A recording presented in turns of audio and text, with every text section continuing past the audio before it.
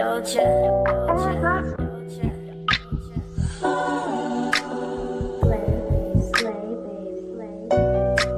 Slow we compass, speeding up the heartbeat, banging in my chest. When you put it on me, you relieve my stress. You got me so high, taking deep, deep breaths. You get me so high, you get me so high. I know you ain't a drug, but you get me so high. You get me so high, you get me so high. I know you ain't a drug, but you get me so high. You get me so high, you get me so high. I know you ain't a drug, but you get me so high. You get me so high, you get me so high. You get me so high, you get me so high.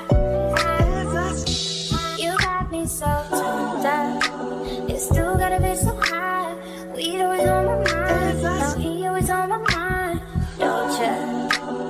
Know you want some of this purr. You ain't gotta say a word. Just walk that, let's get burned. Then we'll roll up 100 fucking nuts. All up in my mouth. Now I'm all up in yo. This nigga got pounds of it. All up in his trunk. Now we both look Asian. He waving and I'm drunk. I got dank shit in my cup. You know what I'ma do to you? I could give reviews to you. Slow, we X and we sipping on that juicy juice. That's just what she choose to do. Slow, we compass, speeding up the heartbeat, banging in my chest. When you put it on me, you relieve my stress. You got me so high, taking deep, deep breaths. You get me so high, you get me so high. I know you ain't a drug, but you get me so high. You get me so high, you get me so high. I know you ain't a drug, but you get me so high.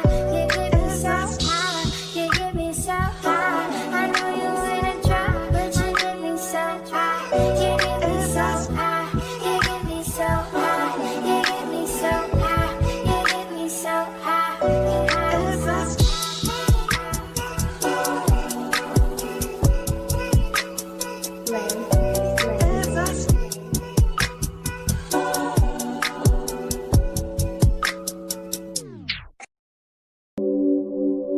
POV.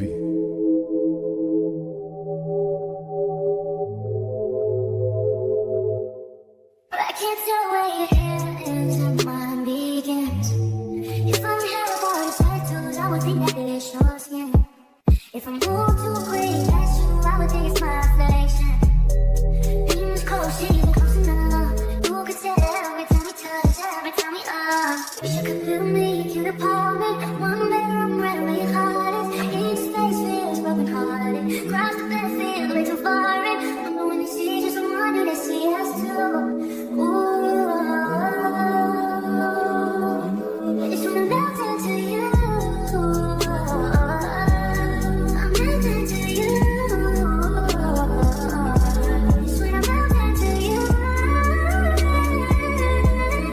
Melt into you. Melt into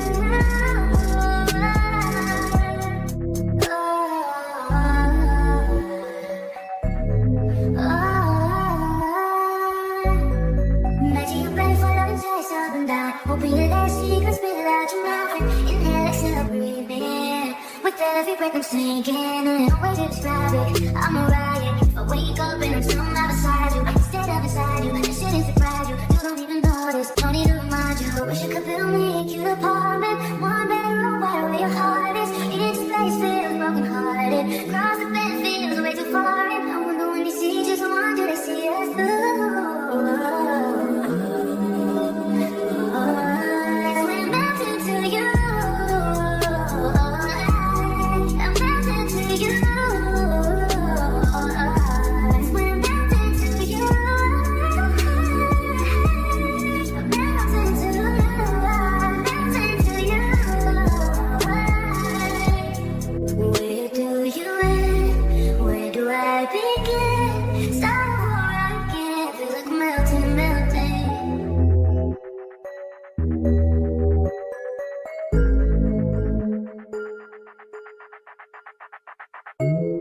Where do you end? Where do I begin? Start over again.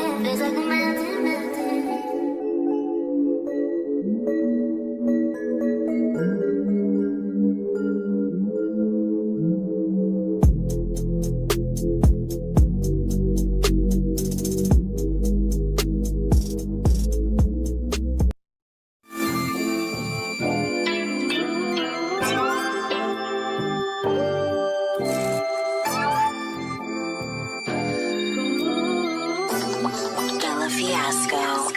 Hey, Century. There are times when I look above and beyond. There are times when I feel your love around me, baby. I'll never forget my baby. And I feel that I don't belong. Draw my strength from the words when you said, hey, it's about you, baby. Look deeper inside you, baby. Dream about us together again. What I want us together again, baby. I know we'll be together again. 'Cause everywhere I go, every smile I see, I know you are there, smiling back at me, dancing in moonlight. I know you are free, 'cause I can see your star shining down on me.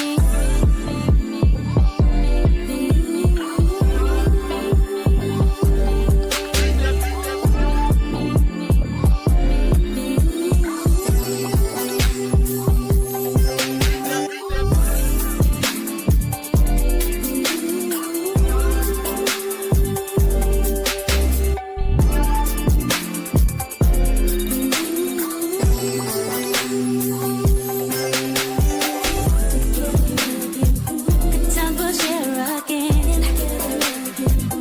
Makes me wanna dance. Say it loud and proud. All my love's for you. Always been a true angel to me.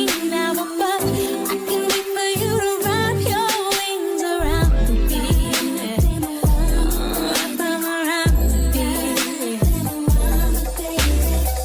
Sometimes hear whispering on my pain. No worries, will you ever see my baby? I'm so happy for my baby. Dream about us together again. What I want us together again, baby. I know we'll be together again. 'Cause everywhere I go, every smile I see, I know you are there, smiling back at me, dancing in moonlight. I know you are free, 'cause I can see your star shining down on me.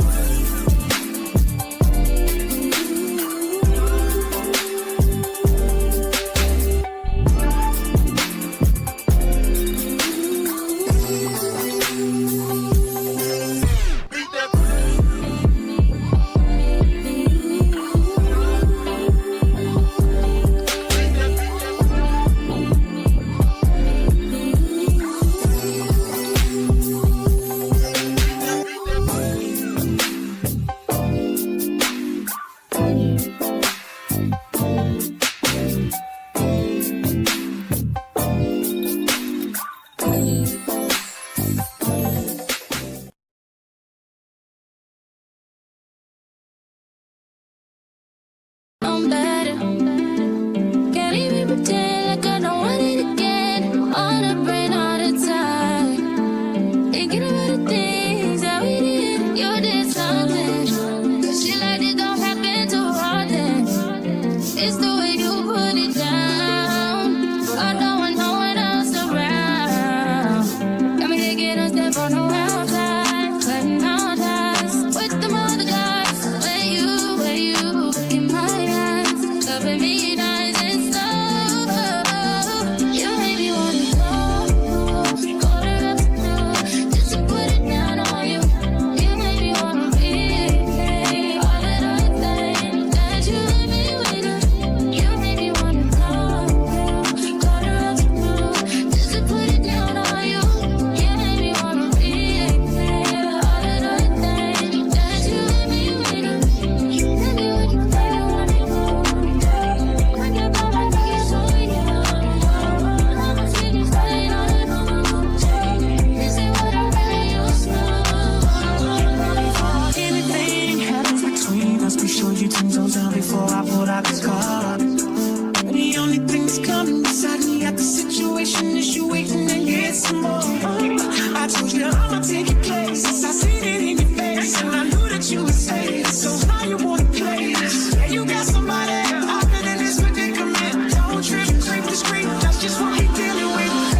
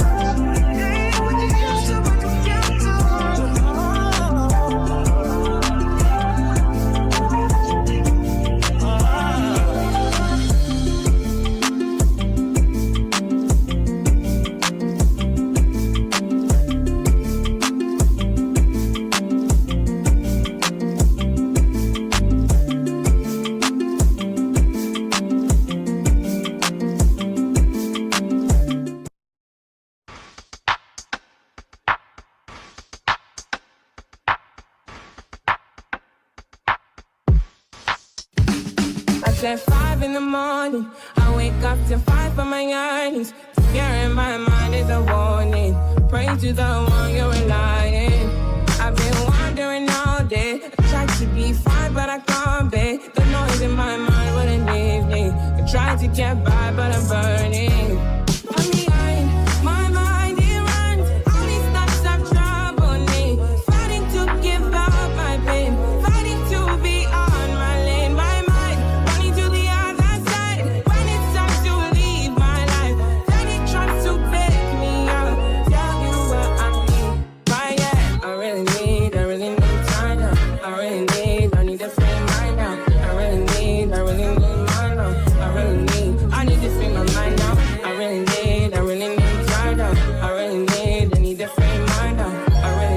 I really need mind now. Yeah. This is the peace that you cannot buy. Send me in love that you cannot mix. One is the joy that you cannot waste, and the other one price that you cannot fix. This is the peace that you cannot buy. Finding a way where you cannot see. Man with this system, he cannot pray. I need to find relief. But behind my mind, it runs. All these thoughts have troubled me. Fighting to give up my pain. Fighting to be on my lane. My mind running to the other side. When it's time to leave my life, then it tries to take me out. Tell you what I need. I really need my dog. I need to free my dog. I really need time now. I need to free my mind now. I really need time now. I need to free my dog. I really need time now. Oh, yeah. Just let me free, freer than the open mind, farther than the eyes can handle, freer than the ocean now. Yeah, yeah. So set me free. Now I need to find relief. Set me to the open sky. Now I need to free my mind.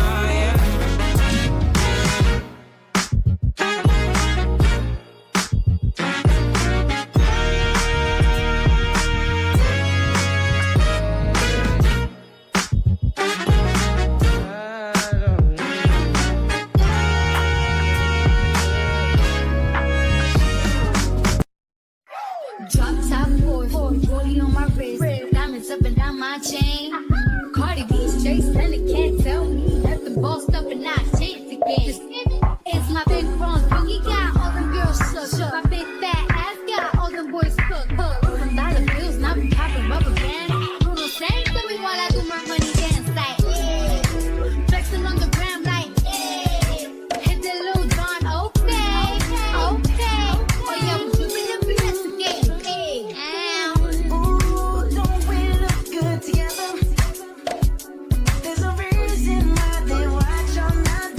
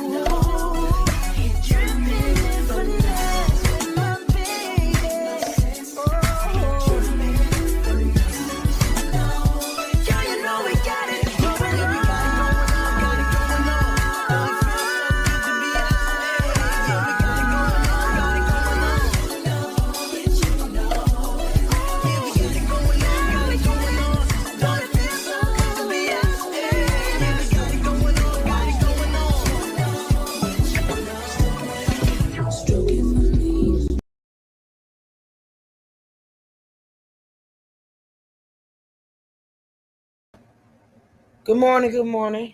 Good morning, everybody. Y'all come on in. Thank you for being here. I appreciate it. Shout out to my moderators.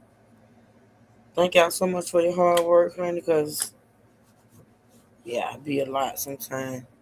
Shout out to y'all. We're going to get started, okay? We got quite a bit to listen to. Hey, Miss Monica. Hey, Miss Lynn. Good morning. Good morning. Happy Thursday. Who else we got? Hey, Honey Lock.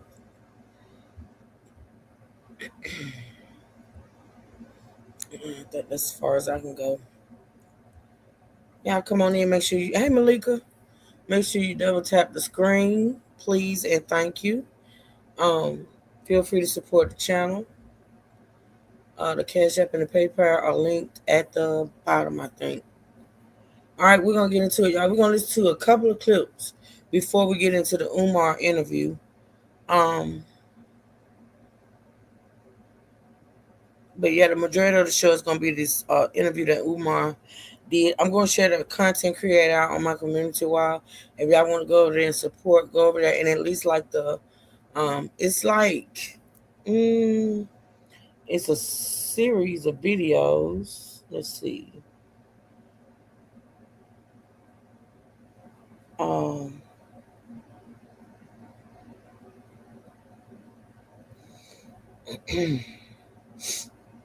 It's like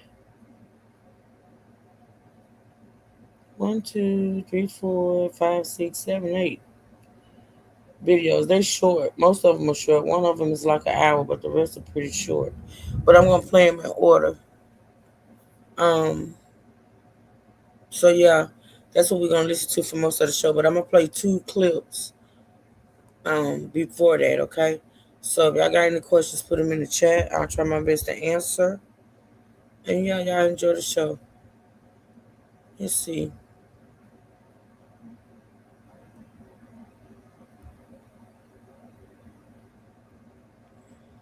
Carmelo Anthony's legal team pro bono following his murder conviction and 35-year prison sentence for stabbing and killing Austin Metcalf. His new legal team writing, quote, "Our appellate team has been retained following the conviction to conduct a fresh independent review of the trial record. Our responsibility is to determine whether a legal error occurred and to ensure that every issue supported by the record is fully and vigorously presented on appeal. The appellate process exists for precisely this purpose." Project 21 author and co-chair Horace Cooper joins me now. Horace, he's bringing in heavy hitters from the NAACP along with a prominent appellate specialist. Will it work? Well, it depends on what the goal is. If the goal is actually to get this sentence overturned, I think it's highly, highly unlikely. However, if the real purpose is to create racial friction and engage in a publicity campaign that creates the impression that here in Texas, people aren't able to get along well and that we have major racial conflicts, that could be effective. You've got the Benjamin Crump team working here. You've got the Texas... Miles, make sure you put in, and I think y'all have been, I just haven't been paying attention. Make sure y'all put the announcement that the M word, the K word cannot be put in my chat. Truth, did you know that the case exhibits in a different view and slightly better video was released? Did you send it to me? I've seen that video so many times on so many different channels. I think a live stream that I'm going to react to has it in a different view. I'm not for sure, but I'll check it out if you send it to me. I don't see everything. I do not see everything. It's a lot. It's a lot of people talking about it. There's a lot of people putting their spin on it. I can't listen to a lot of this stuff because it got too much. It'd be too much. So if you see something and you think we should talk about it, all you got to do is send it to me. I got you. The president, Gary Bledsoe of the NAACP. You got people here who are capable of using a platform to create a narrative. And that's why it's so important that the judge recently released. Look at Uncle Tom. Listen to Uncle Tom. Poor thing. racial conflicts, that could be effective. You've got the Benjamin Crump team working here. You've got the Texas, the president, Gary Bledsoe of the NAACP. You got people here who are capable of using a platform to create a narrative. And that's why it's so important that the judge recently released some of the video from the trial so that people could see for themselves. Okay, so why release some of it? And why release such a awful? Because the only thing that's really clear in that video is him running and being apprehended. I mean, if they got a clearer view or a better view or whatever, why not release all of it? Why just release that video? Send and just click on the links within the text. Okay. Just how shallow the claims are that this trial was a miscarriage of justice. Let's break down your claims in turn. Let's start with the law. They can't re-argue the facts on appeal. You just can't do that. That's not how appellate process works. And this judge, to your point, really ran a tight ship throughout this case. So there's not a lot of error potentially to attack there. So besides arguing that there were no black jurors, what else is there? Do you see a potential Hail Mary from his team? No, this Batson challenge is really all that they have, but it gives them the ability to make regular pronouncements, talk in the public, and they may find some particular extraneous incident that they can use out of context. But you said it right. If we were sitting in my classroom, you'd get the gold star. The trial is already happened, and the appeals courts are only going to review the law.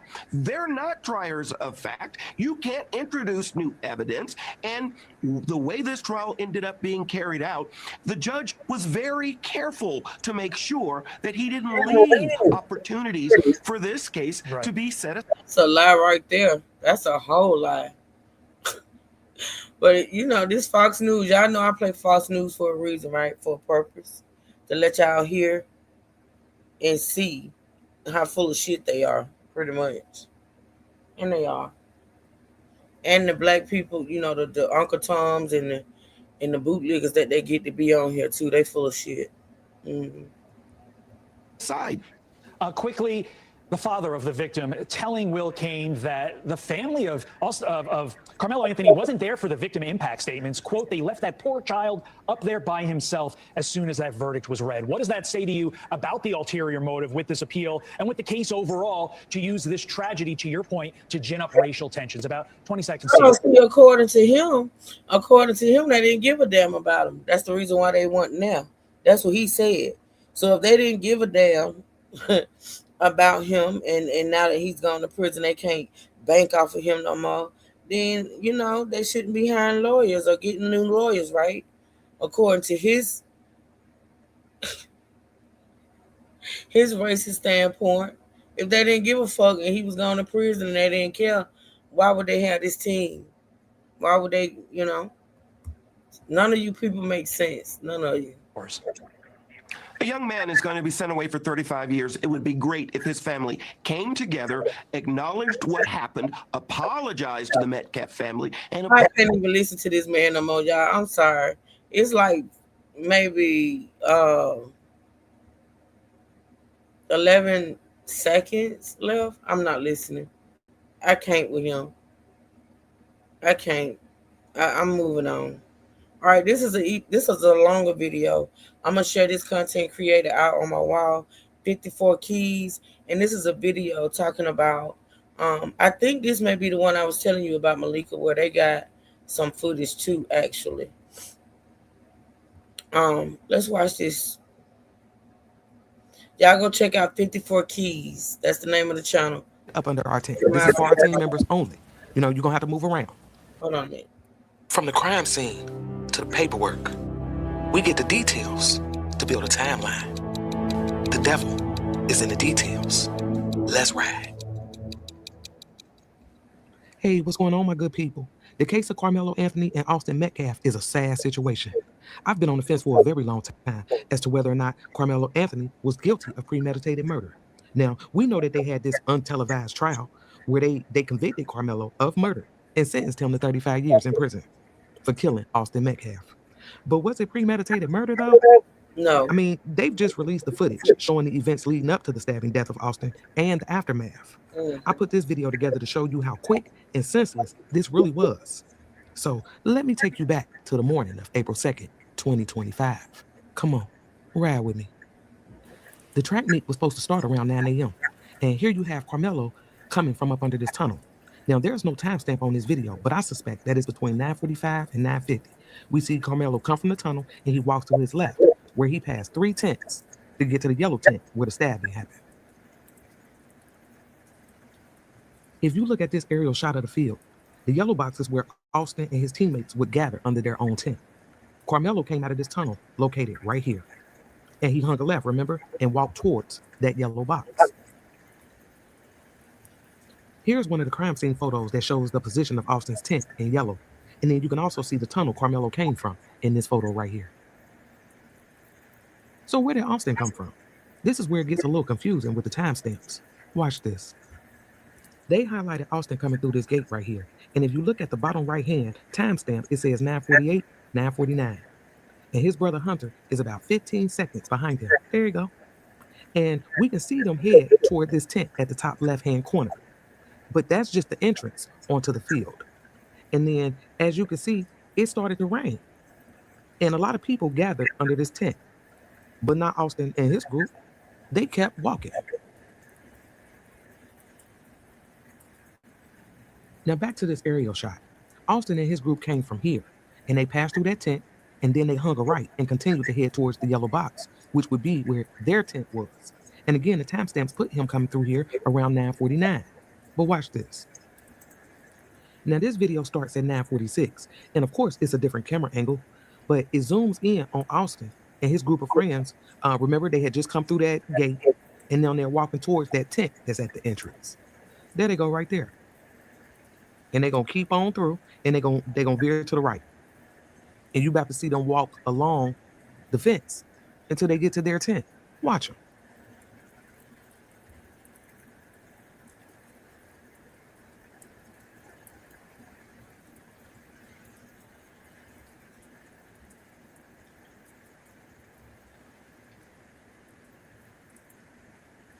Hey, DSB.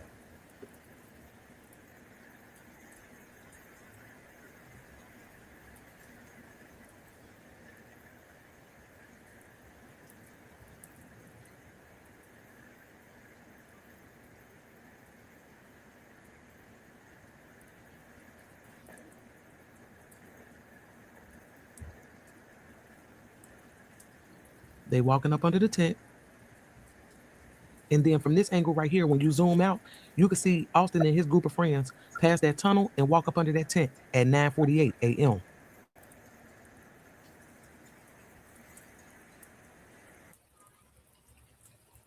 Now, I'm not sure if Carmelo is already under the tent when Austin group arrives, or if he walks up shortly after Austin.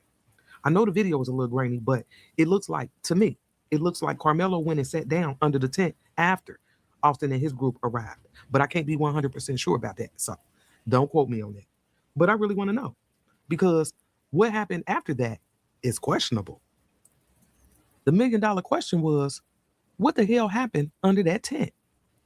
Now, one of the witnesses in the arrest report said that Austin had told Carmelo that he needed to move out from under their team's tent. And I'm like, okay, so wait a minute. How did he say it? You know that old saying, it ain't what you say, it's how you say it? Yeah, that. How did he say it? Was he aggressive? Was Austin being aggressive with him? Or was it hey, bro, I know it's raining, but you can't sit up under here. You can't sit up under our tent. This is for our team members only. You're going to have to move around. How did he say it?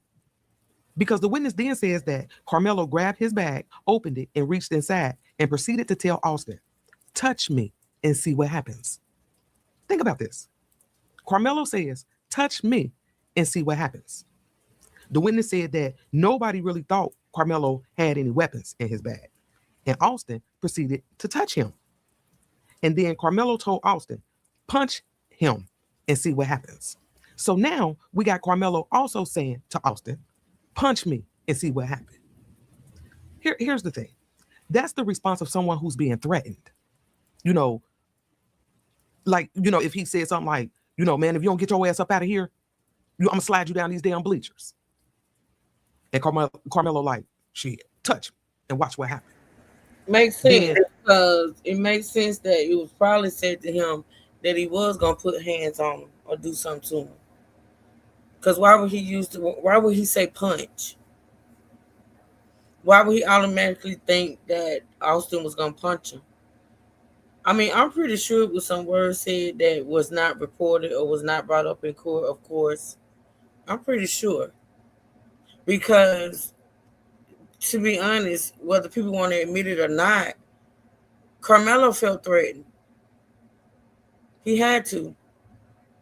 He had to have felt threatened to even reach in his bag and say what he said. Period. Right, Ebony. Right. You know, Austin saying something like, man, if you don't get your ass out of here, I'm gonna punch you square in the mouth. And Carmelo's response was, punch me and see what happens. See, that's what I'm saying. What went on up under this tent is the $1 million question. And in the next video, we're going to break down these witness statements. That's why I hate that trial was not televised, because I wanted to hear what they had to say.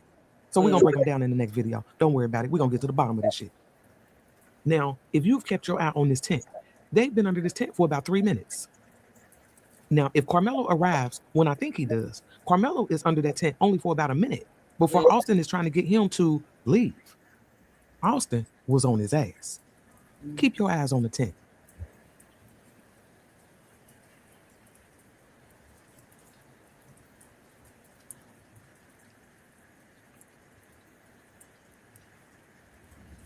Now, at this moment, I assume that they've gotten loud enough where other bypassers can hear what is going on. Because you see people like stopping in their tracks, looking up at the commotion, trying to figure out what the hell's going on up under that tent.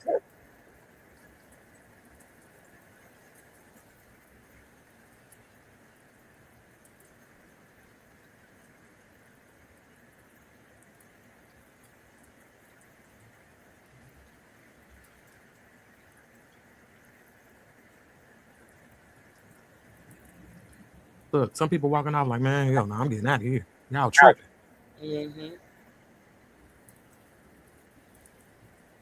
Then they go Yellow Poncho.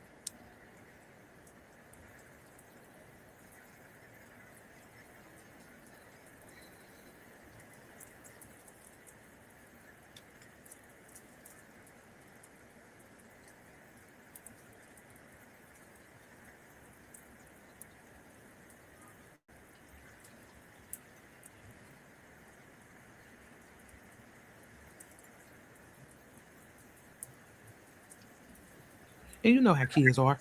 Sometimes when there's a commotion, you have kids that will flock toward the commotion. And then you got other kids who like, they move away from it. That's what we're watching right here.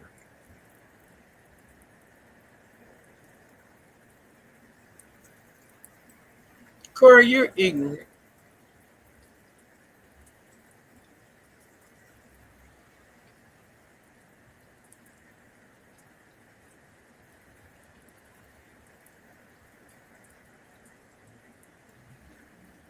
This is a shame. That guy, This is a shame. he did not dive no overdose. Nobody intervened. Nobody stopped it.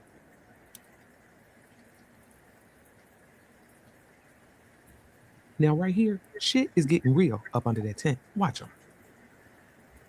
You see motion. You see action.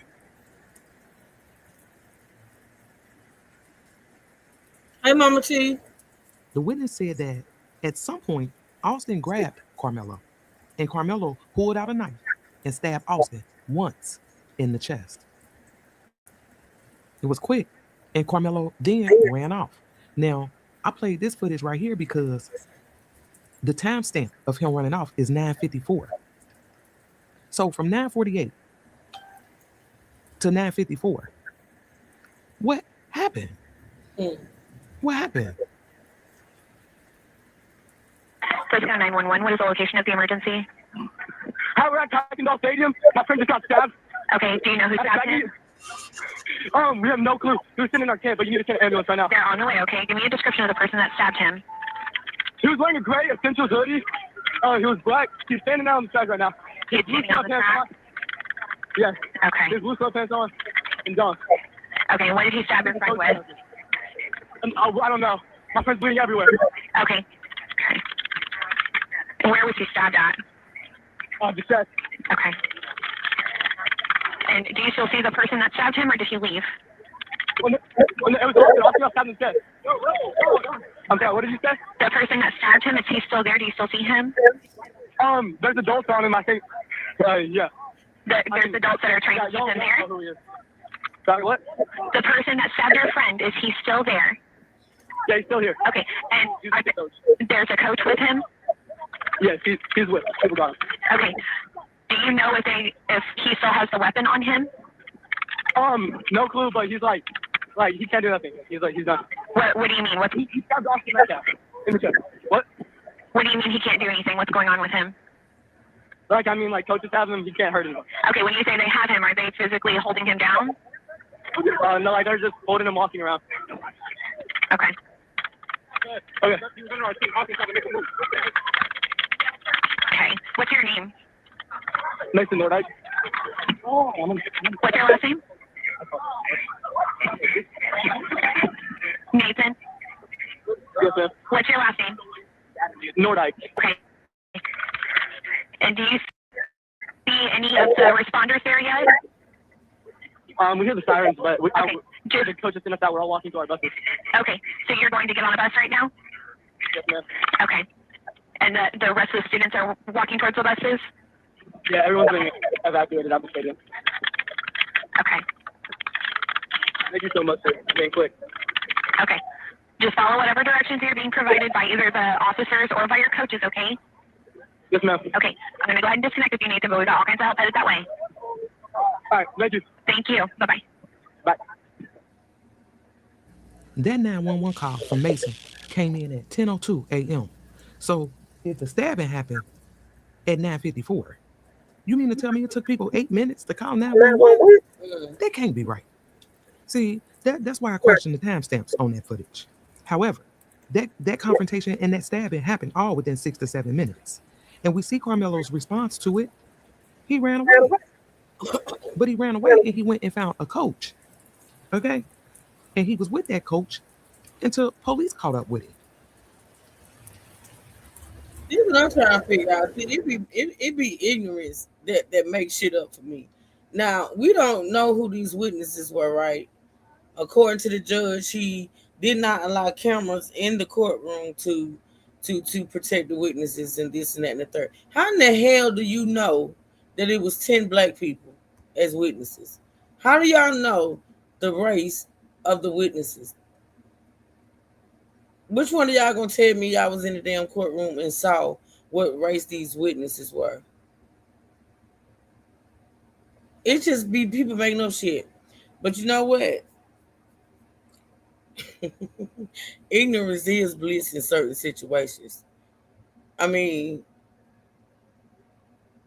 you people, I promise you, lonely bitches.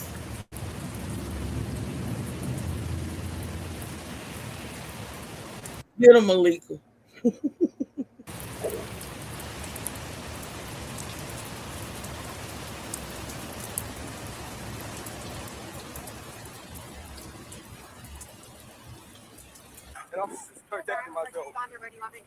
If somebody is shooting the victim, you need to be over there. Don't reach for anything, all right, man? Stop right there for me. Dispatch 443. I got these suspects, and they're currently treating the victim. Again, he's on the north end of the stadium. All right. Any weapons on you like that? Oh, look here. No, you cry for him. Apparently, you concerned about him. You feel away. You go cry. Bothered. Go cry. You go cry. You gotta go. Don't put that bitch name in my chat. You gotta go. The fuck? You people. Y'all picked the right day today. Y'all back up a little bit. Come over here. Come over here. I'm gonna put your handcuffs for now, okay?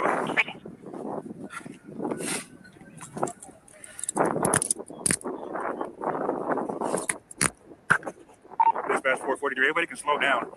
I got the alleged suspect in handcuffs right now, detained.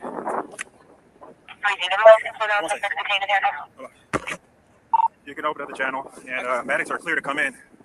Have them come to the northeast entrance. That's gonna be a gate that's wide open there, and then you come to the victim from there.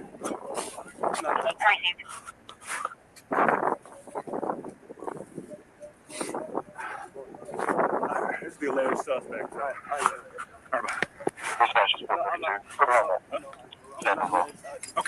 What's he done?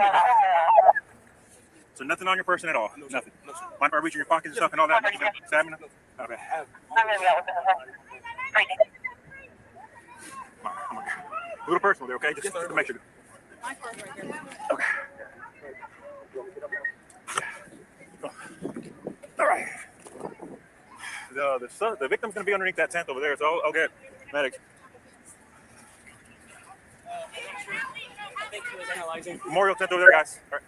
He put his hands on me. I told him not to. He put his hands on me. What's happening right now? Victim, we're on the north end. They got staff standing to him right now. This is the alleged suspect. Already? No. We searched them. I don't know what happened. Crazy.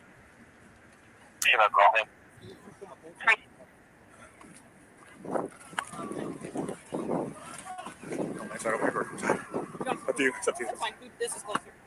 Let me do one more little check of you, okay? You don't mind for reaching your pockets, anything like that? You good? I'm wearing some little underwear. No, man, I don't think so. What's your name, man? Carmelo Anthony, K-A-R-M-E-L-O.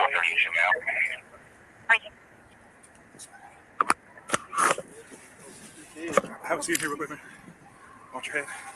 Let me check your hood here, buddy, okay? I'll tell you what, lean this way so you're not resting on your hands, okay? All right, see a little bit of blood on your hands there, okay? All right. So your first name is Carmelo? Let's see, hold on one second. I don't know yet, man. Carmelo, C-A-R-A? K-A-R-M-E-L-O. Carmelo, what's your last name? A-N-T-H-O-N-Y. Where are you in? I'm in 10th grade? You go to Emerson? Where do you go? Centennial. Okay. I'm in 12th grade. 12th grade? Okay, no Centennial. All right, sit tight for me real quick, bud, all right? Austin arrived at the hospital at 10:46 a.m. and was pronounced dead at 10:53 a.m. Now here we are. Austin is dead, and Carmelo has been convicted of his murder and sentenced to 35 years. So now that we have the footage, what are your thoughts on this? I'll meet you down in the comments. That's my thing. That's my sentiment exactly. Like, what did that footage clear up? To me, honestly, like my title says, I think it caused more. It calls for more answers. More questions than answers. But anywho, we're gonna move on. Let's move on, y'all. Y'all go check out this content creator. I shared him out on my wall. Okay. All right. So let's get into Umar. Now, this content. Daddy Metcalf never forgave Carmelo Anthony for what happened to his son. This content creator, I'm gonna share him out. His name is give me just a second.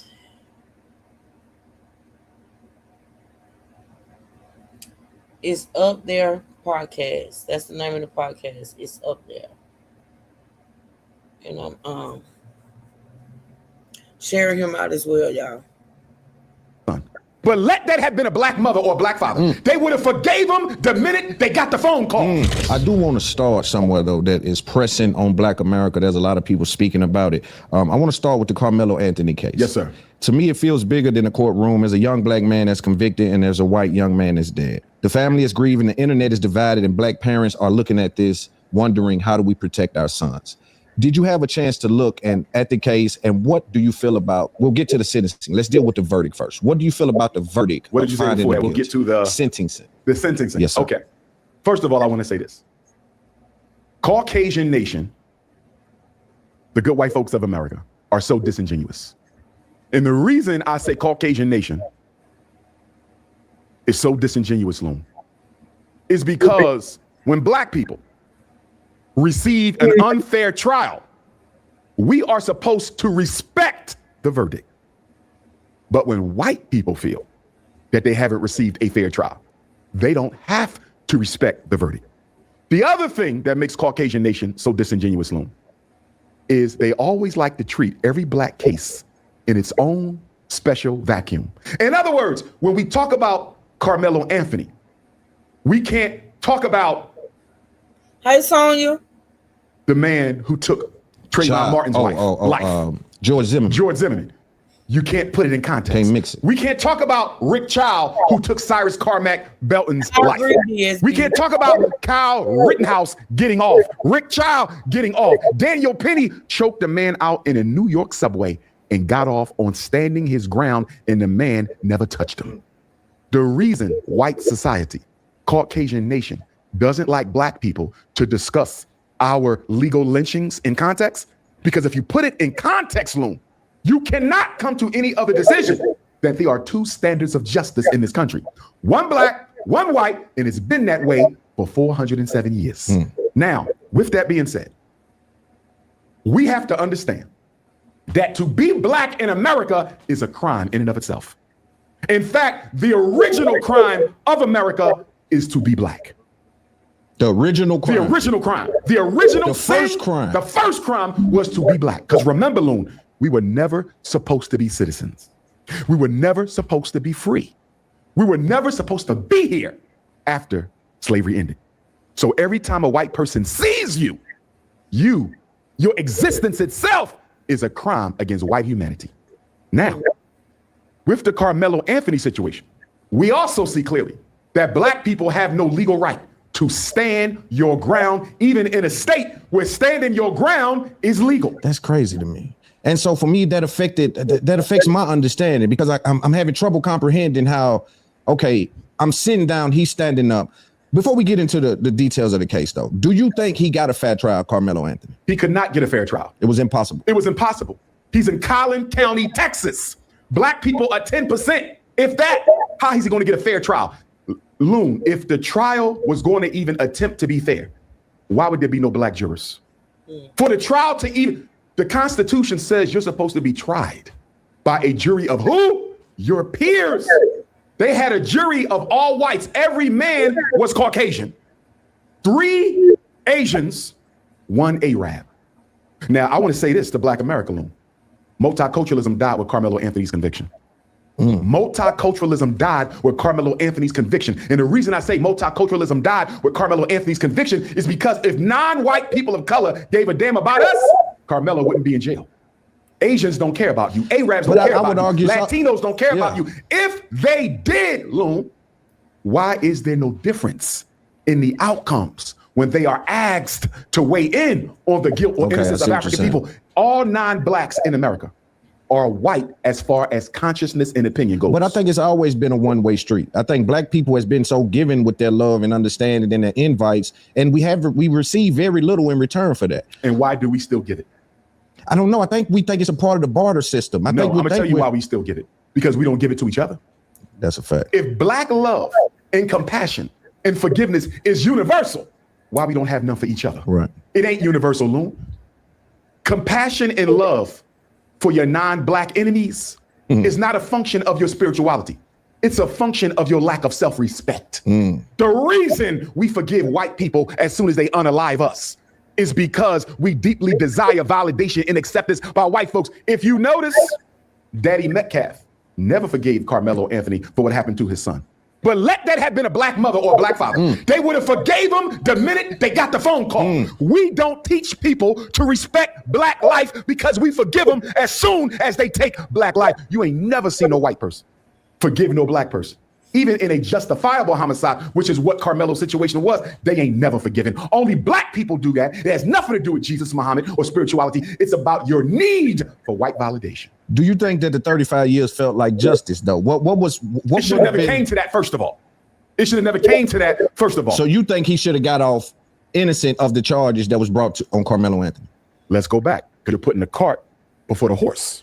Let's go back to the indictment from the grand jury. The grand jury decided Carmelo would be charged with murder. Who's on the grand jury, Loon? You don't know. It's a secret. I want you to see how white supremacy operates behind the scenes. You can't challenge the grand jury, Loon, because you don't even know who they are. Right. So the people who decided this 17-year-old would be charged with murder are complete secrets. And you and I both know they all white. Are you with me? So first, deal with the grand jury. Him being charged with murder was a crime in and of itself. So what do you say Hold on. about the Let me give you one more. You're moving too fast. Hold on. In Texas, if you're 17, you're automatically tried as an adult. Grand jury had no control over that. Are you with me? Yes. He was 17. He's automatically tried as an adult, but he doesn't automatically have to be indicted with murder. Right. That could have been aggravated, right? Manslaughter. Right. There's a whole list of crimes that could have went with. So you're saying he should have been charged, just not with the first degree murder or whatever? Was it first degree? He didn't have to be charged at all. So this could have been self-defense. A white young boy body drops, and you think he should not have been charged? The reason you labeled it a white boy is you're putting it within the context of the racism of American society. Let me flip it around for you, Loon. If two 210-pound football players, black football players, walk up to a 135-pound black boy, grab him by the hoodie, put him in a headlock, try to jump him and stomp him out, and that white boy unintentionally stabs him or he falls onto the white boy's knife, which is what we believe happened. Okay? Austin fell onto Carmelo's knife trying to attack him.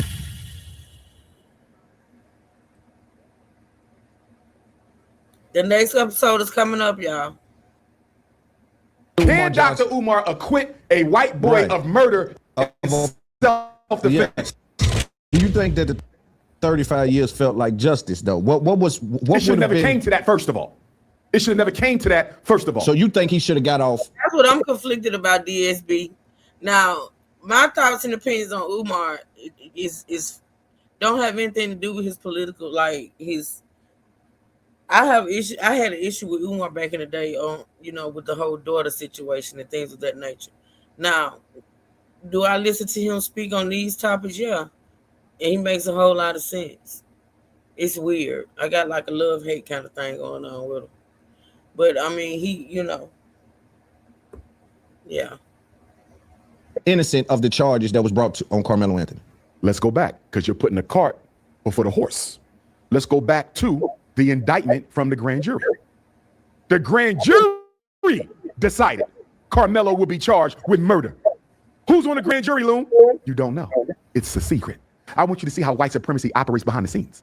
You can't challenge the grand jury, Loon, because you don't even know who they are. Right. So the people who decided this 17-year-old would be charged with murder are complete secrets. And you and I both know they all white. Are you with me?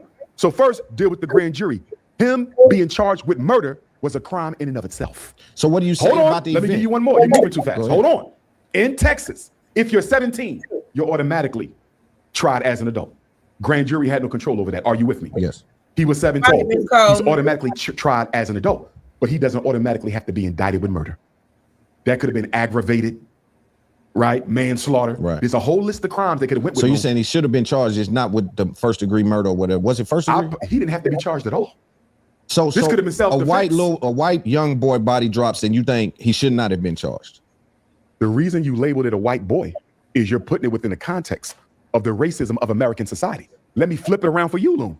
If two 210-pound football players, black football players, walk up to a 135-pound black boy, grab him by the hoodie, put him in a headlock, try to jump him and stomp him out, and that white boy unintentionally stabs him or he falls onto the white boy's knife, which is what we believe happened.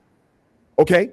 Austin fell onto Carmelo's knife trying to attack him because the knife is 3.5 inches. The cut was only 2. Loon, if I'm stabbing you, why am I going halfway with a knife blade that's only 3.5 inches? You fell onto my knife. Regardless, Loon, do you really think those 2 black boys who fell on that white boy's knife are going to get convicted of murder in 35 years? No. Do you think they even get indicted with murder? That's a fact. No, You know they don't. You know why? Because there's a case of another boy by the name of Kason Allison. Have you heard of him? Come on, Umar. Same year, same state.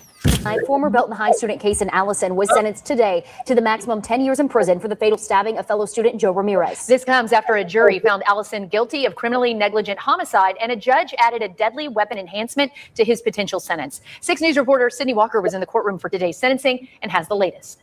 Nearly 3 years after Joe Ramirez died, the man who stabbed him will spend a decade behind bars. Judge Wade Faulkner sentenced Allison to 10 years in confinement in the institutional division. This comes after 9 witnesses testified, including the mothers of both Ramirez and Allison, school employees who responded to the stabbing, and Allison's therapist. 3 Belton ISD staff members described lasting trauma from that day, sleepless nights, anxiety, and PTSD. One teacher said the incident forced her into medical retirement. Joe's family tearfully shared how his loss has changed their lives and say they haven't received true justice. The defense presented Allison's parents and counselor, who testified about his growth and remorse over 3 years of therapy, revealing that Allison is now a father. Defense attorney Boyd warned that prison would be a, quote, death sentence for his client and asked for just 2 years. But prosecutors successfully argued for the maximum, calling Ramirez's death, quote, entirely avoidable. When Faulkner announced the 10-year sentence, Ramirez's family erupted in applause and cheers. The judge quickly restored order while Allison's family sat in stunned silence. Following the sentencing, Ramirez's mother took the stand, looked Allison in the eye, and said, quote, you get this measly 10-year sentence while I'm serving a life sentence without my son. The DA's office said, quote, they hope today's verdict can allow Joe's family and our community to move forward. Allison was immediately taken into custody and booked into the Bell County Jail, where he began his sentence today. In Belton. What happened in Casey Allison's case, Loon? This white boy invited this Latino boy to the school's bathroom for a fight. The white boy, Casey Allison, was armed with a knife. He invites him to fight him with a knife. And in the course of the fight, he pulls out the knife, stabs the Latino 4 times. Let me explain something to you people. Asking my moms or anybody, me, my moms, why something was blocked or why something was deleted will get you deleted. You don't question my moms. You don't question what they do. They do what they do. They have all reign over this chat. If they delete something, it's gone. If they block somebody, they gone. Do not ask my moms about no message, comment, person being deleted, or you will be deleted. Period. He dies alone. Same year, same state. He doesn't get charged with murder. He got charged with aggravated involuntary manslaughter or something to that effect. Guess what his sentence was? What? Premeditated. Carmelo didn't know they was coming into the tent. Kaysen's case, he invited the boy. He invited him to the bathroom, shanked him 4 times, Loon, murdered him. Even the students in the school said he was saying he wanted to put him on life support. Guess what his charge was? Aggravated involuntary manslaughter or something similar. Guess what the sentence was? 10 years. Guess when he'll get paroled? In 5. Help me understand something, Loon. Help me understand. Carmelo Anthony, Casey Allison. Same age, same state. The one, self-defense. Murder conviction, 35 years. The other, premeditated stabbing, 4 times. Aggravated manslaughter. It's crazy. 10-year sentence. He's home in 5. Because Carmelo was convicted of murder, Loon, he has to do half the sentence. Yes. 17 and a half years. Casey Allison, 4 shanks. He'll be home in 5. So you think it's racism is the reason why they didn't interpret it with a lesser charge at any level? Because they could have did it before they charged him. They could have did it in the charge. But they could have in the jury. They could have. According to what I heard of someone who claims they read it, Lanier, there were no drugs in the system. But don't quote me on that because I don't know how true that is. I just know a content creator stated he had the autopsy. He didn't show the autopsy. He did show parts of it, but he didn't show. He said that there were no drugs in the system. I'm not for sure. I don't know. Interpreted a lesser charge. Okay, let's deal with that. Judge Cockroach told the jury, "Come on, you can consider manslaughter." I don't believe he did that to help Carmelo. He did that to make sure Carmelo didn't walk like Rick Child Shaymeen in Columbia, South Carolina. You see that? That's what I said. That's what I said. That's why Rick Child walked. Because murder was the only thing on the books. They knew that if murder was the only thing on the books. Man, oh man. Shout out to Dr. Umar. Shout out. Yeah. Rick Child, the jury was given no instruction to consider a lesser charge. Find him guilty of murder or he walks. They did it on purpose. It was a setup. First of all, both cases were setups, and we'll get to Cyrus Carmack Belton later. Yes. With Carmelo Anthony's case, Judge Cockroach told the jury they could consider manslaughter, Loon, not to help Carmelo get a lesser charge, to make sure Carmelo wouldn't be acquitted. And I believe that there's definitely strategy involved with all things when you get into that court. Strategy? How about, okay, Mike Howard is the lead attorney for Carmelo Anthony, right? Caucasian Mike Howard. And then he's working with another Caucasian on the defense team, right? By the name of Toby. Hey, Mr. Toby is friends with and used to work in the same office as the prosecutor for the state. Mhm. Let me ask you a question, Lou. Do you really believe that an attorney for Carmelo Anthony, black boy on trial for his life, has worked for years with the prosecutor prosecuting his client? Look at his Lou. The man prosecuting your client is your friend. And you mean to tell me they wasn't sharing notes? You mean to tell me there wasn't a game plan? You mean to tell me that this wasn't a setup for the beginning? First of all, if I'm talking to Mike Howard, the lead attorney for Carmelo, why was Toby an additional defense attorney on Carmelo's case if he's friends with the prosecution? Right. That is a conflict of interest. And I personally believe the reason Toby was put on Carmelo's defense was to feed the strategy to the prosecutor. And then we find out later that the prosecutor and the judge and Daddy Metcalf are all friends. Complete conflict of interest through the whole case. The judge, if that is found to be true, if what is alleged is found to be true, that judge need to be snatched off the bench, but it don't even matter no more, Lou. You know why? He's retiring anyway. Right. Carmelo's case might be the last case of his career. So he just wanted to lynch one more ninja before he goes into retirement. Okay, what do you say to people who say, just the way that you just reversed the roles and you gave that scenario in which I agree with, what do you say with people who reverse the roles the other way, saying that Metcalf is in a situation Carmelo is in? So you would want him to get life, but would you want Austin to get life? If Carmelo died, would you want Austin to get life? It would depend on even if the system said he wouldn't. Would Dr. Umar Johnson be using his platform to say that little boy should get life for what he done that night? One thing about us as African people, no matter how much hell we've caught in this world and in this country, we are inherently a just people. Mhm. If those two black football players bully and try to gang stalk a smaller white football player, and that smaller white football player out of self-defense pulled out a knife, and that larger black football player bent down and grabbed him, and in so doing stabbed himself because the blade was only 3.5 inches, he probably didn't even see it. Do I send that white boy to jail for the rest of his life? I do not.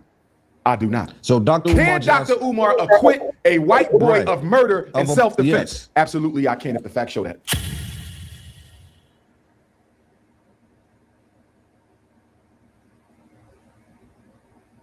Carmelo Anthony case. Yes, sir. Do you think he got a fat trial, Carmelo Anthony? First, deal with the grand jury. Him being charged with murder was a crime in and of itself. Austin fell onto Carmelo's knife trying to attack him. If Carmelo died, would you want Austin to get life? Would Dr. Umar Johnson be using his platform to say that little boy should get life for what he done that night? Can Dr. Umar acquit a white boy Right. of murder and Of a- self-defense? yes. And I personally believe the reason Toby was put on Carmelo's defense was to feed the strategy to the prosecutor. If you notice, Daddy Metcalf never forgave Carmelo Anthony for what happened to his son. But let that have been a black mother or a black father. They would have forgave him the minute they got the phone call. His killer is on trial for his life. You were there when that man took your twin brother's life. How under heaven do you not take the stand in your brother's murder? Right. Hunter, is it not true that you started this? Hunter, is it not true that you and your brother jumped Carmelo? Hunter, is it not true that it was 4 of you and not just your brother? Because you and your brother was guilty. Rest in peace to the deceased. The lawyer, Mike Howard, in my opinion, Right, respectfully and allegedly, he set Carmelo up for this legal execution. Because if Carmelo walks, you basically said black people can defend their life, which is something we've never been able to do. Him having a knife, Loom! These white people fight for the right to carry a gun out the house every day. Did you leave your house with the intent to take a life with that gun? Because he was such a little boy, always trying to portray. How about watermelon felon? How's that one strike you? But I want to say this to the family, and I love them, mom, dad. Carmelo was dating a bunny. Uh-oh. Salsa bunny, I believe. Rice bunny, it's a bunny. Uh-oh. I need them to tell their son, you cannot communicate with her. We can't trust nobody. Hey, yo, welcome back to It's Up There podcast. I am Big Loon for another episode of the fastest growing podcast in the market. You are tapped in with the Final Boss Southern District Executive Branch. I want to say thank you to each and every person that has ever clicked the video, took time out of their busy day to involve and incorporate this Up There podcast in what it is that they do. Today, we got one of my favorite guests. You know, I can't go too long without sitting with my brother, Dr. Umar Johnson. How are you, brother? Peace and black power. Shout out to Tennessee, Memphis, Nashville, Knoxville, Chattanooga, all parts in between. Good to be back. Today is day 2 of the 21-day Pan-African fast we started back in 2020. And so for the first 3 days of this year's fast, we can't consume any solid food for the first 3 days. Okay. So this is I'm about 36 hours in now without no food. At all? Only liquid. Wow. You know what I mean? We do this from a cultural and a Pan-Africanist and a racial, not racist, because we can't be racist, but from a race consciousness perspective to get closer with the Almighty, closer with our ancestors, and more in alignment with our own destiny. So you're actually the first interview of the 21-day Pan-African fast. Dope, man, dope. How does it feel? How do you feel?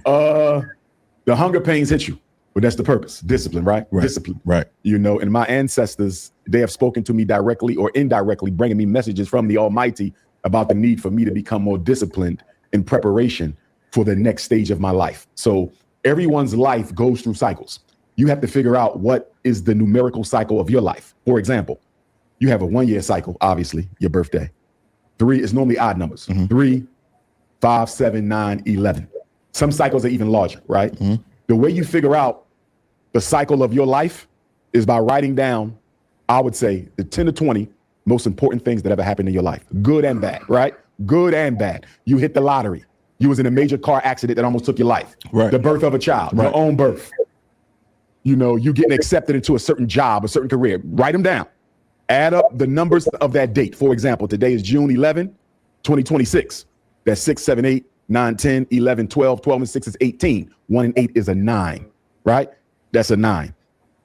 So you add up the dates and you see, is there a frequent occurring number of all them dates? You follow? If you start seeing a bunch of 9s, that might mean loon That's life. your number. It's a Cycles 9 of path or whatever. You also look at the most important event of every year in your life. So let's say you got a 30-year-old brother, right? What's the most important, from the time you can remember, let's say 4th grade, 9 years old, right? So from 9 to 30, what was the single biggest event in each of those years, right? And then you look at the year it was, and you can also figure it out. I'm going to give you an example of my life, right? 9 years old, Black History class. 18, Black Student Union in college. My 3rd 9-year cycle, I become a certified school psychologist. My 4th 9-year cycle, I take over the conscious community. My 5th 9-year cycle, I purchase FDMG. You see what I'm saying? The major events all came at a 9. Yes. This is the 9th year of my current cycle, which means next year, if I do what I'm supposed to do, I'll be going to a higher level, whatever that is. Right. Whether that's Africa, whether that's more schools. You follow me? I don't know what the Almighty has in store for me. But normally, when I complete a cycle, that next year, you start. Boom. Yes. 100%. You follow? And you're saying that according to religion, is this a religion? Well, this is just numerology. Okay. A certain aspect of numerology. And you're saying that you because life is incorporate. mathematical. Right. Right. And I understand that and agree with that and have studied that on a very, very low level. Yes, but sir. I understand it. I do wonder. So you're saying that these things are not coincidences. No, sir. And I agree with that because numerology does tell you that. I'm going to take you to Ifa, which is the spiritual system that I study, right? So in Ifa, our soul exists on 2 planes. The real loon is in. So this one is a bit longer. This is the hour-long one, so I might have to skip through here because they're talking about other stuff. So let me see. Can I skip through? Hold on. Inner self. The only way loon you laid with to the higher self, your foundation. Behind that laptop, you lose the connection.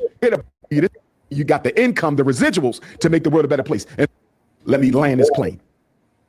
You've been a predetermined loon for whatever reason, or rebirth. If you that's stuck in your sin, blocks the flow of energy.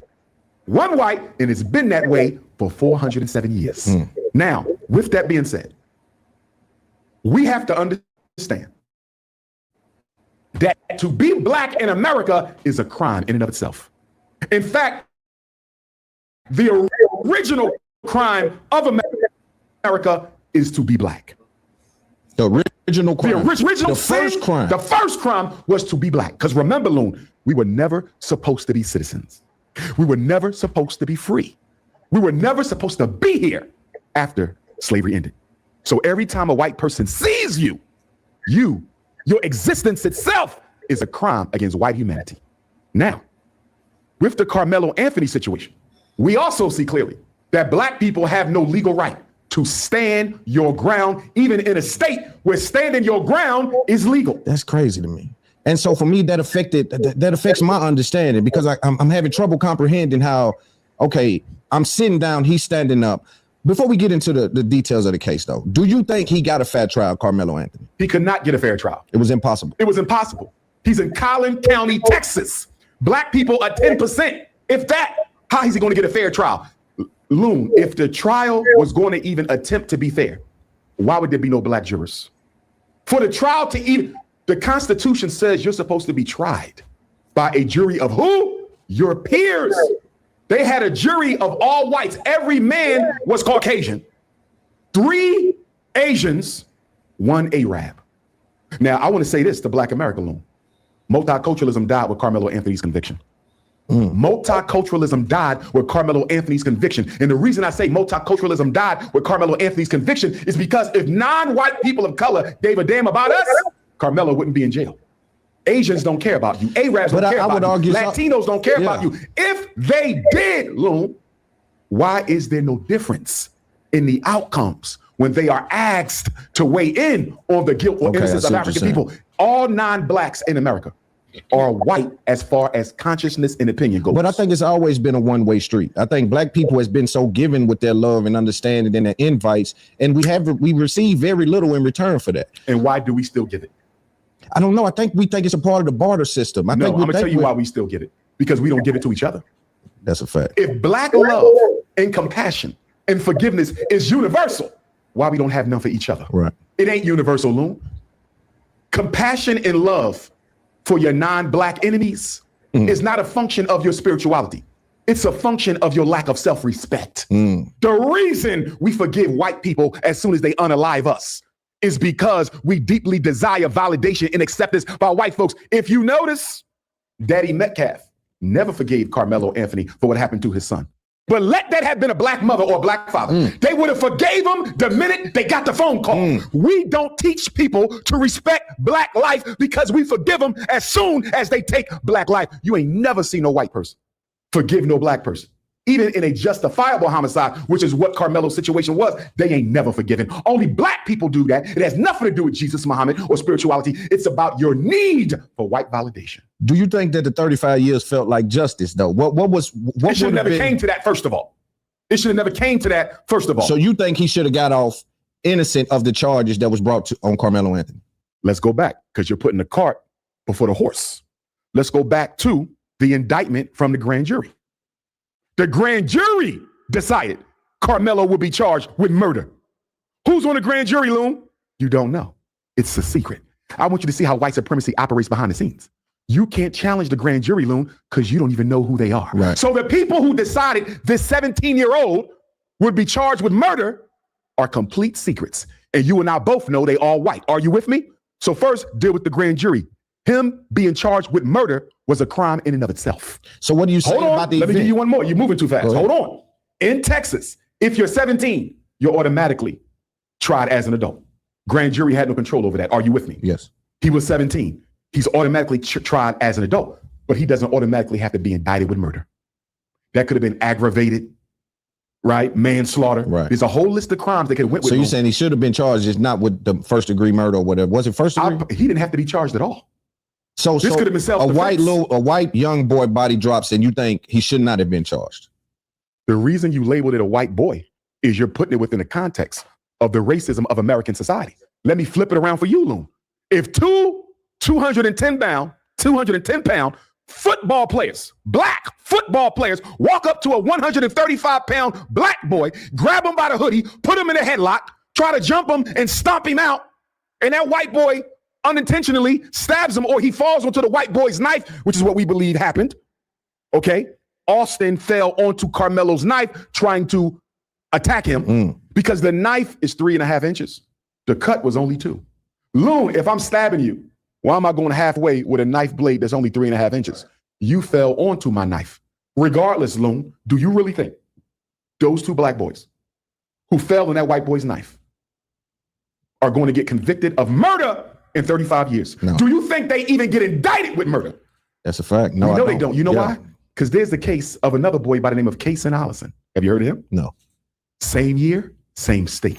A former Belton High student Kason Allison was sentenced today to the maximum 10 years in prison for the fatal stabbing of fellow student Joe Ramirez. This comes after a jury found Allison guilty of criminally negligent homicide, and a judge added a deadly weapon enhancement to his potential sentence. 6 News reporter Sydney Walker was in the courtroom for today's sentencing and has the latest. Nearly 3 years after Joe Ramirez died, the man who stabbed him will spend a decade behind bars. Judge Wade Faulkner sentenced Allison to 10 years in confinement in the institutional division. This comes after 9 witnesses testified, including the mothers of both Ramirez and Allison, school employees who responded to the stabbing, and Allison's therapist. 3 Belton ISD staff members described lasting trauma from that day, sleepless nights, anxiety, and PTSD. One teacher said the incident forced her into medical retirement. Joe's family tearfully shared how his loss has changed their lives and say they haven't received true justice. The defense presented Allison's parents and counselor, who testified about his growth and remorse over 3 years of therapy, revealing that Allison is now a father. Defense attorney Boyd warned that prison would be a, quote, death sentence for his client and asked for just 2 years. But prosecutors successfully argued for the maximum, calling Ramirez's death, quote, entirely avoidable. When Faulkner announced the 10-year sentence, Ramirez's family erupted in applause and cheers. The judge quickly restored order while Allison's family sat in stunned silence. Following the sentencing, Ramirez's mother took the stand, looked Allison in the eye, and said, quote, you get this measly 10-year sentence while I'm serving a life sentence without my son. The DA's office said, quote, they hope today's verdict can allow Joe's family and our community to move forward. Allison was immediately taken into custody and booked into the Bell County Jail, where he began his sentence today. In Belton City. What happened in Kason Allison's case, Loon? This white boy invited this Latino boy to the school's bathroom for a fight. The white boy, Kason Allison, was armed with a knife. He invites him to fight him with a knife. And in the course of the fight, he pulls out the knife, stabs the Latino 4 times. He dies alone. Same year, same state. He doesn't get charged with murder. He got charged with aggravated involuntary manslaughter or something to that effect. Guess what his sentence was? What? Premeditated. Carmelo didn't know they was coming into the tent. Kason's case, he invited the boy. He invited him to the bathroom, shanked him 4 times alone, murdered him. Even the students in the school said he was saying he wanted to put him on life support. Guess what his charge was? Aggravated involuntary manslaughter or something similar. Guess what the sentence was? 10 years. Guess when he'll get parole? In 5. Help me understand something, Loon. Help me understand. Carmelo Anthony, Kason Allison. Same age, same state. The one, self-defense. Murder conviction, 35 years. The other, premeditated stabbing 4 times. Aggravated manslaughter. It's crazy. 10-year sentence. He's home in 5. Because Carmelo was convicted of murder, Loon, he has to do half the sentence. Yes. 17 and a half years. Kason Allison, 4 shanks. He'll be home in 5. So you think it's racism is the reason why they didn't interpret it with a lesser charge at any level? Because they could have did it before they charged him. Grand they could have jury did it in sets the the charge. But they could have in the jury. They could have interpreted a lesser charge too. Okay, let's deal with that. Judge Cockroach told the jury, you can consider manslaughter. I don't believe he did that to help Carmelo. He did that to make sure Carmelo didn't walk like Rick Child Che Mean in Columbia, South Carolina. You see that? Yeah. Rick Child, the jury was given no instruction to consider a lesser charge. Find him guilty of murder or he walks. They did it on purpose. It was a setup. First of all, both cases were setups, and we'll get to Cyrus Carmack Belton later. Absolutely. With Carmelo Anthony's case, Judge Cockroach told the jury they could consider manslaughter, Loon, not to help Carmelo get a lesser charge, to make sure Carmelo wouldn't be acquitted. And I believe that there's definitely strategy involved with all things when you get into that court. Strategy? How about, okay, Mike Howard is the lead attorney for Carmelo Anthony, right? Caucasian Mike Howard. And then he's working with another Caucasian on the defense team, right? By the name of Toby. Toby is friends with and used to work in the same office as the prosecutor for the state. Let me ask you a question, Lon. Do you really believe that an attorney for Carmelo Anthony, black boy on trial for his life, has worked for years with the prosecutor prosecuting his client? Look at his Loon. The man prosecuting your client is your friend. And you mean to tell me they wasn't sharing notes? You mean to tell me there wasn't a game plan? You mean to tell me that this wasn't a setup for the beginning? First of all, if I'm talking to Mike Howard, the lead attorney for Carmelo, why was Toby an additional defense attorney on Carmelo's case if he's friends with the prosecution? Right. That is a conflict of interest. And I personally believe the reason Toby was put on Carmelo's defense was to feed the strategy to the prosecutor. Absolutely. And then we find out later that the prosecutor and the judge and Daddy Metcalf are all friends. complete conflict of interest through the whole case. The judge, if that is found to be true, if what is alleged is found to be true, that judge need to be snatched off the bench. But it don't even matter no more, Loon. You know why? He's retiring anyway. Right. Carmelo's case might be the last case of his career. So he just wanted to lynch one more ninja before he goes into retirement. Okay, what do you say to people who say, just the way that you just reversed the roles and you gave that scenario in which I agree with, what do you say with people who reverse the roles the other way, saying that Metcalf is in a situation Carmelo is in? So you would want him to get life, but would you want Austin to get life? If Carmelo died, would you want Austin to get life? It would depend on even if the system said he wouldn't. Would Dr. Umar Johnson be using his platform to say that little boy should get life for what he done that night? One thing about us as African people, no matter how much hell we've caught in this world and in this country, we are inherently a just people.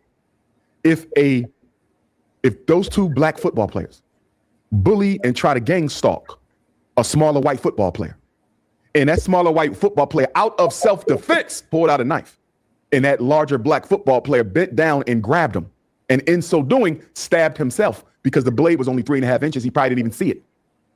Do I send that white boy to jail for the rest of his life? I do not. I do not. So Dr. Umar Can Johnson, Dr. Umar acquit a white boy of murder and self-defense? Yes. Absolutely, I can if the facts show that. That's deep. Absolutely, I can. But I like it because you should Absolutely, be optimistic. Yeah. You got to realize we the chosen ones. Yeah. God sent us here to be the custodians of justice. Why do you think? There's been research, Loon, where they ask white people if you can pick your jury, who would you like to have on there? Almost every white person said they wanted black people on their jury. These are the people you mistreated your whole life. And you still want them on your jury. Because guess what, Loon? After they get finished calling us crack addicts, after they get finished calling us drug dealers, after they get finished calling us baby moms, after they get finished calling us eternal victims, you know what they also got to call us? The fairest people God ever put on this planet. And I want to talk. And that's exactly why the prosecution didn't allow any black jurors, Loon. Because a black juror with our balanced sense of justice would have saw that there's no way a child could go under a tent and know ahead of time that two white boys are going to come over there to jump him. Him having a knife, it's a complete contradiction for Caucasian nation to say, why did he have a knife? You walk around with guns every day. When you put your gun on your hip this morning, did you do it with the intent to kill anybody? Loon, these white people fight for the right to carry a gun out the house every day. Did you leave your house with the intent to take a life with that gun? No, you didn't. So why are you going to say this little black boy left his house with the intent to shake somebody with a 3-inch blade? Loon, do you really think a 5'8", 135-pound kid armed only with a 3.5-inch knife? Listen to this. Do you really think a 5'8", 135-pound child whose only weapon is a 3.5-inch knife, Loon? Do you really think he wants to take a chance and fight two football players who don't have any weapons? Hell no. That knife is no match for two football players. Right. You follow me? Right. Imagine Carmelo stands up, and by the way, Carmelo never left his seat. How can he be the perpetrator? But he never left his seat. What do you say to them? But wait, this is what I want. Let me finish. Go ahead. I'm sorry. Go ahead. The prosecution know how fair black people are, so he couldn't have any on the jury. And why couldn't he have any on the jury, Loon? Because in the state of Texas, if you're on trial for murder, the verdict of the jury must be unanimous. Exactly. If one black person would have made it onto that jury, Carmelo doesn't go to jail for 35 years. The prosecution knew that, which automatically tells you what? The prosecution knew that the case was flawed from the beginning. Why do you think they won't show you the video, Loon? They keep showing you grainy videos when you had witnesses out there who said a lot of people videotaped the situation. Most of the kids under the tent taped the case. Loon, they taped it. Why did we never see the clear video? Because if you would have saw a clear video, you would have saw that Carmelo was not just in an altercation, okay, with Austin, right? It was Austin and Hunter. And not only was it Austin and Hunter, there were two other boys. 4 boys tried to jump Carmelo, Loon. 4 of them. This is why they never showed you the video. Why you think, and I don't want to mix up the twins, understandably, one is deceased. I believe Hunter is still alive. Yes, Austin. Let me ask you a question, Loon. Do you have a twin? No. Imagine you have a twin, right? Another Loon. We're going to call him Boone, right? Loon and Boone. Boone was murdered. His killer is on trial for his life. You were there when that man took your twin brother's life. Can I ask you a question, Loon? How under hell, how under heaven do you not take the stand in your brother's murder? Right. I didn't understand. I mean, you understand it? Yeah. Because if he would have took the stand, the defense could have cross-examined Hunter. Hunter, is it not true that you started this? Hunter, is it not true that you and your brother jumped Carmelo? Hunter, is it not true that it was 4 of you and not just your brother? Loon, Hunter didn't take the stand because Hunter was guilty. You're going to unalive my brother and you don't think I'm going to tell what I saw? I'm not even going to take the stand? I want to see my brother's killer in jail for life, but I don't want to testify because you and your brother was guilty. Rest in peace to the deceased. What do you think about them saying, because a lot of the case was cornered on the situation where he said, find out, or he had his hand in his bag and said, touch me and see what I do. Yeah. Touch me and see what I do. Do you feel like that is a threat or is that a warning? It's a warning. Absolutely. He's letting them know I'm armed. See, they were arguing the entire trial that that's the premeditation. No. Because he's basically, I made a decision right here in this moment. Touch me and see what I'm going to do to you. I made a decision right here in this moment to stand my ground if you attack me. You see that? He did make a decision. I am outnumbered, 4 white boys under a tent with a whole bunch of other children, and most of them were girls. So they showing off for the snow bunnies. They showing off for the snow bunnies. Carmelo sitting there, all these white girls, they showing off for them, the 2 big white linebackers with their 2 homies.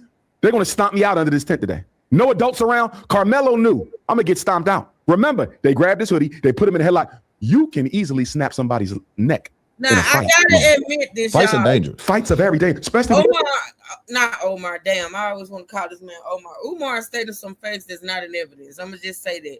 I'm not gonna keep stopping it to correct every wrong thing that he's saying, because it never was said he was putting on headlock and all that. Now his bag was grabbed. I don't know nothing about no hoodie, no headlock. So please just listen. Everything he's saying to me is not in evidence, but just let's go. Umar is extra. You're going to get somebody bigger than you and multiple people. And twins will die for each other. And twins like all of this kind of stuff should have been, I think the lawyer, Mike Howard, in my opinion, respectfully and allegedly, he set Carmelo up for this legal execution. If I was talking to Mike Howard, Carmelo's lead defense attorney, I got 3 questions for Mike Howard. Number 1, why was Toby invited onto the defense being good friends with the prosecution? How do you not see that as a conflict of interest that could undermine Carmelo's freedom? That's my first question. Why is he on the team and he's friends with the opposition? That's number 1. Number 2, Loom, did you hire a private investigator? Yeah. Stay with me. Did you hire a private investigator to investigate what? All 21 witnesses. I want to see their texts, history of racism, social media, history of comments about black people, how they feel about black people, all 21 witnesses, so I can show that they were prejudiced before they took the stand. Right? Exactly. Did you investigate both of the Metcalf brothers? Did you investigate the Metcalf mom? Did you investigate the Metcalf? That's another thing. That message, that post that Austin wrote that day about the monkeys. You don't hear nobody talking about that neither, do you? Right. Let's listen. Half dad to see what their opinions is on race and racism. Right? Did you investigate to see who knew who for how long? Because if you would have investigated, you should know, allegedly, that the father and the judge and the prosecutor all knew each other. Where was the private investigation, Loan? Where was the private investigation to gather the facts, Loan? Number 3, how in the hell do you not raise holy hell about the fact that the judge allowed a jury without a single black person? The case was decided at the jury. But why is the lawyer? What is his interest though? I don't understand, because again, dude, it's 10 things. When you I was said what is his interest? Yeah, the preservation of white supremacy. That's it. But that's it. That is everything. What do you mean that's it? White supremacy runs America. White supremacy founded America. White control over black people is critical. This Carmelo case alone is bigger than what you're seeing. This is about determining whether or not black children have the right to defend their life and take a life of a white person. Stand their ground. Like literally, I think it's interesting. But we've never had that right to stand our ground. And this is why white people were so vested in the outcome of this case alone. Because if Carmelo walks, you basically said black people can defend their life, which is something we've never been able to do. Right. And I think they mischaracterized it from the beginning by even calling it a murder. Yeah, loss of life happened, but I think this is a fight that turned fatal. It was an accident. It's like when you put murder on it, the it's media like did that on purpose because you're trying to bias the public. And if you bias the public, you bias the jury, right? Because the jury is afraid to go back to their community if Carmelo gets off. Another question for Mr. Mike. Yeah, how many? Carmelo's one so attorney. far, right? Well, number 1, why was Toby on the defense being friends with the prosecutor? Number two, was there a thorough investigation? He probably needed a team of investigators. Was there a thorough investigation? Number three, why didn't you raise holy hell with no black people being on the jury? At that point, Loon, guess what should have happened? This should have been a press conference. This should have been a press conference, and I would have invited, even though we can't trust them, but I would have invited the NAACP, the Urban League, every black minister. We're going to talk about this jury. Loon, I would have played up that jury situation so big because the jury decided Carmelo's fate. Yeah, man. He supposed to press the gas on that. But he belongs to the community on trial. That's crazy. Listen, when you fight one white person, you fight all white people. Let me give you one more question I would have for Mr. Mike, Carmelo's so-called attorney. Why did you not fight for a change of venue? Maybe he did, Loon. I didn't see it. There's no way Carmelo Anthony could have gotten a fair trial in Collin County, Texas. Why wasn't this case moved to another county so Carmelo could get a fair trial? You can't charge him in the same county where the situation took place. Right. The lawyer wasn't competent. I didn't understand it. Because he was working for the opposition. This was an inside job. And I'm glad the family is appealing the verdict, though. I want to say this to the family, and I love them, mom, dad. Carmelo was dating a bunny. Wow. Salsa bunny, I believe. Rice bunny, it's a bunny. Not salsa. I need them to tell their son, you cannot communicate with her as we go through this retrial. Do you know why, Loon? They're flipper. No. Who was the mystery witness that could have exonerated Carmelo and instead turned into Carmelo's Judas? Eddie Parra. Remember him? Yes. Who was Eddie Parra? Yep. Carmelo's girlfriend's play cousin. Yep. Eddie invited Carmelo under the tent. Judas in the Black Messiah. Judas in the Black Messiah. Eddie Parra, mixed race, black, Asian, or black, Latino. Either way, his mom not black, right? He invited Carmelo under the tent. He's play cousin to Carmelo's girlfriend. So I'm telling Carmelo Anthony's mom and dad, tell Carmelo he cannot communicate with his girlfriend because the witness who stood on the side of the twins, Loon, he did not stand up for Carmelo on that bench. He stood up for the white twins. He lied under oath and said him and Carmelo were not friends. And then the defense attorney cross-examined him and said, you've been in his house? Yeah. Y'all done played sports together. Y'all done went on dates together. Y'all done want. He tried to say he didn't even know this girl. Right. Yeah. He tried to separate And this himself. is the girlfriend's play cousin. Guess what, Loon? Carmelo needs to understand something. She ain't your girlfriend no more. I'm not saying she did nothing wrong. I'm not saying she did nothing wrong. I'm saying we cannot risk you being legally lynched again because you pillow talking on prison phones with a girl who could be feeding the enemy. I don't know if she's guilty or not, Loon, but we're not taking no chances. Do you feel me? Right. The only person Carmelo Anthony should be talking to in that jail, mom, dad, and lawyer. Mom, dad, and lawyer. We can't trust nobody. You can't get no damn conjugal visits. Because do you want your life or are you worried about loneliness? You see this? Carmelo, you're going to have to be lonely right now, my brother. Because talking to her and she feeding Eddie was the Jew. I got that video too. I don't know if we're going to get to it today, but I got that video where they call him changing clothes. It's a whole lot to this, y'all. It's a whole lot. Like I said, we not done yet. We just not getting started. This in this case. Eddie could have told the truth. But you know why Eddie didn't tell the truth, Lou? Because Eddie know he helped instigate the conflict. Eddie was one of the ones with the twins, egging Carmelo on. You ain't got nothing in that bag. You ain't got. They dared him to pull the knife out. And Eddie, Carmelo's fake ass friend, is part of the reason this situation happened.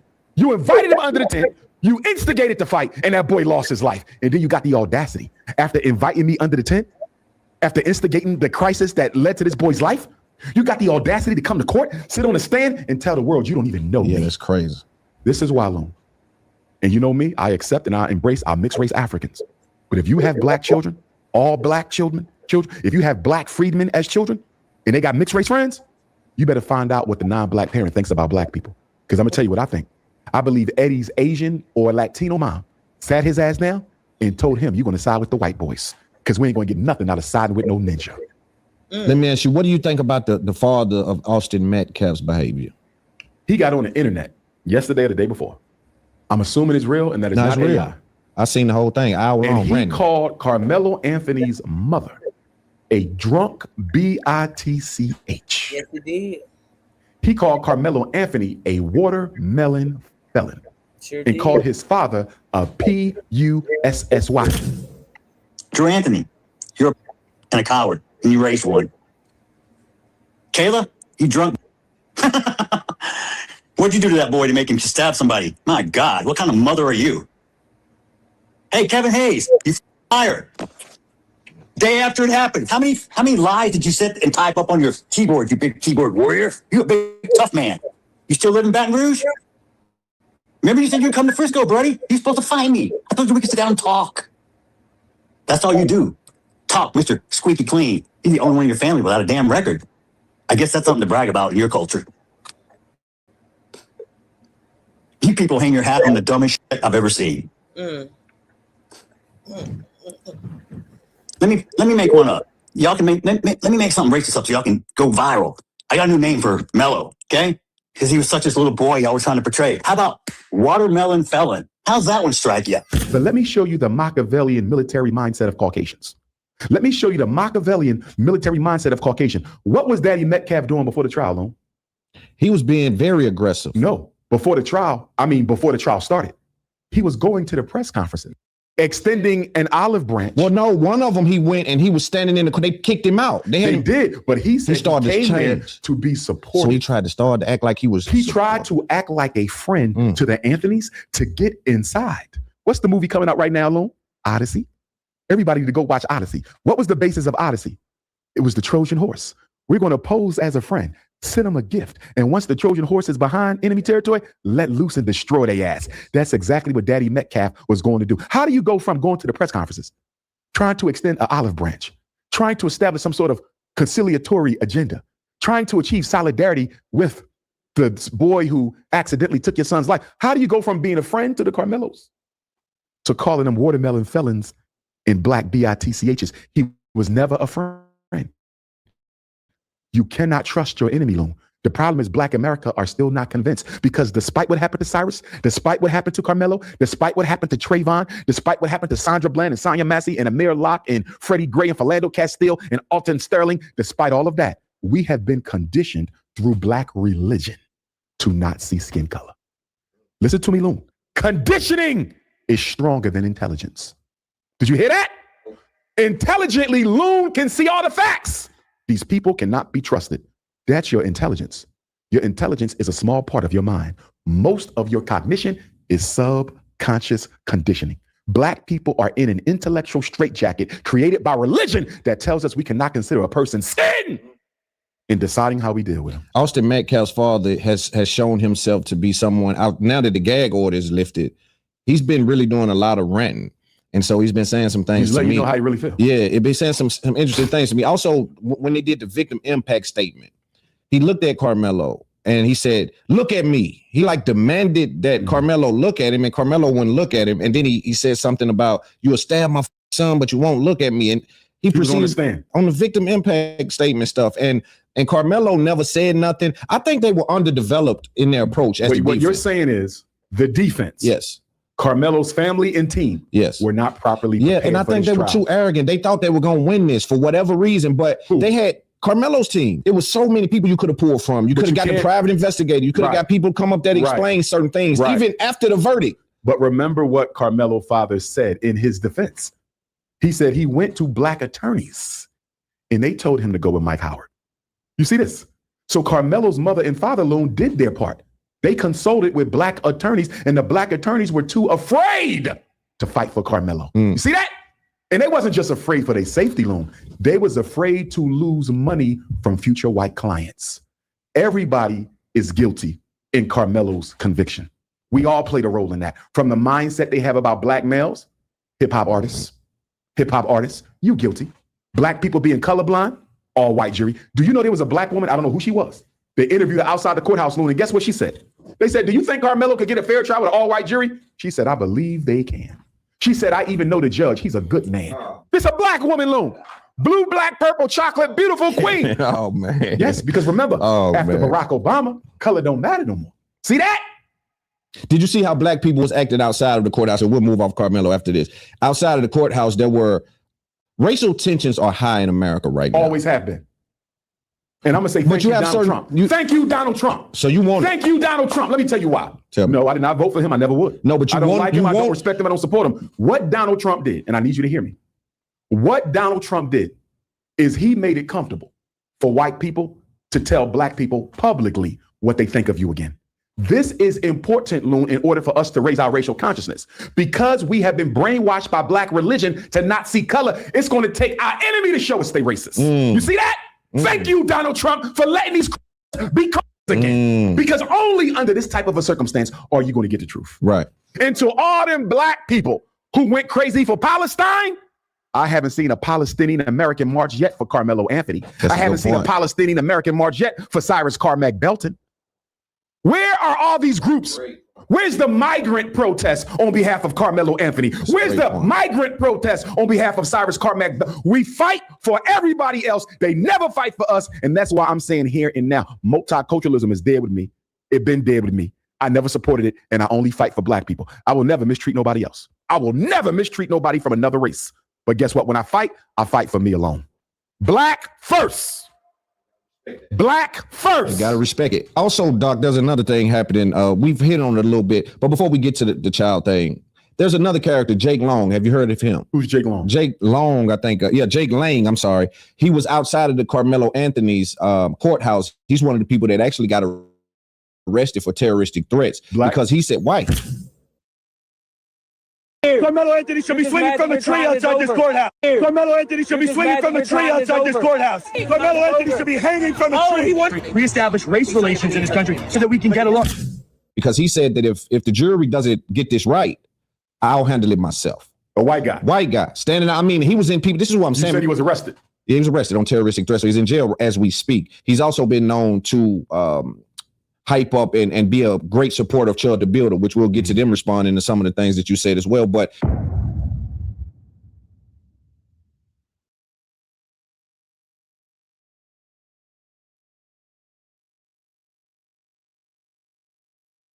these white people fight for the right to carry a gun out the house every day. Did you leave your house with the intent to take a life with that gun? Well, they ask white people if you can pick your jury, who would you like to have on there? Almost every white person said they wanted black people on their jury. These are the people you mistreated your whole life, and you still want them on your jury. Because guess what, Loon? After they get finished calling us crack addicts, after they get finished calling us drug dealers, after they get finished calling us baby moms, after they get finished calling us eternal victims, you know what they also got to call us? The fairest people God ever put on this planet. And I want to talk. And that's exactly why the prosecution didn't allow any black jurors, Loon, because a black juror with our balanced sense of justice would have saw that there's no way a child could go under a tent and know ahead of time that two white boys are going to come over there to jump him. Him having a knife, it's a complete contradiction for Caucasian nation to say, why did he have a knife? You crackers walk around with guns every day. When you put your gun on your hip this morning, did you do it with the intent to kill anybody? Loon, these white people fight for the right to carry a gun out the house every day. Did you leave your house with the intent to take a life with that gun? No, you didn't. So why are you going to say this little black boy left his house with the intent to shake somebody with a 3-inch blade? Loon, do you really think a 5'8", 135-pound kid armed only with a 3.5-inch knife? Listen to this. Do you really think a 5'8", 135-pound child whose only weapon is a 3.5-inch knife, Loon? Do you really think he wants to take a chance and fight two football players who don't have any weapons? Hell no. That knife is no match for two football players. Right. You follow me? Right. Imagine Carmelo stands up. And by the way, Carmelo never left his seat. How can he be the perpetrator?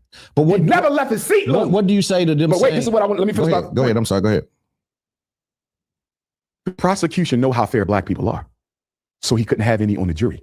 And why couldn't he have any on the jury, Loon? Because in the state of Texas, if you're on trial for murder, the verdict of the jury must be unanimous. Exactly. If one black person would have made it onto that jury, Carmelo doesn't go to jail for 35 years. The prosecution knew that, which automatically tells you what?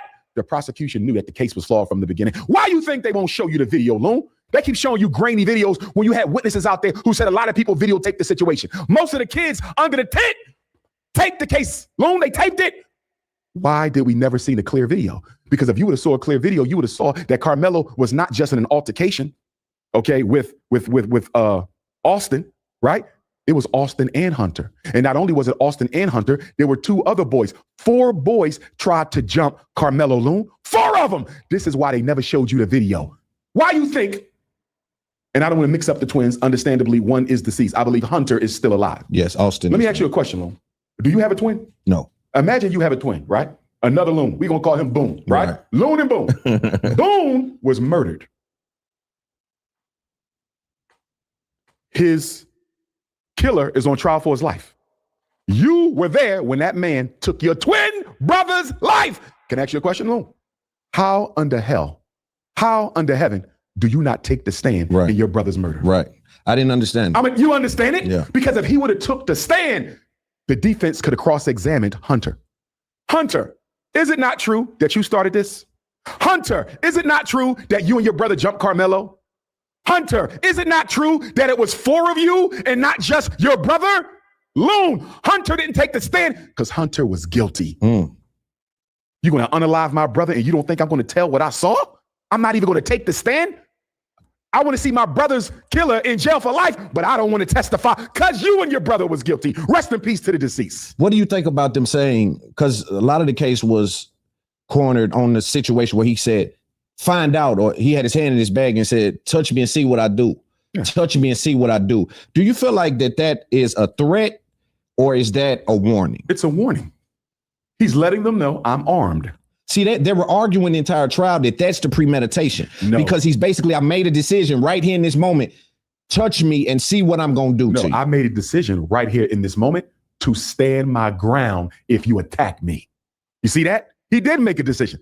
I am outnumbered, 4 white boys under a tent with a whole bunch of other children, and most of them were girls. So they showing off for the snow bunnies.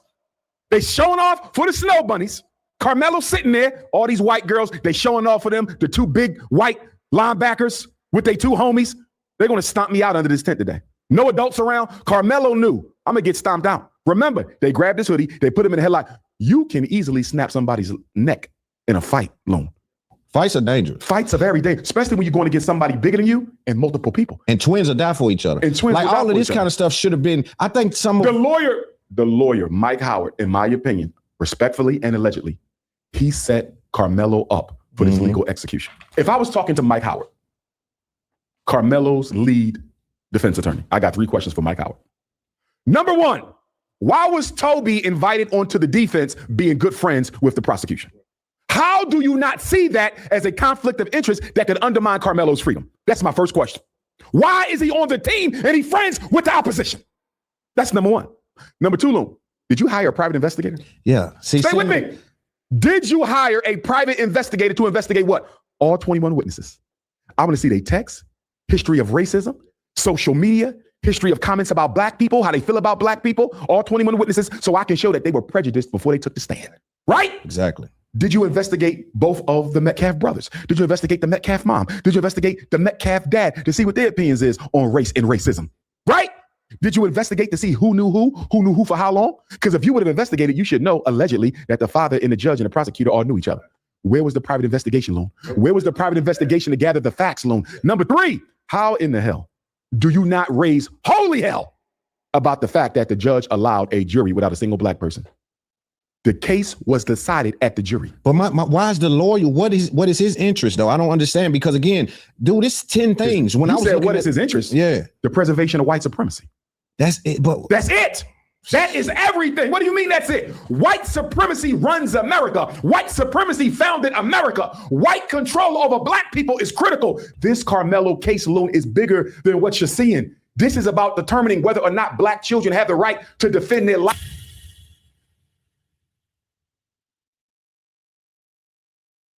Do you think that the 35 years felt like justice though? What It should have never came to that, first of all. It should have never came to that, first of all. So you think he should have got off innocent of the charges that was brought on Carmelo Anthony? Let's go back, because you're putting the cart before the horse. Let's go back to the indictment from the grand jury. The grand jury decided Carmelo would be charged with murder. Who's on the grand jury, Loon? You don't know. It's a secret. I want you to see how white supremacy operates behind the scenes. You can't challenge the grand jury, Loon, because you don't even know who they are. Right. So the people who decided this 17-year-old would be charged with murder are complete secrets. And you and I both know they all white. Are you with me? So first, deal with the grand jury. Him being charged with murder was a crime in and of itself. So what do you say about the Let event? me give you one more. You're moving too fast. Hold on. In Texas, if you're 17, you're automatically tried as an adult. Grand jury had no control over that. Are you with me? Yes. He was 17. He's automatically tried as an adult. but he doesn't automatically have to be indicted with murder. That could have been aggravated, right? Manslaughter. Right. There's a whole list of crimes they could have went with. So you're him. saying he should have been charged, just not with the first degree murder or whatever? Was it first degree? He didn't have to be charged at all. So this could have been self-defense. A white young boy body drops, and you think he should not have been charged? The reason you labeled it a white boy is you're putting it within the context of the racism of American society. I noticed these clips are redundant, but let me see how many is left. Dr. Umar goes off on Dr. Umar once. Dr. Umar goes off on Chud. After this one, I'm gonna skip the other two because I think that's the same ones as the one on the top. So I'm gonna go to the this is an hour.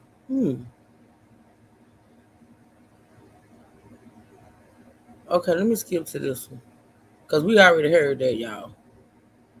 It's crazy. Let's deal with the Cyrus Carmack and Rick Child situation. What, in your opinion, happened in this Rick Child case? The ghost of Latasha Harlins. Grainy security camera videotape graphically depicts the last few moments of 15-year-old Latasha Harlins' life. Store owner Soon Jadu thought 15-year-old Latasha Harlins was going to steal some orange juice. Latasha was an A student, honor roll student. She got money every week for her allowance, so she did not have to steal orange juice. Shot in the head over an item from the store that she didn't even steal. And guess what the white woman got? Asian bunny, rice bunny, probation.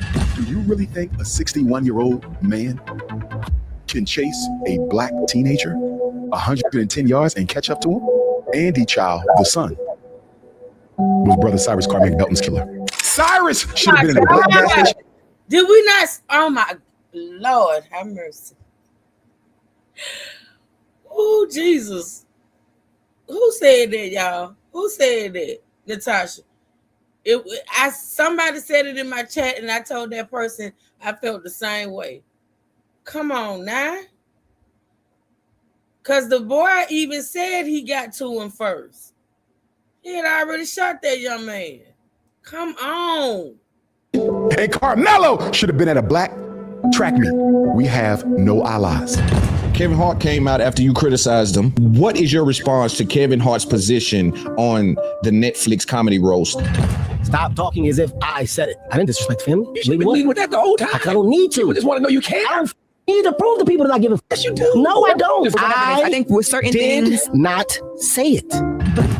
If that's the case, Long, why were 18 jokes removed from the final sets? Kim Kardashian joke removed. Donald Trump joke removed. Donald Trump wife's jokes removed. So if you can exempt Donald Trump, if you can exempt Kim Kardashian, if you can exempt Melania Trump, if you can exempt your children as you should, why couldn't you exempt George Floyd? Why couldn't you exempt Cheryl Underwood's vagina? You really gonna let this damn Neanderthal get up here and make a joke about a black woman's vagina when a black woman's body has been the most disrespected, exploited, and objectified thing in American history? Our women been in abuse, still in abuse, and you're gonna let this man talk under my sister's clothes on international television with over 13 million viewers, and you're gonna tell me to just accept it because it's just comedy? All right, when y'all gonna do this to a Jewish comedian? Nobody but a Negro will let white people stunt all over the pain and shame of their people's history. Today. Shout out to I want to get the name of this channel right, y'all. I shared him on my wall. Y'all go check out his podcast. As I subscribed, okay? His I'm gonna tell y'all this ending look like he's gonna be good as hell. Hold on, I'm gonna tell y'all it's on my community wall, y'all. Y'all go check him out. Damn. Where is it? Hold on, y'all. This getting good. Ooh, baby. Okay. It's up their podcast, y'all. It's up their podcast. I shared them out on my wall. Go support him. Go support his podcast. And current predicament and laugh it off as a joke. I apologize to Dr. Umar. I was thinking about purchasing his school and naming it the Robert E. Lee School for Whites Only. How dare Shane Gillis, that Neanderthal, get up there? That was a humiliation ritual. Then he turned around. After our black women sat up there and dealt with that disrespect for 3 hours, this little midget gets his monkey ass up there and he says, I'm glad my lady friends came out. I'm not going to stand here in front of all these white people and disrespect these lonely This is how he closes out the roast. I wish you say something to me. I wish you say something to me. What the hell y'all doing crying about reparations for since slavery is okay to be laughed at? What are you crying for reparations for, FBA and ADOS? If it's okay to make a mockery of slavery, if it's okay to make a mockery of lynching, the only thing wrong with the roast was George Floyd, what the hell you need reparations for if it's okay for black white people to laugh at your pain? Also, Doc, there's another thing happening.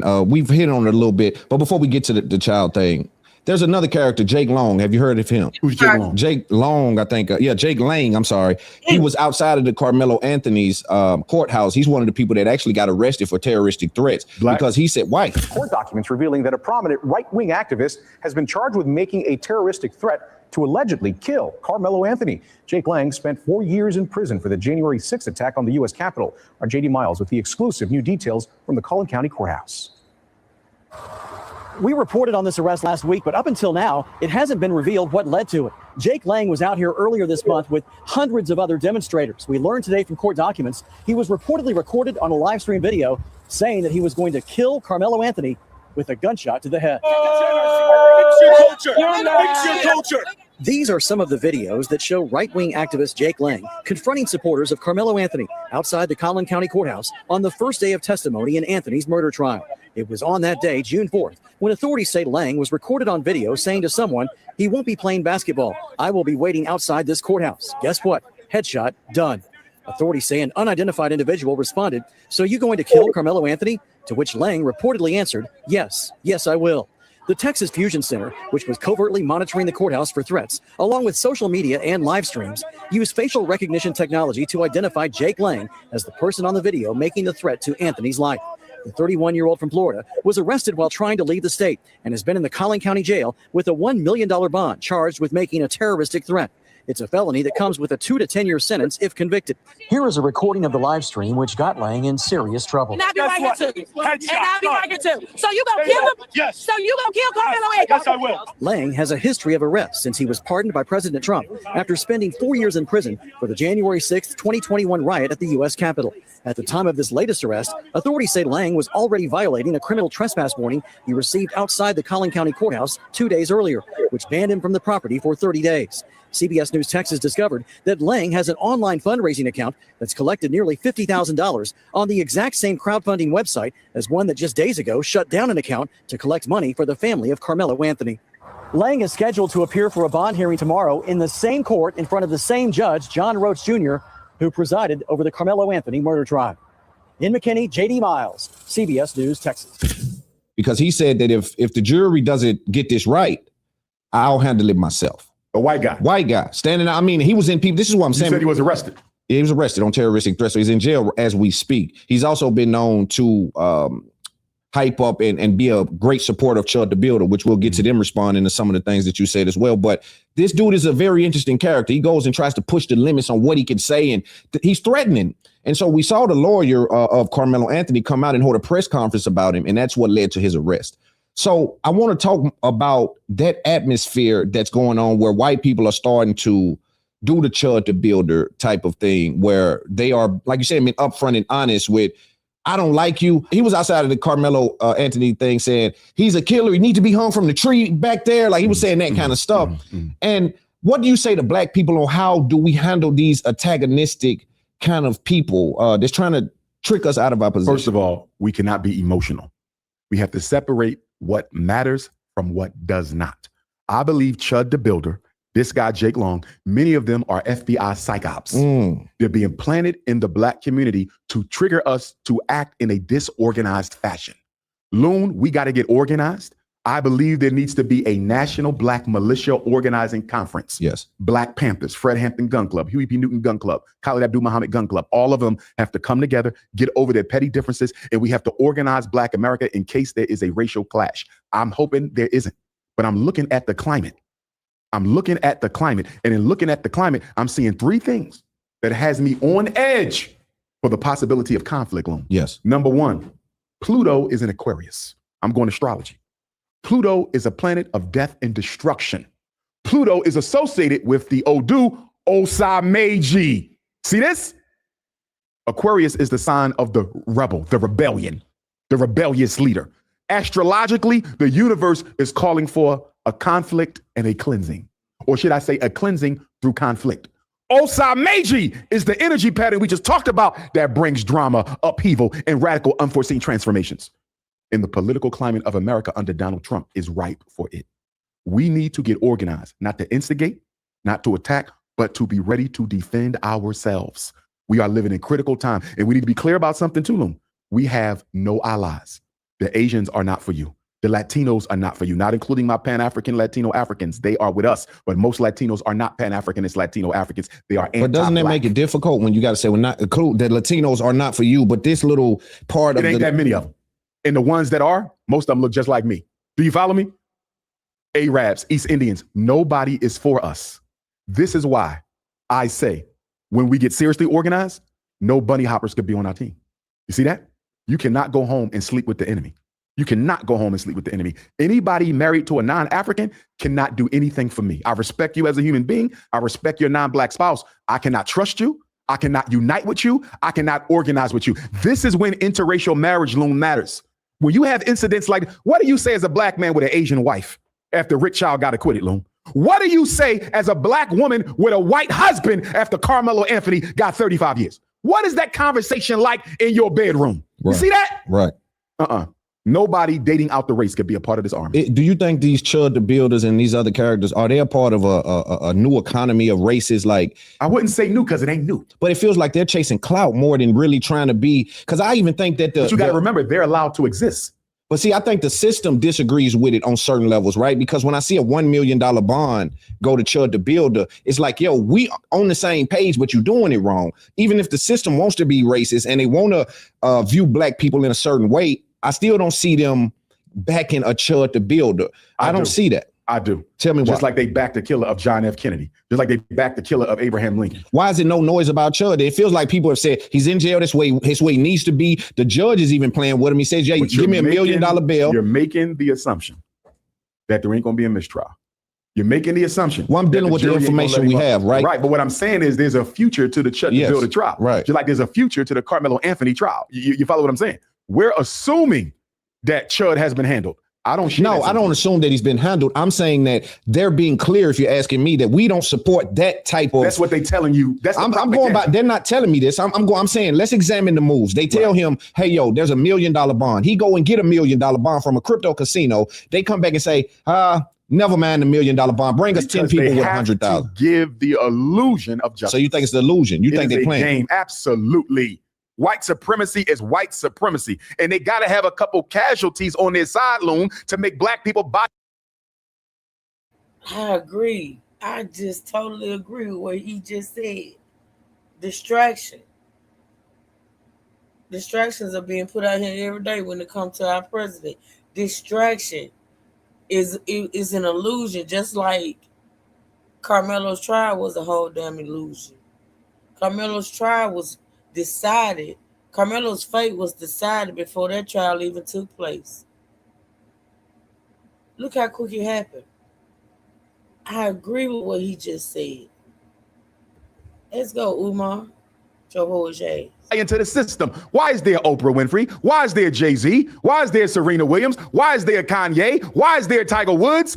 You got to have some black billionaires so the rest of black people will think poverty is their fault and not yours. So you think Chud the Builder is going to beat this case? I don't know. Well, you think it's highly possible for Chud the Builder to win the case? It's possible for him to at some point get acquitted or do a whole lot less time than he could have done, but it's 100% possible that this is all part of a larger chess game. I don't pay attention to the pieces. And what's I pay attention to the agenda. The agenda is white domination at all costs. Chud the Builder could have been silenced on social media. They allowed him to continue. If what you say is true, why wasn't his account shut down? Why do we even know him? Why was he allowed to stream? Because they wanted him to. I think so, and you're right, because he had accounts on, he was streaming. But I think they did make it harder for him to stream. And again, like you said, some of that is illusion. If a black person gets online and speak too politically about anything, they shut you down, bro. This man was threatening life repeatedly. Why didn't they shut him down? Because he's useful for the agenda. What about what he's doing is supporting or helping their agenda? Well, three things. Number one, they want to test the temperament of black people. Number two, they want to see if they can get black people to act emotionally and in a disorganized state to justify mass elimination. Okay. And number three is good cop, bad cop. One of the ways we're going to try to keep black people under control is to make them think there is justice in this country for them. So we'll give them a charge to build it and convict him. It doesn't mean anything because Carmelo's still going to jail for 35 years. I think it's interesting that they asked why Carmelo Anthony, because it really wasn't a knife. It was a tool, one of It's those. a multi-tool. Multi-tool. So that any kid can have, right, who's ever been in the Boy Scouts. I was in the Boy Scouts. We was expected to carry those. We took them to school. It was never a problem until zero tolerance. But zero tolerance. I was in school for that. But they'll ask the question as to why Carmelo Anthony has a multi-tool, but they won't ask the question why Chud the Builder is strapped at a courthouse. He's strapped at the courthouse. Because remember, white people have the privilege of always being innocent, even when they're guilty. See, they have a right to carry a weapon. Black people don't. That's why Carmelo gets questioned about a multi-tool, a Boy Scout multi-tool, but Chud the Builder can be armed at the courthouse. You're seeing white privilege in front of your face. And here's what I want to make sure we don't do as American Africans. A lot of us are still in denial about racism. I don't know how. After 407 years, Black people are still in denial about racism. But I'm going to say this, Loon.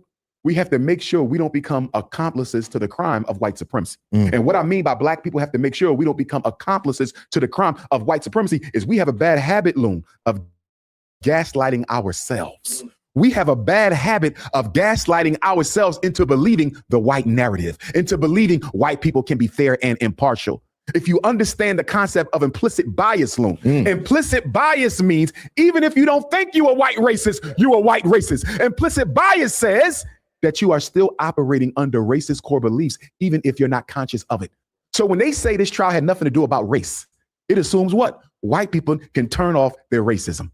Implicit bias, a psychological phenomenon, Loon, has been proven to destroy the myth that white people can turn off their racism. Once a racist, always a racist, at all times a racist. My goodness. Let's deal with the Cyrus Carmack and Rick Childs situation. This is a case that make Black people say, wait a minute. In one case, a Black boy is punished hard over killing during a confrontation. In another, a Black child allegedly accused of stealing water is shot while running away, and the shooter walks. What, in your opinion, happened in this Rick Child case? The ghost of Latasha Harlins. Grainy security camera videotape graphically depicts the last few moments of 15-year-old Latasha Harlins' life. Store owner Soon Jadu thought 15-year-old Latasha Harlins was going to steal some orange juice. She had the money in her hand. You can see the money in the videotape. And the suspect grabbed the backpack, and there became a physical altercation over the backpack. And as our victim turned to walk away from the scene, the suspect raised the weapon and shot the victim in the back of the head.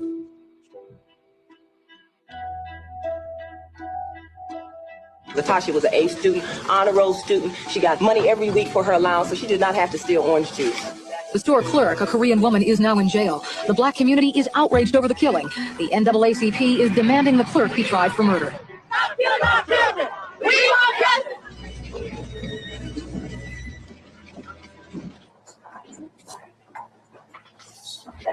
The court please read the verdict. The title of court and cause.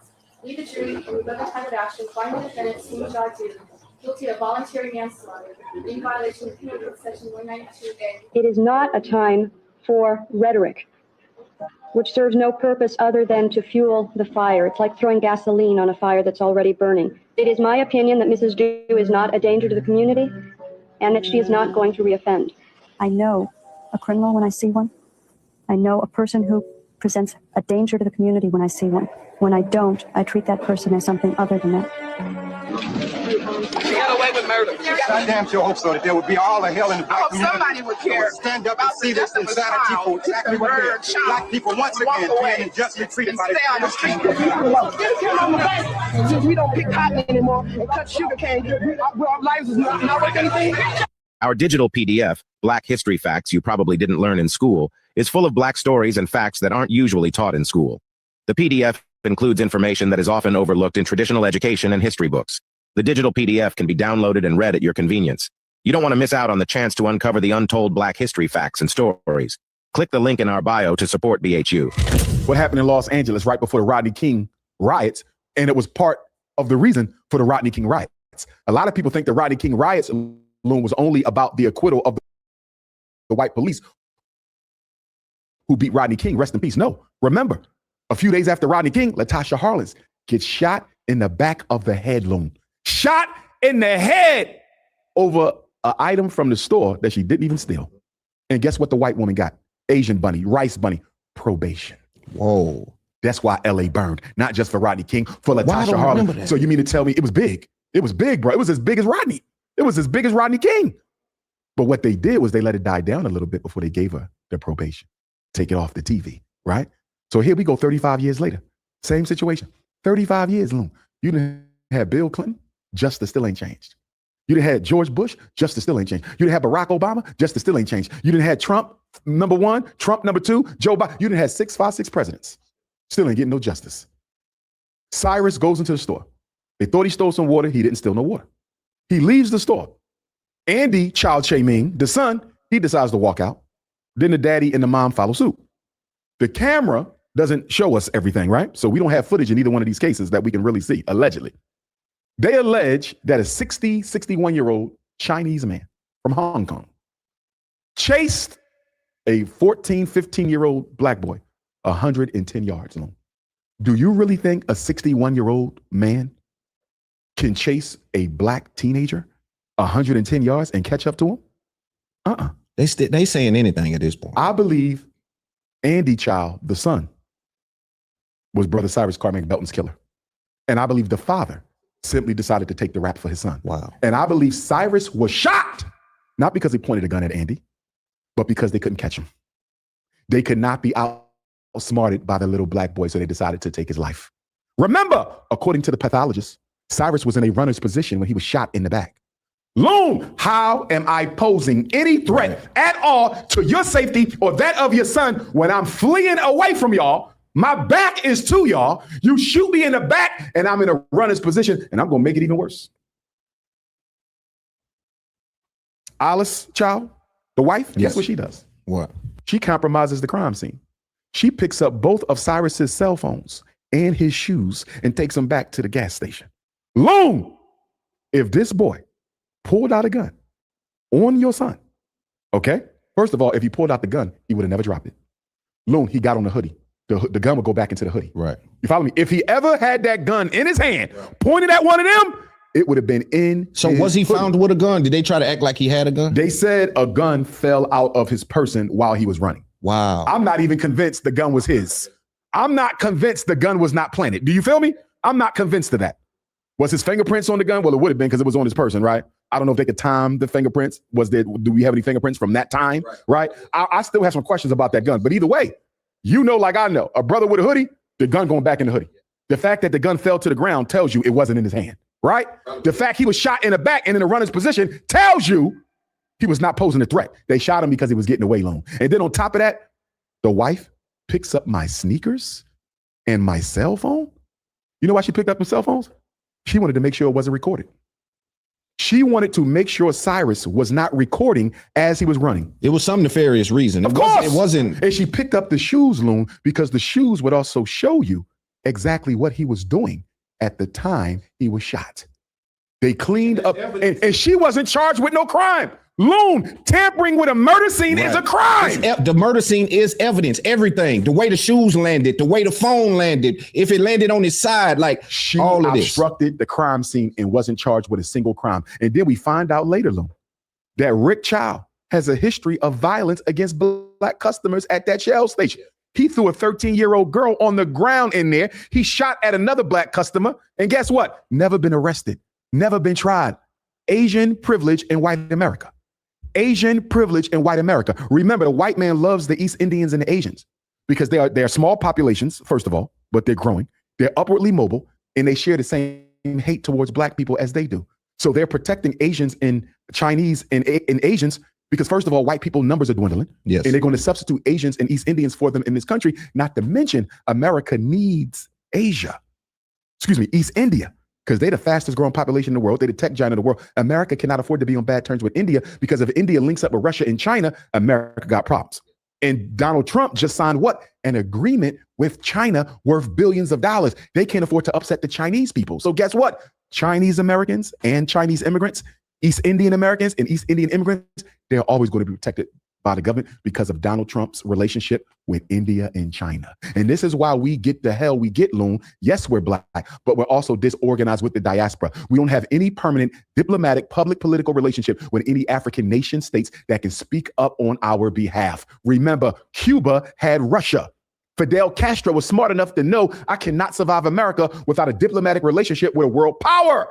Where's Black America's diplomatic relationship with an African power? We don't have one. We foundational Black Americans. We American descendants of slaves. I don't even want to use the word African. I'm a foundational Black American. And look what you got. Foundational convictions, foundational murders. Any African in America who doesn't recognize the need for us to have a diplomatic, political, public relationship with some African countries is out of his damn mind. The only respect you get in America as a non-white person is based on the country you identified with. There's definitely something. Pan-Africanism or perish. ADOS and FBA means nothing in this Carmack Belton situation. Nothing at all. Where's your relationship with African countries that can stand up and speak out for you? We ain't got one because we're too busy trying to convince white people to accept us. You being who you are, what do you say to Black people, Black mothers, Black fathers who have Black children? Well, the first thing I'm going to say is if you're raising a Black boy, you need to be very careful about the school district you send him to. And you need to be very careful about the county you live in. Because as you know, Loon, when we make a little bit of money, the first thing we do is what? Black flight to the white suburb. Black flight to the white suburb. And then what we say is, well, my son is an athlete. He's not going to have a hard time. Carmelo Anthony was captain of the football team. I think he was captain of the track or the basketball team. But guess what? Look at the situation that he found himself in. And did him being a captain of his sports teams matter? Loon, did you see his football team stand up for him? No. Did you see his basketball team stand up for him? No. Did you see his track team stand up for him? No. So you moving out into a white suburb with your Black athlete son, thinking him being an athlete is enough to save him? It's not. This does not mean Carmelo's mother and father were at fault for where they lived. I want to be clear. I'm simply saying going forward, Loon, if you're raising a Black boy, you need to be very careful as to where you raise them and the school you send them to, because what did I tell you before? In the previous conversation we had, when you are a Black male, you are not given the benefit of a childhood. You will be judged as a man if you 5, if you 15, or if you 25. South Carolina, Rick Charles, Cyrus Belton, right? What happened in South Carolina back in 1944? Same thing ever to be executed. They fried him in electric chair. Loon, this little skinny 14-year-old Black boy was accused of unaliving or sexually abusing 2 snow bunnies. And got electric chair. He got the electric chair at 14 in South Carolina. The youngest person in America to die by electrocution was a 14-year-old Black boy, George Steiny, 1944. And guess what, Loon? They just finally overturned his conviction in 2014. He was 14 years old when America executed him for a crime he didn't commit. It's 1944, Alcolu, South Carolina. 2 white girls found murdered, 7 and 11 years old. Police arrest George Stinney, a 14-year-old Black boy. Why him? He told them he saw the girls that day walking past his house. That's it. That's the evidence. No physical proof, no witnesses, no weapon found. Just a Black teenager who admitted seeing white girls. They hold him in jail for 81 days. No parents allowed, no lawyer. Police claim he confessed. No recording, no written statement, no proof it happened. April 24th, 1944. The trial. It lasts 2 hours. Total. George has no lawyer until that morning. His lawyer says nothing in his defense. The jury, all white men. They deliberate for 10 minutes. Guilty. Death penalty. George is 5'1", weighs 95 pounds, looks even younger than 14. June 16th, 1944. Execution day. They walk George to the electric chair. He's carrying a Bible his mother gave him. The chair doesn't fit him. He's too small. The mask doesn't fit his small face. During the execution, witnesses see his eyes. He's asked for last words. He says nothing. Some say he was too terrified to speak. They execute him. 14 years old. His family is forced to leave town immediately after. The case is closed. Forgotten. 70 years pass. 2014. A judge finally reviews the case. No evidence. No fair trial. No real confession. Just racism and speed. The conviction since 1944. Executed at 14 for a crime he didn't commit. What year was this? 1944. They play in our face, man. And I'm gonna tell you they something play else. in our face, man. Why are we not boycotting Shell gas station? Why should we boycott Shell? Rick Child was the owner of a Shell gas station. Or were they the employees? Either way, owner or the employee, we need to boycott Shell. And I think you might can franchise those. Yeah, but it's still Shell is giving you, right, franchise owner of a Shell. Right. We need to be boycotting Shell. Because Shell gas station has not spoken up for Cyrus Carmack Belton. Shell gas station hasn't done anything for the family, to my knowledge. Boycott Shell gas. Not just the Asians, which we need to, and I'm glad we're doing that. Boycott Shell gas station too. So what do you think about the push I love the to Asian boycott. Okay. I love it. You know what my fear is though? What? Let me give you my fear, Lou. My fear is that this will be temporary. Let me explain something to you about the African-American psyche. We get angry. And while we're under the influence of anger, we get active. I'm a boycott as long as I'm angry. But once my anger settles down, I'm gonna stop boycotting. It's not strategy. In other words, Loon, we are motivated out of our anger at the white man. We're not motivated by our love for the black man. Let me say this again. The reason why we have rebellions, but we never have revolutions. Let me say it again. The reason we have rebellions, but we never have revolutions are because, Loon, we're motivated by an anger towards the white man. We're not motivated by a love towards the black man. Michael Brown, rebellion. Freddie Gray, rebellion. Breonna Taylor, rebellion. Cyrus Carmack Belton, rebellion. Carmelo Anthony, rebellion. Temporary temper tantrum. Stay with me. If you're motivated by love of black people, you don't have to be angry because I'm doing this for my people. I don't have to be disappointed. I'm doing this for my people. Anger might ignite the fight, Loon, but love will sustain it. I have my doubts as to whether or not we will sustain this because we're being motivated by anger of mistreatment, not a love of our people. Yeah, I do see it online, and I've also seen Asian people. I'm supporting it. I want us to keep going, but you're asking me my honest opinion. Show me where these types of campaigns have been sustained over time. Right. Well, they say that this kind of stuff only shows up after the worst is already happened. Because we are reactionaries. We react to the power structure, Loon. Asians are proactionary. Jews are proactionary. Anglo-Saxons and Chinese, proactionary. East Indians and Arabs, proactionary. You know why they proactionary, Loon? Because they love themselves. Why are black people the only reactionary community in America? We only react to how we treat it. We can't be proactionary. To be proactionary means I love myself. Let me give you an example, Loon. Do you realize that if we had our own Black Wall Street? Do you realize if we had our own black infrastructure? Do you realize if we had our own black institutions? Cyrus Belton never goes into that gas station because there's a black. Right. Carmelo Anthony is never in the Frisco school district because there's an independent black school. These two situations could have been completely avoided if black people had their own infrastructure, Loon. Cyrus should have been in a black gas station and Carmelo should have been at a black track meet. But because black people love white people and don't have the love to build for themselves, we are always getting disenfranchised with white violence because we don't want to build our own schools, banks, hospitals, supermarkets, gas stations, hotels. You see that? This was completely preventable if we would only build our own infrastructure. And to your point about this Asian boycott, I need to see some all black hair care stores popping up because convenience is the mother of capitalism. And if convenience is the mother of capitalism, Loon, as soon as this emotional temper tantrum simmers down, we'll be back in an Asian hair care shop. Unless you give our people an alternative. We need black hair care stores. Now, you know my position as unapologetically African Pan-Africanist. Black women shouldn't be wearing fake hair anyway. I'm sick and tired of it. I'm tired of it. And if it gotta be fake hair, why the hell y'all gotta wear blonde? Why do you have to wear blonde? I'm tired of seeing black women with blonde hair. I'm sick and tired of it. You want to look like the blonde hair snow bunny, and do you make excuses while you do it? Well, I'm just trying to preserve my hair. It's a protective hairstyle. Who said it got to be blonde? Does blonde hair protect your hair any better than black? You want to be a white girl. That's why your sons are dating them.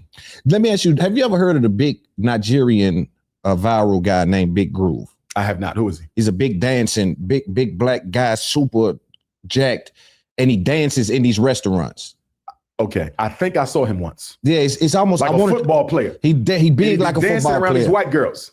Around these white people, and they make a mockery of him. I don't like it. Yeah, that's what I wanted to know. What's your opinion on it? Because I've only seen it once or twice. I thought that was a one-time thing. No. You're saying this is what he does. He gets brought out to take these big massive bites of this food and do this like buffoonery type of. I don't support that. Yeah. I don't support black people, whether it's Kevin Hart or Big Groove or anybody else, making a mockery of themselves for white humor. I'm just throwing them out there. Yeah. Making a mockery of themselves for white humor. I don't like it. And I'm going to say this. As you know, white people have come up with a new derogatory term for us. It's called chimping out, right? They have went from calling us the N-word to calling us chimps and act because we told white people they can call us the N-word. So white people are now arguing, if I'm calling you a chimp instead of an N-word, isn't that a little bit better since y'all have told us it's okay to call y'all the N-word? You see this? What's your stance on this stuff? My status is nobody should be using the Yeah, what's your stance on this stuff? My status is nobody should be using the N-word, black or white. Because when you do it, and when you give white people the right to do it, because by the way, I get hit up by black high school students who say, Dr. Umar, we got white kids using the N-word in the schools now. Like they're using it, right? Yeah. That's because you had black people publicly say it's okay for white people to use it. And now they're using it. See this? This is our fault. It's one thing to kiss white ass. Right. And black people love to kiss white ass. But it's one thing to kiss white ass, Loon. And then on the other hand, kiss that white ass so much that you tell them it's okay to disrespect you in your face with these pejorative terms. We have no filter. We have no level of disrespect that we will not descend to in order to get a pat on the head from white folks. I don't like it. This chimping out word though, it's birthed from completely disrespectful. Yeah, it's disrespectful, and it's birthed from being a monkey. Yes. And so which is one of the original stereotypes. Yeah, right. And so even though the Caucasian looks way more monkey than we could ever look. No, I'm serious. When you look at most primates, their skin are white. If you shave off their hair, the skin is white. They have the nose of the Caucasian, the lips of the Caucasian, the flat ass of the Caucasian, and the skin color of the Caucasian. If you really want to see who looks like a monkey for real, it would be the Caucasian, not the African. Wow. So when we deal with chimping out, how do you think they should legally deal with this kind of stuff? Because you have to sue. It's racial violence. It is racial violence. You have to sue. And we need to fight for school districts to ban it and treat it like the racially pejorative term that it is, subject to expulsion. Because if you make a joke about a homosexual kid, you're getting expelled. If you make a joke about a Jewish kid, you're getting expelled. We have to fight for the right to be respected, Loon. We keep on presuming respect. No, you have to fight for the right to be respected. The fact that they gave Carmelo no black jurors shows you got to fight for the right to be respected. And let me say this to you, whether it's the Kevin Hart roast, whether it's Cyrus's case, Rick Chow, whether it's Carmelo, whether it's the redistricting going on, like here in Tennessee. Tennessee's a hotbed because they redrew y'all statewide maps. They broke up all the predominantly black voting districts in Louisiana, Mississippi, and other places. You know what they're doing? They are testing black people to see if it's possible to put you back into a modern form of slavery, not turn out to be emotional. But are y'all going to organize and fight back against this? Because, Loon, everything we've ever gotten in America, we got it through organized street protests and blood. And guess what? These problems we got right now, you're only going to deal with them through organized street protests and blood. Do you know how much fighting we had to do to get a black person to sit on a jury? And you just gave us a trial without a single black person? They're testing us. And what bothers me is I'm not seeing any black lawyers say, black lawyers, we need to have an emergency conference. And then we need to have an emergency conference with the Congressional Black Caucus and decide what lawsuits, we know the Supreme Court is against us, but we still got to fight. What lawsuits are we taking to the Supreme Court, Loon, about these all-white juries? What lawsuits are we taking to the Supreme Court about black children being murdered by these Asians who are not being held accountable? What lawsuit are we going to take about this chimping out that they throwing at our kids in these public schools? Loon, I don't see the black lawyers being serious about nothing. I don't see elected black officials being serious about nothing. And why I don't see do you the think that Urban is? League of the NAACP, because we are complicit and comfortable. What did I tell you? Black people don't want to be free. Black people want to be comfortable. Who was Rick Child's attorney? A snow bunny hopping black man. Did you see him? The attorney for Rick Child, who murdered Cyrus, is a black man with a white wife. These people are getting just outrageous to me. Like the way that it just feeds one another. And let me tell you what really very complex. Have you been on I'm sure you have. If you look around social media, remember, Rick Child was acquitted June 1st. The same day Carmelo's trial began. Let me say that again. Rick Child was acquitted the same day Carmelo case began. Today's only the 11th, June. Loon, we only 11 days in. Go on social media. So these cases are fresh. How many black billionaires you see speaking out against this? How many black millionaires you see? How many black hip hop artists you see? How many black comedians you see? How many black actors? How many black dancers, singers? How many black business people? Loon, our celebrities and politicians are almost completely silent on Cyrus Carmack Belton and Carmelo Anthony. Which makes you complicit in this crime. Absolutely. Like, I don't think you can sit around and say. Even our national black civil rights leaders, I was on their pages, you see almost nothing about Rick Child's acquittal or Carmelo Anthony's conviction. You know why they're not speaking on it? They don't want to go against the opinions of white America. Let's get into this Kevin Hart thing, because Kevin Hart came out after you criticized him. You criticized Kevin Hart, Shane Gillis, and all them, right? And we're gonna get into them. Kevin Hart came out and went on Breakfast Club. If you haven't saw it, I can pull the video. I saw clips, and clips that I think were relevant. Okay, what is your response to Kevin Hart's position on the Netflix comedy roast? He said that this is comedy. I didn't say the George Floyd joke, and I'm not responsible. What do you feel as Dr. Umar Johnson? I'll say it again. Stop talking as if I said it. So when you say the family and the family's affected, I didn't disrespect the family.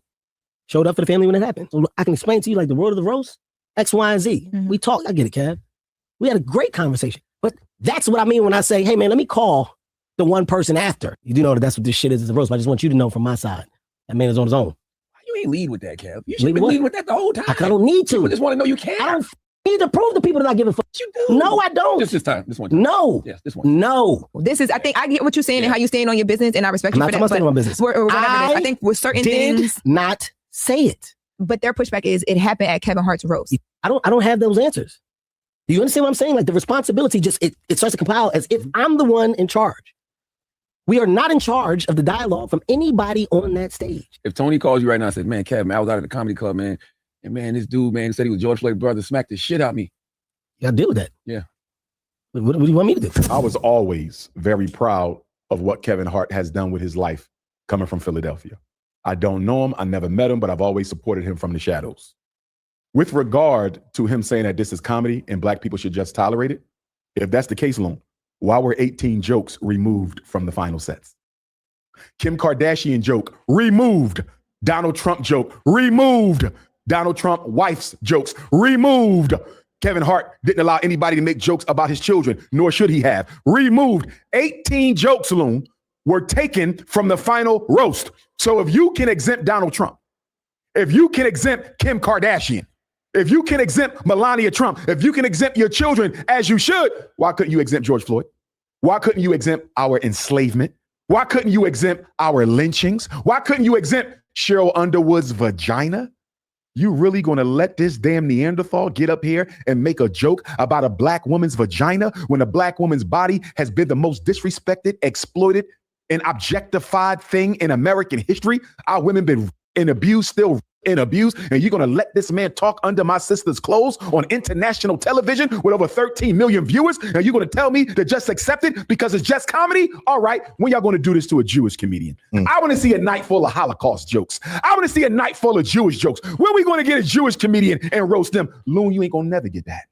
You ain't gonna never get that, because nobody but a Negro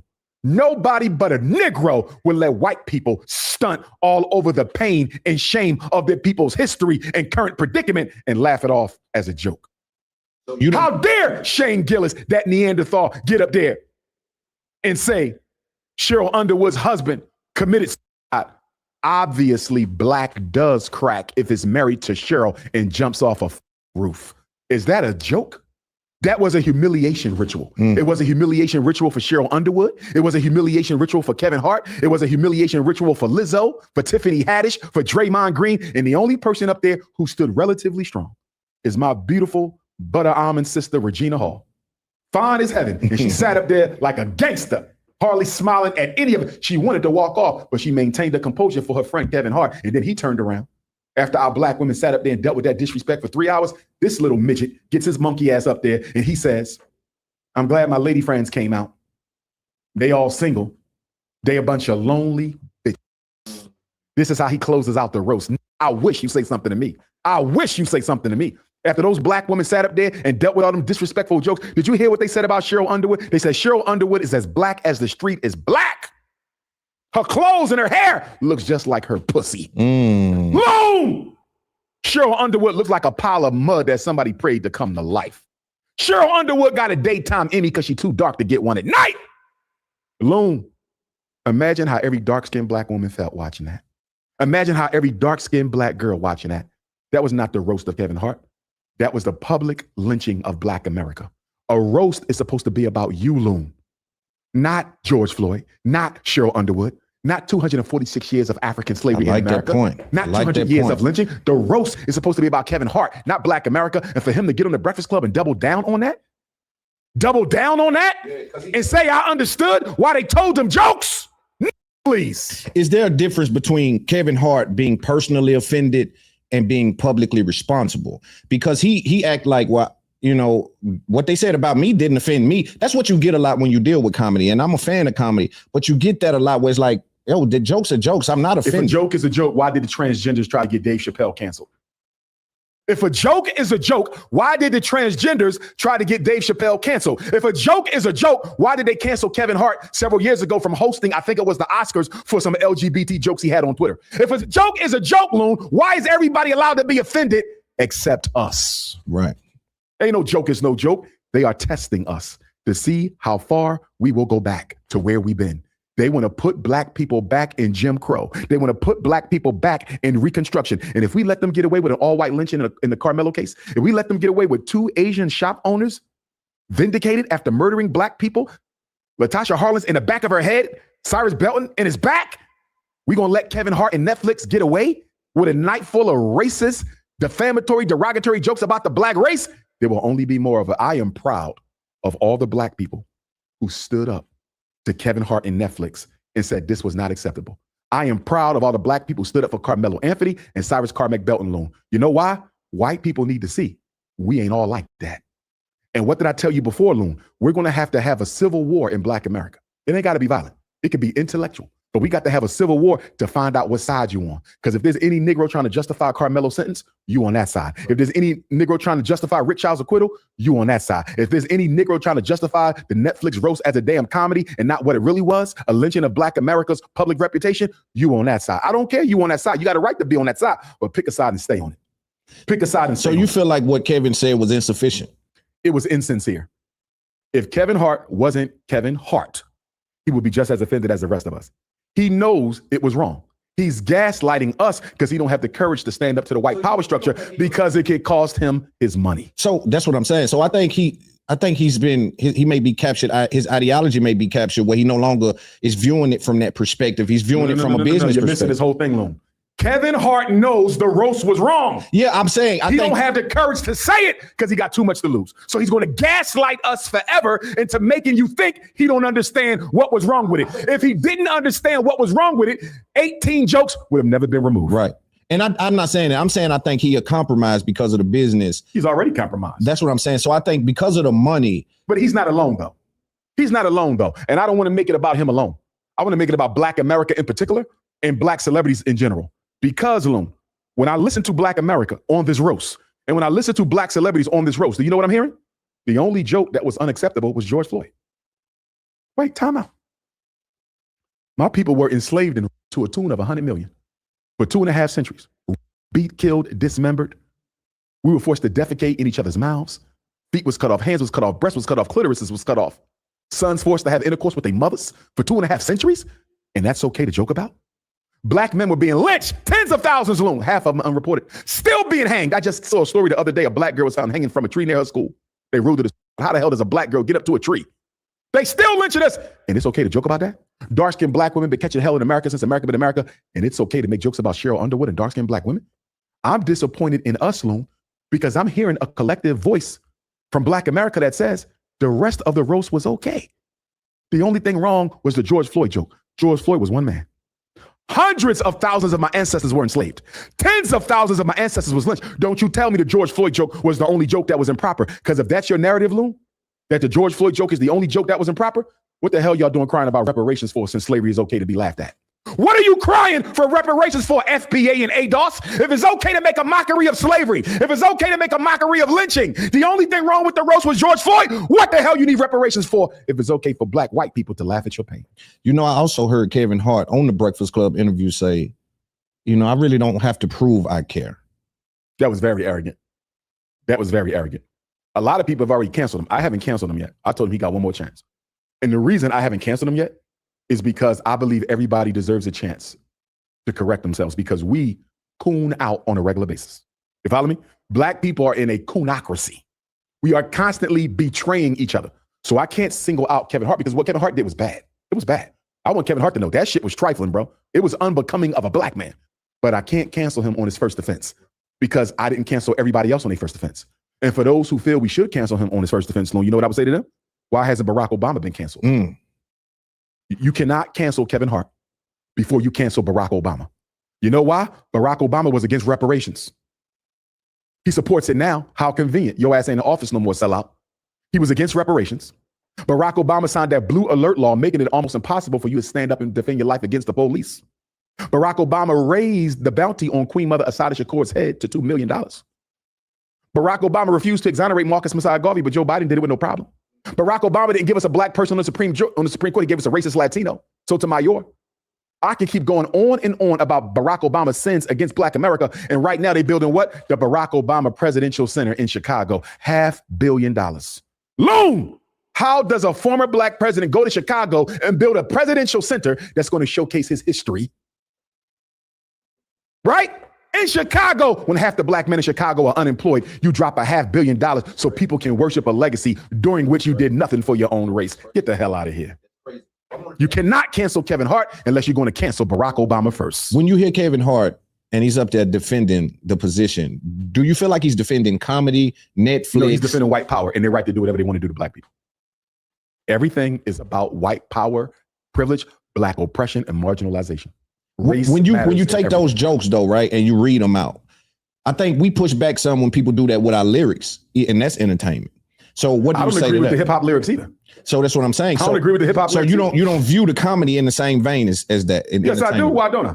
If the rapper is up there disrespecting black women in his music, promoting violence or whatever else, I'm against that too. No, what I'm saying is you believe that, let's say the government should be able to pull those lyrics from out of the context, from off the beat, and take them into a courtroom or Well, something. you're missing apples and oranges. Go ahead. Because the Kevin Hart's next rose, that is a public debate where black people are telling white people this is unacceptable, whether you call it comedy or not. It's not taking place in a courtroom. You follow me? Right. Nobody's going to be convicted based on the Kevin Hart roast, so we can't mix the two per se. But if you're asking me, am I publicly against the content of a lot of gangster rappers as much as I'm against what came out of the mouths of those comedians at the Kevin Hart roast? Absolutely, I am. Anything that infringes on the dignity and self-respect of the black African race is a problem for me, whether it's a rapper, comedian, politician, or anybody else. But you think Kevin Hart is defending the white power structure and their ability to say whatever they want to black people?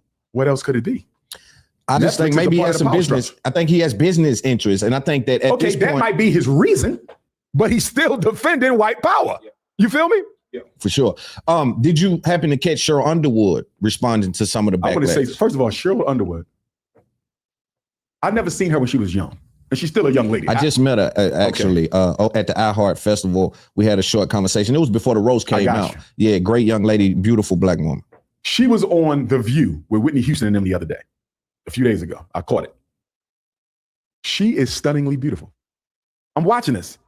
I've always thought she was attractive anyway, but she's stunningly beautiful. It hurts my heart that a woman that attractive has suffered in her career for having the blessing of rich melanation. I'm disappointed in Cheryl Underwood for allowing that to happen and then defending it in the aftermath. But I know she had to. She didn't have to. But for the perspective of her career, she felt she had to because Netflix promised her a special.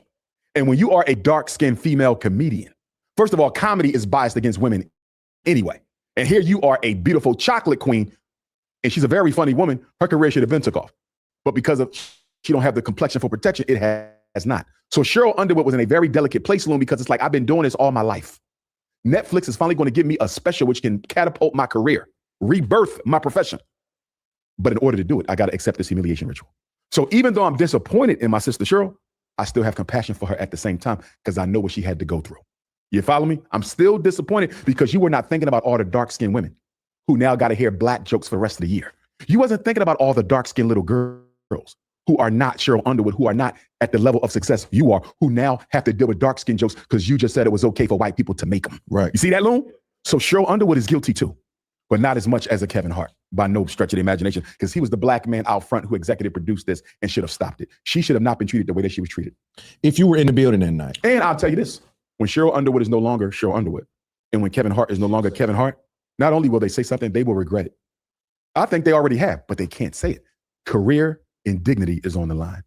So they have to act like. But you think they'll regret it? I know for a fact they know it was wrong. Right. Yeah, they know. I think Kevin feels it and knows it. I think he's saying, I'm hustling above y'all understanding. No, you're not. So I'm doing business. No, that's what I felt Negro like on he was earth saying. Can hustle above my understanding because I have supreme understanding. Nobody can sit there, not Jay-Z, not Tiger Woods, not Beyonce, who I love. I can't wait to give Beyonce a hug. No billionaire can sit there, Loon, and say, I'm hustling above your understanding. I'm supreme consciousness. I'll debate any black billionaire anywhere on that. For sure.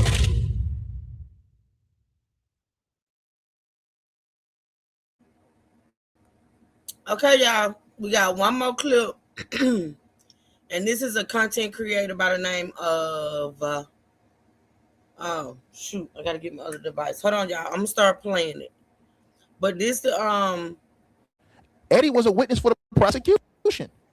That's why he said all the witnesses lied from their original statements from the prosecution. Eddie was not a witness for the defense. People got to understand this. Eddie was a prosecution witness. Hold on 1 second, y'all. I'm gonna back it up. In that very instance, I believe he did. I'm gonna tell y'all the name. It should be on the thing.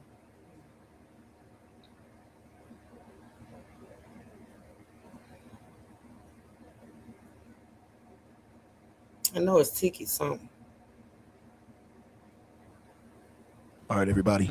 Appreciate all y'all tapping on in at this hour. But I had to come on.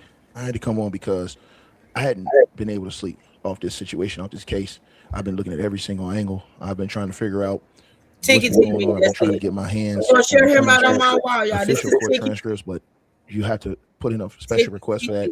And not only that, the transcripts, the official court transcripts, are being sent to Carmelo's new defense, appellate defense team, and to the prosecution. So that's being sent to both sides.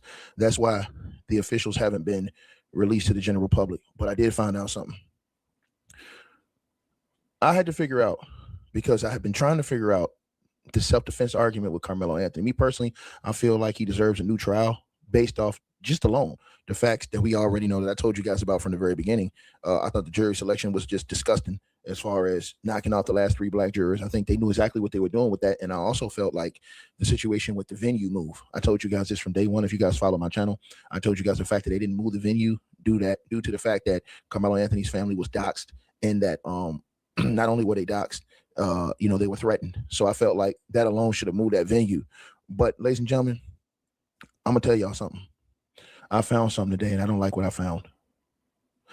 Carmelo Anthony's witness admitted to giving false information on the stand. Let me repeat that again. Carmelo Anthony's witness admitted to giving false information on the stand in the court, in the trial. And I'm going to show you what I'm talking about. And not only that, I had to look up, because I'm trying to figure out in Texas every angle, you guys, of the self-defense law, right? Every angle, right? And I found a lot of information. This is why I hadn't been live today, y'all. So one time I did like one short video today, and I put out one short live, I did a regular video. I didn't do it because I've been studying this whole situation. I don't want to go off this YouTube mumbo jumbo with people just putting out all these old fake theories and shit like that. I don't want to do that. I really want to put out real information for you guys, right? So I had to look up the law in Texas. And I'm going to break this down for you guys, and then I'm going to tell you guys what happened, because it's all going to organize itself into Carmelo Anthony's own witness telling a lie on the stand. And I'm going to show you guys what I'm talking about. To the person who said he didn't have a witness, he did have a witness. Carmelo Anthony's team called multiple witnesses to the stand. They called, I think, 6 witnesses. So the prosecution had like 20 plus witnesses, and the defense had 6. Okay. So to the people who said he didn't have witnesses, that's a lie. And I'm about to prove that to you right now. I saw somebody in the comment section say that. There's been a lot of lies and misconceptions put around this case. But I saw something tonight that bothered me. I've been looking at this. Like I said, y'all know me. Y'all know I usually come on here and do 3-4 lives a day. I hadn't been on live all day because I just got tired of hearing all these people just run their mouth. And a lot of people have been hitting me up, asking me about this, asking about the situation. I said, look, bro, let me really dig deep into this. And so many people are truly asking about this case. Now, under Texas law, right? I had to look this up because my whole thing is, my personal feeling. Let me tell y'all what my personal feeling was. My personal feeling is based off of Carmelo Anthony's past. I don't see how this dude is a stone cold killer. I don't see how he went there with the intention on killing this dude. And I don't see how. Here's the thing. Do I think Carmelo Anthony got jumped? No, I don't. Do I think Carmelo Anthony feared getting jumped in that instance? Yes, I do. And I believe that is the reason why Carmelo popped off like that, because in that very instance, I believe he did fear that, man, maybe I'm going to get packed out right here, right? So that's the reason why I feel, and listen, that's the trickiness of the law. That's the reason why Carmelo Anthony should have, and let me say this again, he should have testified on his own behalf. It was his choice. The lawyer probably pressured him, but I can't say that for a fact. So let me take that back. I can't say the lawyer pressured him because I wasn't there in the room, and I don't, You know, I can't put words in the lawyer's mouth when I wasn't there. I just can't do that. I can't say, yo, the lawyer didn't pressure him. I can say that if the lawyer knew that Carmelo Anthony didn't testify, why not put up a whole better defense? Why not put up a better, if you know Carmelo's not going to testify and give his side of the story, put up a better all-around defense to help this kid. 3.5, 4 hours, 5 hours in a lunch break, that's not enough, bro. I'm sorry. And that never sit right with my spirit. But let me get into this because I want to get to y'all. So under Texas law, and I'm just talking Texas law, the mere fear of being jumped is not enough to legally use or display a knife for self-defense. Now, to everybody who's saying, well, Ticket, he got jumped. Here's the facts. This isn't lies or innuendo or nothing like that on YouTube. These are facts I'm about to hit y'all with. Carmelo Anthony never told the cops. He never told anybody that he got jumped. Carmelo Anthony's parents never told anybody that he got jumped. Carmelo Anthony's representative was asked by the lovely Nick at Night. He said he saw the same video all these people are claiming they saw. And he says, because she asked him straight up, and I got to give Nick at Night credit for that, because Nick at Night, she did a great job at this, a great job at asking questions. I think Nick at Night, you know, she has high character, in my opinion. You know, just from watching her channel, she has high character. I like how she presents her content. She's not like just like a dirty journalist. She don't do dirty journalism and stuff like that. She take what she says serious, right? She asked him straight up, Carmelo Anthony spokesperson, his representative, about that video. And he told her straight up, he said, look, I saw that same video everybody said they saw. I can't say he got jumped. This is important, and I'm going to show y'all why this is very important. This is important, and I'm going to show you guys why this is important right now, okay? So, here we go, all right? Listen up very closely. This is Nick at Night talking to Carmelo's representative. They've changed their tune a little bit. Listen to what they're saying now. What we saw inside the courtroom was a grainy, hard to see video, but there was a lot of people outside the courtroom who said that they went to ISD and watched the footage and said that it was clear, and they said that they saw more than what we were shown. Can you speak on that? Well, so Nick, you know I wasn't in there, right? But I can tell you I did see the video. Now, this is Carmelo Anthony's representative telling the lovely Nick at Night he saw the video. The video everybody talking about, the Frisco ISD, his own representative. This is why I'm trying to tell y'all this. You have to listen to what I'm saying to y'all. He said he saw the video. The video was not tampered with. Everybody keeps saying the video is tampered with. I'm not going to tell y'all. He says, because he knows, he talked to Carmelo.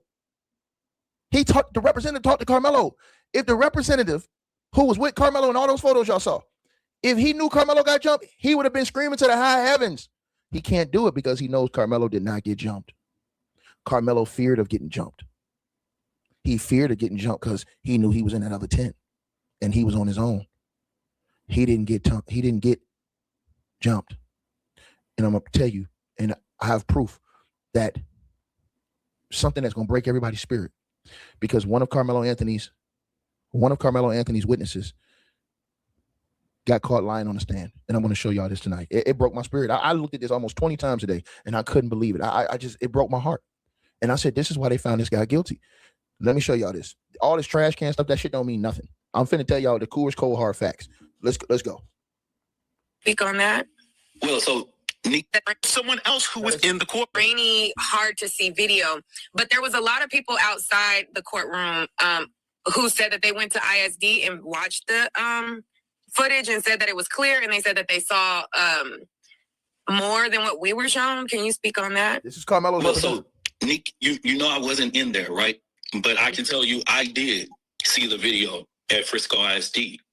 And the video that at Frisco ISD, it's not like you can sit there and look at the pimple on someone's face, but you can identify what's there, right, in front of you. And so what has been described to me, you know, is like, no, you could at least kind of know and count how many people right there. You know, well, we can count how many bodies, but we can't see like faces. You know what I mean? Like we could see like, okay, somebody sitting right there, somebody sitting right there, but we couldn't see like Carmelo in Austin's face, or you know what I mean? It just was like kids there. Mm-hmm. Some people were saying that they were able to see him getting jumped. I couldn't see that. So I was wondering if you guys saw something different. No. No, it's not. It's not. I didn't see that with that video. No. Game over. Nick at Night straight up asked him, said, yo, did you see Carmelo? You guys see his whole team? Did y'all see him getting jumped? The man said, if that's his own representative, y'all, if that man got jumped, they would have been screaming into the high heavens. What are y'all looking at? I want to say something to everybody listen to this video, right? And I want to say this to y'all right now, right? And I'll be honest with y'all, right? Listen to what I'm saying to y'all. And I'm telling y'all this right now. His own team, none of these people are saying that they saw that man get jumped in the video. Matter of fact, he wouldn't go on record saying it because he knows that him being at the status he's at, if he lies, they can sue him for libel and slander. He knows that. So when he talked to Dominique, when he talked to Nick at Night, and she said that, once again, he is his representative. This is his representative, his own team, right? So why would his own team, I'm talking about the black guys, the black people, right? Now listen, I haven't even got to the witness in the case yet. I'm talking about the video. When I get to the witness in the case, you guys are going to see something. Now listen, the way he said it, I'm going to tell you something. I'm going to tell you something, man. And this is everybody listen to this video, man. I know black folks want to see that, want to act like that boy got jumped. Carmelo Anthony's own witness got on the stand and said he didn't get jumped. Let me repeat myself again. Carmelo Anthony's own witness got on the stand. And not only did he say that, he got caught lying. He said that somebody was doing something, they wasn't doing it. And then when they showed him the film and proved it, he turned around and admitted. And I'm going to show you this. I'm going to show you what I'm talking about. And this is what I think busted this whole case and made this impossible of a case inside the courthouse. Now listen. So under Texas law, just stay with me. The mere fear of being jumped is not enough to legally use or display a knife for self-defense. Texas has highly permissive laws regarding carrying knives, but the legal standard for actually using one against a person is exceptionally high. Now, everybody has to understand the law. Go to Texas Penal Code 9.32, right? Listen to this. And everybody's on YouTube saying, oh, they lied. Listen, you guys got to understand one thing, right? Carmelo Anthony's parents said that the prosecution's witnesses lied. He didn't say the defense witnesses lied. I have the interview from the Breakfast Club. I think people have to listen closer to the words. And I can put that on the screen for you guys so you guys can see that, right? And I also looked up, I wanted to see every aspect of this case, right? As far as injuries, complaints, anything.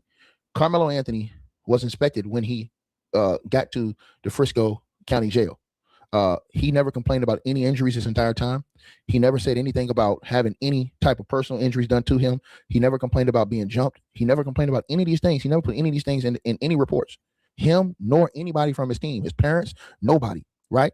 The only thing they put in the reports, the only thing they reported to the police, and I'm talking about Carmelo Anthony. I'm talking about nobody else. I'm talking about Carmelo Anthony. The only thing that he reported to the police when he went to the police department, when he went over, he only reported that the dude put his hands on him, so he retaliated.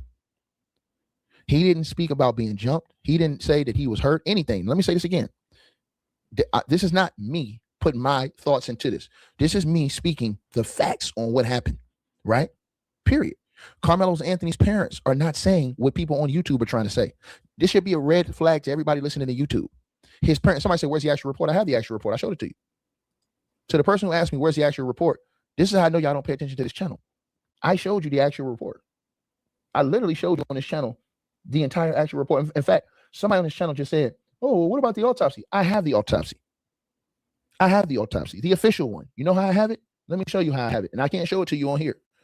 I can't show it to you on here. I have it because it's included in evidence. I tell you where you can find it. This is what I was telling y'all about, where he's talking about the autopsy report. Listen, y'all. This file right here has all the evidence. This file right here, I can't go down but so far, because in this file right here, it shows you the actual wound to Austin Metcalf's heart. This file right here, it shows you the actual autopsy and draw. The autopsy, for you guys who want to know, go pull up these files, and the autopsy is the last page on these files. I'm showing y'all this right now so y'all can see. You see where it's marked down there? And these are the exhibits. These are the official exhibits. Now I'm going to show y'all something, right? This is so everybody can have full transparency, because I don't like to lie. I don't like to make up nothing on my channel. I don't feel right. I don't care who it is. I don't feel right doing that. I'm going to show y'all this. Y'all can go look in the files. So the actual autopsy is in the actual files. It's the last file. You see this little marking down here? These are the evidence that was sent by the state. It says state's exhibit number 3, as y'all see right there, right? Now look at this, right? Now I'm saying right here, right? State exhibits number 4. All these are the exhibits. So everything that they put into court is right here. The autopsy is here too. It's the last one. I don't want to show that out of respect on the screen. I don't want to show that. There was no drugs in the system. That whoever put that out, that was fake. That was created by AI. I already had that checked. I already had that verified. Period. So what I'm saying to you guys, I didn't show y'all the autopsy. The person who I showed y'all this the other day, I showed y'all these pictures. I did not show you the picture of the actual wound in that man's heart. And I did not show you, I'm going to tell you again, I did not show you the autopsy. The autopsy is here. The official autopsy that was entered in court is here. It's the last page. I can't show you.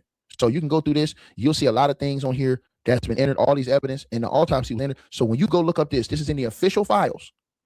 The autopsy is the official autopsy is in these files. So it's almost like 59 or almost 60 exhibits. And the last one is the autopsy. The last couple ones is the actual photo of the wound. And I mean, it's devastating.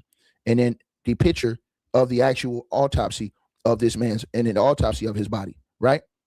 Now, and for everybody asking about the knife, and Carmelo Anthony already admitted that he had a knife. He admitted he did it. I mean, that's not even a question. He admitted that he did it on the scene. So his parents are not even complaining and saying, oh, he didn't do it. No, they're saying he did it. They're saying that, oh, he did it in self-defense, right? They're not saying he was jumped. They're not saying any of these goofy things that people are saying on the internet lying. Black folks just upset and are tired of getting a short end of the stick, and I understand it. I totally understand it. Black folks tired of us we tired of the Trayvon Martin type of shit. But what I'm saying is that, ladies and gentlemen, we cannot lie and falsify things to get to that. People are going to get in real big shit online for lying and falsifying the official. I'm telling y'all, a storm is coming.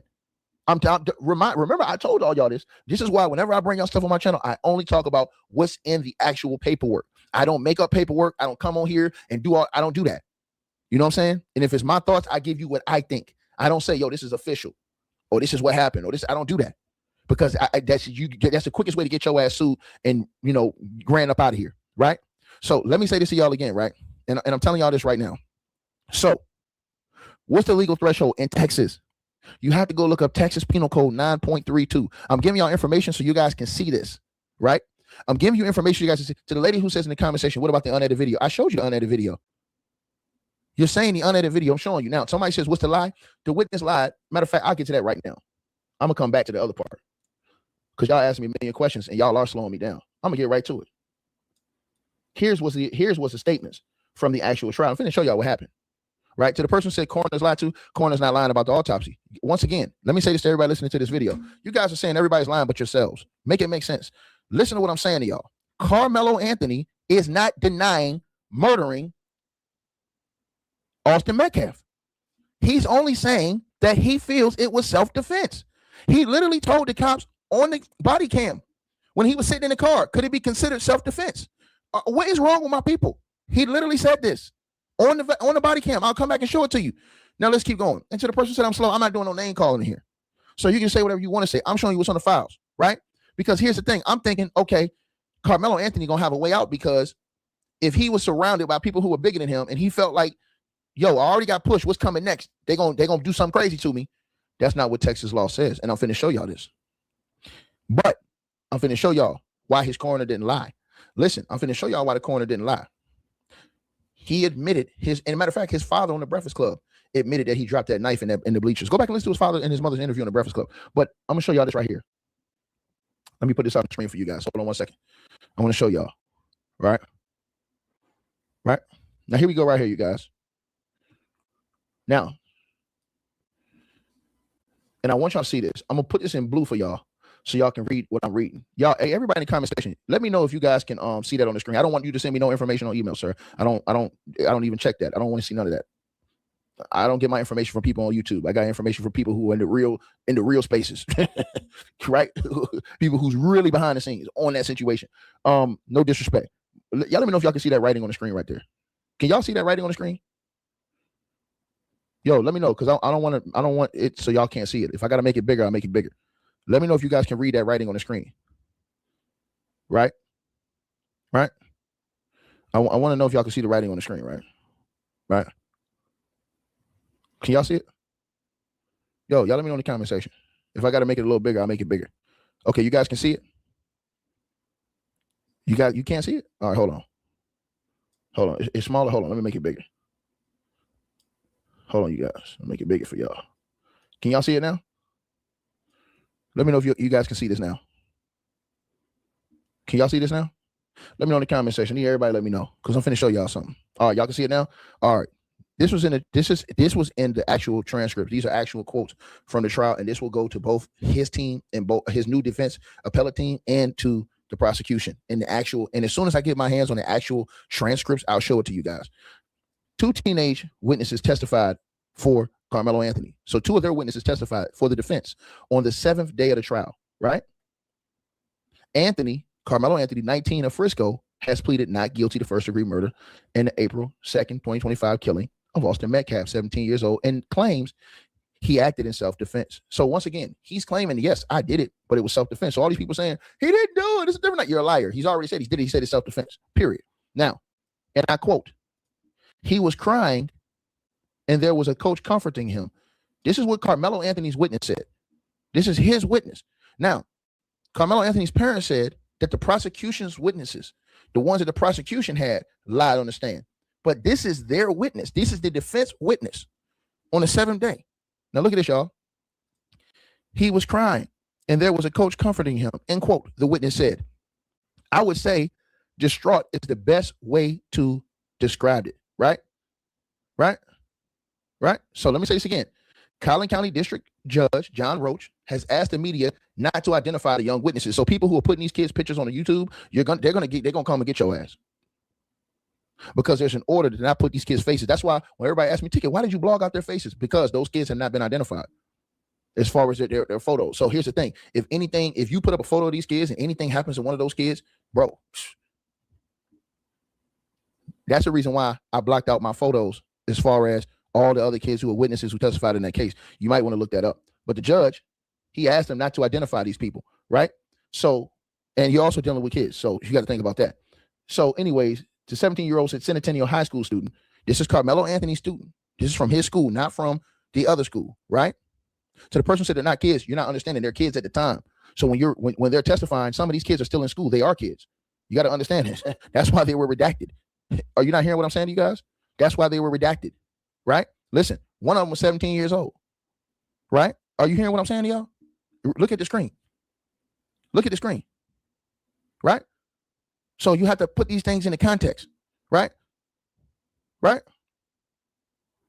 So again, you're not listening. You guys have to have a better thought process, a lot of y'all, of what y'all saying. You're not listening now. Right now, a 17-year-old, read your screen. One 17-year-old Centennial High School student and teammate testified. You're not listening. You guys are not understanding what we're saying to y'all. You feel what I'm saying? You're not listening to what I'm saying to y'all. I'm showing you the screen. 17 years old. Is something wrong with people in this world? Is something wrong with people in this world? I truly think that. I truly think that. This is why it was ordered that their photos and everything be not be put on the internet, because they're in high school. But I don't think people want to understand this and listen. You're not listening. I'm not even talking about it. I'm talking about right now. Read the screen. I literally don't get black folks sometimes, man. And I hate to say that because I'm black. I hate to say that. Read the screen. One 17-year-old Centennial High School student and teammate testified. How's that 18 to 19? 17 years old. The judge asked the media not to identify those young witnesses. Don't put their faces out there. So what does it say? This is from Carmelo School. To the person who says, good luck, Carmelo. No, he's at the forefront of the case. Of course, everybody knows who he is. Everybody knows who Austin is. But they're not the witnesses. This is what you guys are not understanding. Right? Bro, listen, I'm about to block you, bro. Stop asking me for that, bro. I don't care about anything you're trying to send me a bombshell. I don't get my information from you people. The people I get my information from is at the top of the top. Believe that.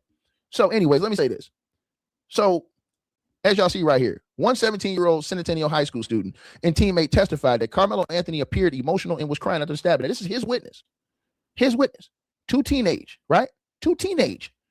witnesses testified for the defense on the 7th day of the trial. Now, y'all all follow me now.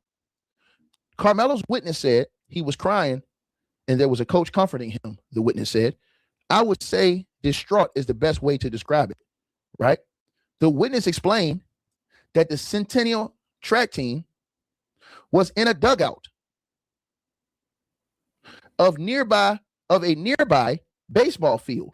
So when we all asked, well, where was the rest of his team at? His own witness, let me say this again. His own witness got on the stand and said that the track team was in a dugout in a nearby baseball field to shelter from the rain, and that Carmelo had went to the memorial, right? Let me say this, tent of Memorial High School. To the person who asked me that question in the comment section about 17, listen, I don't make the laws. Don't you know that they charge minors as adults all the time in murder cases? Don't you know that, ma'am? You have to learn the law. See, this is the thing. Y'all get mad at me. Don't get mad at me. Get mad at the law. The law is disgusting. Don't get mad at me. Get mad. I'm showing you the law. So this is not even my personal opinions. Nothing I tell y'all is my personal opinions. Everything I'm showing y'all is the law. I got love for all of y'all in here. Whether you like me or not, I got love for all of y'all in here. But I'm showing you the law, not me, the Texas law. Look at what it says right here, y'all. It says the witnesses explained that the Centennial track team was in the dugout of a nearby baseball field to shelter them from the rain, that Anthony went to the tent of the Memorial High School. So that's where they were all at. Now check this out, y'all. He said, I heard loud, or he or she, I don't know which one is it, says I heard loud voices over there. And when I looked, people were not facing the field anymore. He said they were looking back. The witness said he walked towards the memorial tent when he saw someone's arms reach out and saw a push to Carmelo Anthony. Now, let me say this again. The parents from Carmelo Anthony did not say their witnesses were lying. They said all of the prosecution's witnesses lied. Carmelo Anthony's own witness from his own school, the parents, they never said he got jumped. Carmelo Anthony's witness, this is his own witness that they called. His parents have not said, hey, our witnesses lied. He didn't say that. His parents have said that the prosecution's witnesses lied and changed their story. Listen, so his witness said that he walked towards the memorial tent, and when he saw someone's arms, let me reach this out, right? When he saw someone's arms, right? Now, listen to what I'm saying to y'all. He saw someone's arms reach out and saw a push into Carmelo Anthony. This is quotes on what he said. This is right in the courthouse news service. I couldn't believe how I found this. And that's when y'all going to see, when the official transcripts come out, y'all are going to see. But check this out. We ain't finished yet. It gets crazier, y'all. He says, what I saw was Austin pull up his shirt and say he got stabbed. He testified. He added that he did not see the stabbing. Now listen, here's the point right here, and this is the crazy part. On cross-examination, Collin County First Assistant District Attorney Bill Worski challenged the witness's earlier statements that Carmelo Anthony was surrounded before the stabbing. So this same witness said that, hey man, Carmelo was surrounded before that stabbing. That's the whole point of the defense, is that, yo, a dude came up, put his hands and pushed this man, and this man was surrounded, so he was in fear of what was going to happen next. We all know what's going to happen after somebody push you down. They're going to pack you out. We know that. Yo, what you think? You think he was going to push him down and that was going to be it? No, they was going to pack his ass out. But they didn't pack him out at that point. He had just got pushed. He was in fear that he was going to get packed out. Now, check out right here. Now, watch this right here. On cross-examination, the Collin County First Assistant District Attorney Bill Worski challenges the witness's earlier statements that Carmelo Anthony was surrounded before the stabbing. Now listen, y'all. Listen. Prosecutors showed surveillance footage that appeared to show the witness was not looking towards the memorial tent when the stabbing occurred. Let me show this again. So the person who said that they were a witness, they're actually in that video, but they wasn't looking at the time of the stabbing. And they got him on tape, and they played the tape in court. Now listen, watch this next line. The assistant DA, district attorney, then said, my impression when we first met you was that you thought when you saw Carmelo surrounded, it was before the stabbing. He said. The witness said, yes, sir. The witness said. The district attorney said, that was actually after the stabbing? ? When you and I met, you told me you thought it was before the stabbing. This shit blew my mind, y'all. It blew my damn mind. Carmelo Anthony's own witness told them people that Carmelo was surrounded before the stabbing. But listen, y'all, when they got on the stand and the district attorney cross-examined them, they said that was actually after the stabbing, ? Worski added, when you and I met, you told me that you thought it was before the stabbing, ? Carmelo Anthony's witness said on the stand, I could not really tell. The witness responded, I thought it was as the stabbing was happening. The district attorney says, you know you're wrong, ? Carmelo Anthony's witness says, yes, sir.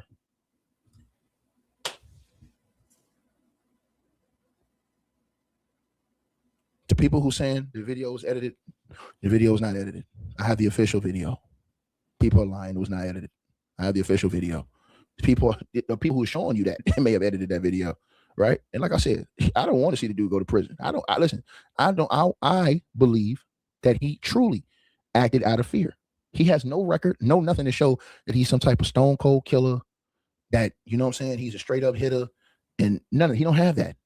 I believe he's a good kid, right? I believe he's a good kid who reacted in a way he should not have reacted. In fact, let me show y'all this. Where did I put that damn video? I had that damn video right here. Where did I put that video, man? I had the video right here.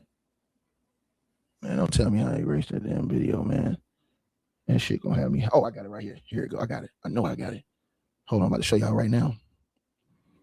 All right, you guys. So I'm gonna show y'all so everybody can see, because it was in the files, and this ain't even the one that they were showing in the court.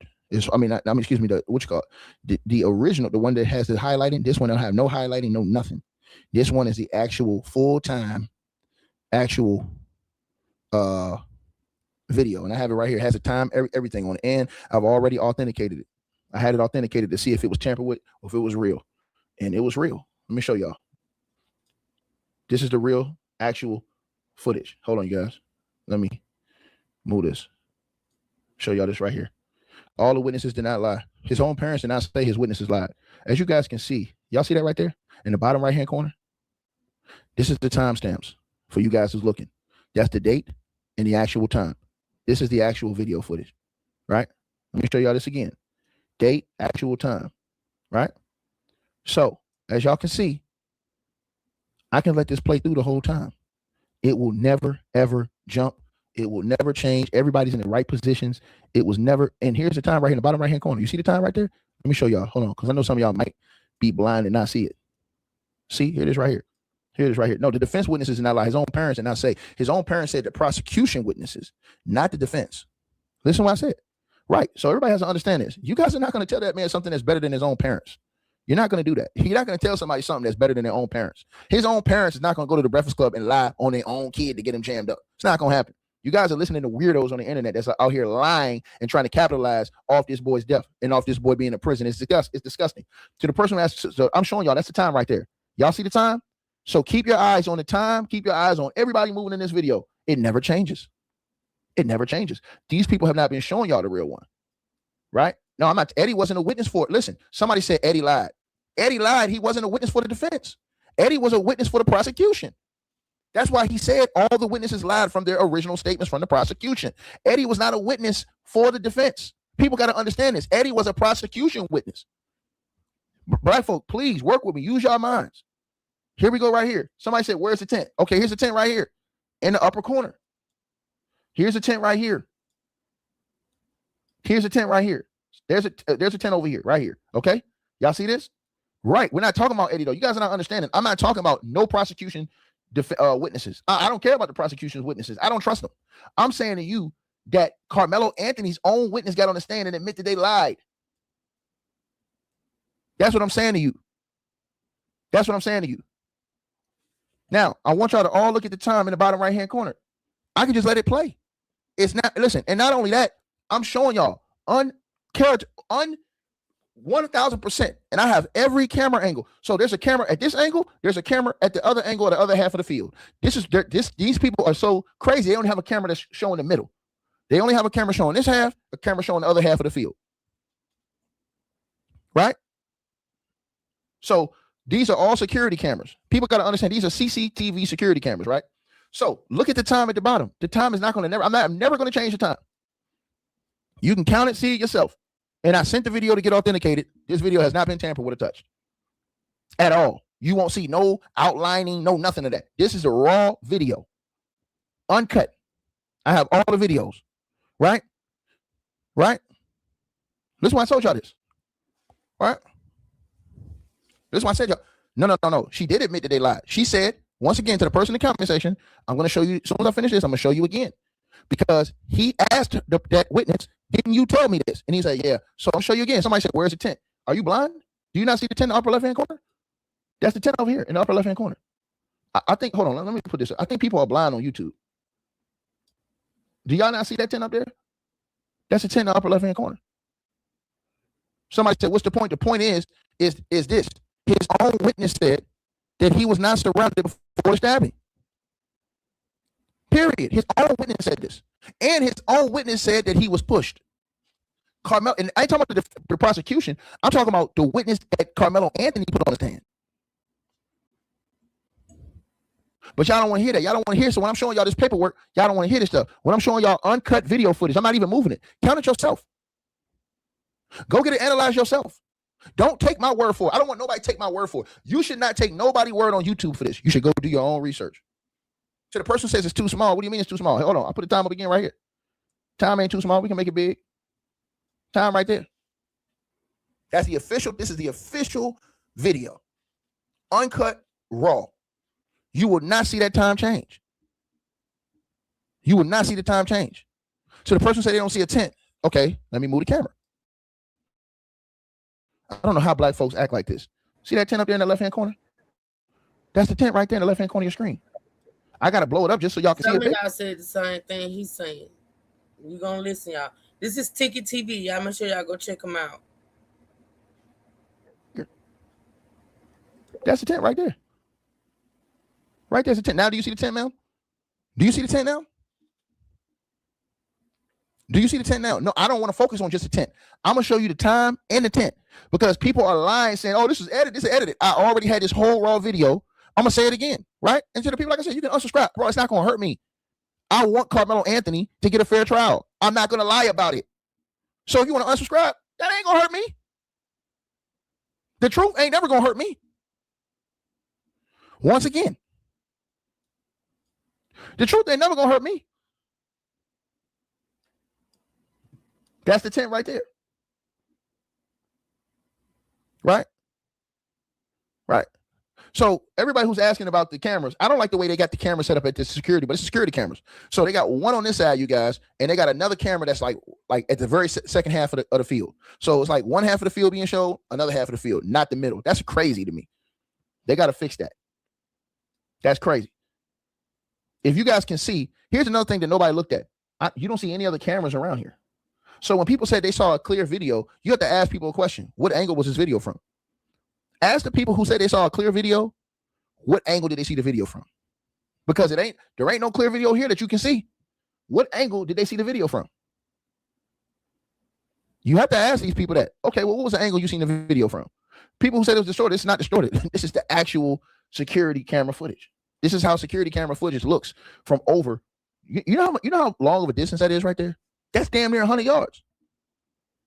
You're not gonna get 4K from 100 yards. The more you blow it up, the more blurry it gets from far away. Look, closer up is better to see. Look at all those people close. Closer up, you can see things better. Closer up, you can see things better. Farther away, it's harder to see. It's harder to see. Somebody says it's showing the confrontation. Bro, this is the whole video, uncut. I told y'all this. Didn't I tell you I got the whole video? I don't got a little part. I got the entire video. I can sit up here and let this video play this whole time. Y'all see it right there? Now look, y'all. What's the time on the screen? 9:52, right? At 9:54, the stabbing's gonna happen. I'm gonna make it smaller so y'all can see it in the screen. Let me stretch it to the screen so y'all can see what's gonna happen. Now, everybody in this chat room, do y'all see the time in the bottom right-hand corner? Yes or no? Do you see the time in the bottom right-hand corner? Yes or no? That's all I want to know. Do you see the time in the bottom right-hand corner? Yes or no? Right? Because I want y'all to look at 9:54. like around 9:54, 35-second mark, that's when shit gonna pop off in that tent in the upper left-hand corner. Y'all let me know in the comments if y'all can see the time. I'm not finna, see, that's why I told y'all I had the raw video. I'm not finna touch this shit. I'm finna show y'all. Look at everybody in the photo. Look at everybody in the video. You don't see nobody else move from their spot. You don't see the video jump where somebody wasn't where they was at. You guys can see everybody walking in the same position, everybody in the same positions. And then you can see everybody react to the tent. All those people that's right there close to us, you can see all of them react to the tent. Here it goes right here. We're a minute away, y'all. So you can literally see everybody react to that tent. All these people. You're going to see people pointing their hands like, yo, what the hell's going on over there? All of this. Listen now. Listen now, you guys. So watch this, y'all. Look at everybody. Look at the time. As soon as it gets to 9:54, you're not going to see no time skip. Not only are you not going to see no time skip, they're not surrounding him. Everybody's sitting under the tents. You guys got to understand the teams are sitting under the tents. So when they say, oh, they're surrounding him, that's not it. They're all, the teammates are sitting under the tents. So if you look at all the other tents, I got other views. The other tents was packed like that too because everybody's sitting down. Carmelo was sitting in the back of the tent. Listen, here we go right here, y'all. Look. So here it goes right here, 20 seconds. Look at the time. Look at this time right here. 20 seconds, it's going to pop off. Look now. Look, you guys. 3 seconds, it's going to be over with. Look. I'm going to show you the time so y'all see. Don't nobody, watch everybody around here. Nobody standing up. Everybody said they stand up. You can't even see that. They're sitting down. I'm going to blow it up for you. Everybody's turning around. Game over. It just happened. There it is right there. Look, y'all. Look. Nobody moved in this camera. Hold on. Nobody moved. Let's play it again. Once again, look at everybody. Y'all see the time. Y'all see everybody right here. No time skip. Nobody. Everybody's in the same places. Everybody's in the same places. I'm going to zoom into the tent in a second. I want to show the time. Look. So y'all saw the time went right by. No time skip. Let's look at the time again. I have to do this because some people don't understand English. Let's put the time again to show y'all. This went down at 9:54, 35-second mark. Right there. You can go from there on. Right? Right here. Look. 28, 29, 30, 31, 32, 33, 34, 35, 36, 37, 38, 39, 40, 41, 42, 43, 44, 45, 46, 47, 48, 49, 50, 51, 52, 53, 54, 55, 56, 57, 58, 59. Y'all see this? Everybody's in the same spots. Everybody's moving normal. Nobody jumped here, jumped there, no skip, nothing. Okay, now that we've established that the clock is right. Now let me blow up the other side. Look, this is what I'm gonna show you. I'm gonna do. I'm gonna go back right here. Where are we at, you guys? What time does that say on the screen, y'all? What time does that say on the screen, everybody? That says 9:54:33. Y'all see that right there, right? 9:54:33, right? Y'all see that right there? I'm showing y'all this. Y'all see this right here, right? 9:54:33. Everybody sees this, right? Now, watch what I'm about to show y'all right here. 9:54:33. This is right before it popped off. Now, why am I showing y'all this time? Because I want y'all to watch all these people in this video right here. Watch everybody. You don't see nobody jump out of place or move. The time is going to go completely through normal. Watch this, y'all. Let me show y'all. 5, 36, 37, 38, 39, 40, 41, 42, 43, 44, 45, 46, 47, 48, 45, 50, 51, 52, 53, 54, 55, 56, 57, 58, 59, 60. Y'all see this, right? So no time skip. Nobody moved out of place. Nobody. Everybody on this side really don't know what's going on. They can't really see over there. It's already happened. Then once the dude notice, hey, something's going on, he starts pointing over there. Right? Right there. See how he pointed over there in that video right there? See how he pointed? He saw it. He said, hey, something's going on over there. Then all these people start reacting to what they saw. Look at him. He's pointing. He said, hey, something's going on. Something's going on. Do you see? Do you see? All right, here we go. Here we go. Here we go. Now, let's move this right here, you guys. Here we go. Now, y'all see it, right? Watch what I do. Watch what I do. Right? I'm going to put this back right here. I'm going to put this back right here. I'm going to put it back to 32. Right there. Right? 9:54:32. Y'all see this on the screen, right? Y'all see it on, everybody see this on the screen. 9:54:32. Y'all all see it on the screen. Now, check it out, y'all. I'm going to move it. I'm going to move it. All I'm doing is moving the screen. Look, 9:54:32. Hadn't moved. I'm going to move this, and I'm going to blow this up. I'm going to blow this up. as much as I can right here so we can see that tent. Now, for everybody asking, I did not change the time. Look, time's the same. All right. Everybody's in their right spots. Time's the same. Y'all, no, nothing happened yet. People just doing what they do. Now, watch this, you guys. Chat, y'all. Watch this now. Now, let me blow this up a little bit as much as I can. Right? This thing happened less than 3. Bro, you can't jump somebody less than 3 seconds and beat the hell out of them, bro. It's not happening. That's why I keep trying to tell y'all. People are lying. And I'm going to let it keep playing. I'm going to rewind it a couple times so y'all can see it. And then we're going to just roll like this. Now, look, y'all. Look. Now, y'all see? That's the tent right there, right? That's the tent. All right? Now, let's play what happens. From 9:54:32 on. Let's see the tent. Look, y'all. Nobody standing. They're sitting down. He stands up, pushes them, stab out the tent right there. Simple as that. I'm not even stopping it. I'm not even stopping. He falls down. I'm going to show you. It wasn't even a minute this thing happened. I'm going to show you again. Wasn't even a minute. Matter of fact, I'm going to go back a little bit further. I'm going to go back just a little bit further before then. Watch, y'all. So this is back a little bit further. Now I'm playing the video now. Check it out, y'all. You don't see nobody ganging up, punching up, none of that. All you see is this guy right around here, push, stab, out.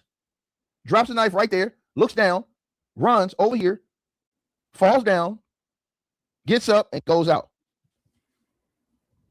Come on, bro. Y'all got to stop this, man. People lying. And I didn't even change the time. Let me do it again. Let me show y'all again. Black folks, let me show y'all again, right? Look again. Y'all see, look, right here. Stands up over him. This is Carmelo right here. He stands up over him, pushes, he stabs him, runs out the tent like this in 3 seconds. Watch. Push. 1, 2, stab. 3, 4, 5, 6, 7, 8, 9, 10. Fall down. 11, 12. He's out. He's out. He's out. He's out. He's out. Once again, let's play it again. Let's play it again. Let's play it again. Y'all see it? Watch this guy right here. He's going to push. This guy right here is going to push, stab, push, stab, out the tent. There's no jumping. To people saying I'm wrong, I'm not wrong. Bro, listen, you don't have to ask me. His own witnesses said he was pushed. What is people talking about? I don't understand. Hold on. Let's rewind this a little bit more. Let's go back a little bit further, y'all. I went back further. Where is he getting jumped at? Show it to me. I don't know why people keep saying that. I don't even think he was jumped. I mean, do I think that they would have jumped him? Yeah, I do. If he had not done what he did, I think that if he fought Austin, okay, let's just say this. When Austin pushed Carmelo, if Carmelo had not did what he did and they went to fighting, I do think that Hunter and maybe some, the other guys may have jumped in it. But he wasn't jumped in that moment before he did what he did. He wasn't jumped.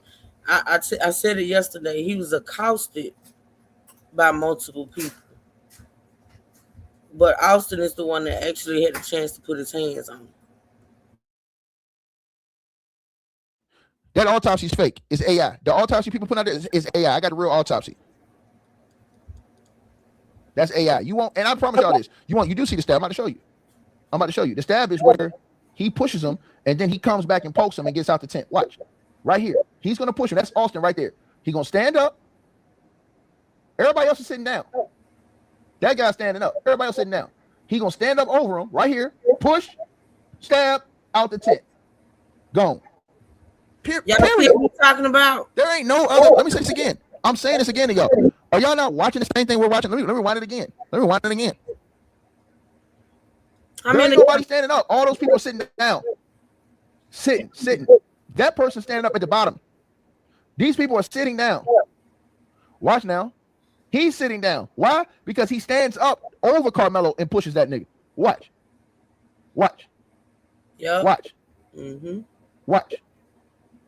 There's nobody standing up. It's Carmelo right here. He's going to stand up and push him. Watch. Stand up, push him, poke, out Carmelo. Show y'all again. Show y'all again. Show y'all again. Because once again, people are lying to y'all. And it's on the record, bro. Let me show y'all again. That's Carmelo right here. Look, ladies and gentlemen, this is Carmelo right here. You're going to see Carmelo because he gets pushed. Watch. Right here's Carmelo. Push, poke, out. Period. It wasn't a lot of pushing. That's a lie. I'll zoom in some more. It wasn't, bro. It wasn't a lot of pushing. It was one shove. I don't know why people try to make.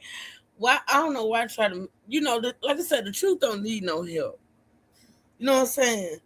The truth did not need any help. There was not multiple pushes, and multiple people didn't even have a chance to. Like I say, once Austin pushed him, he did what he did, and that was it. Now, I don't know why people trying to make it seem like he was jumped. You don't have to lie in order for him to. Listen,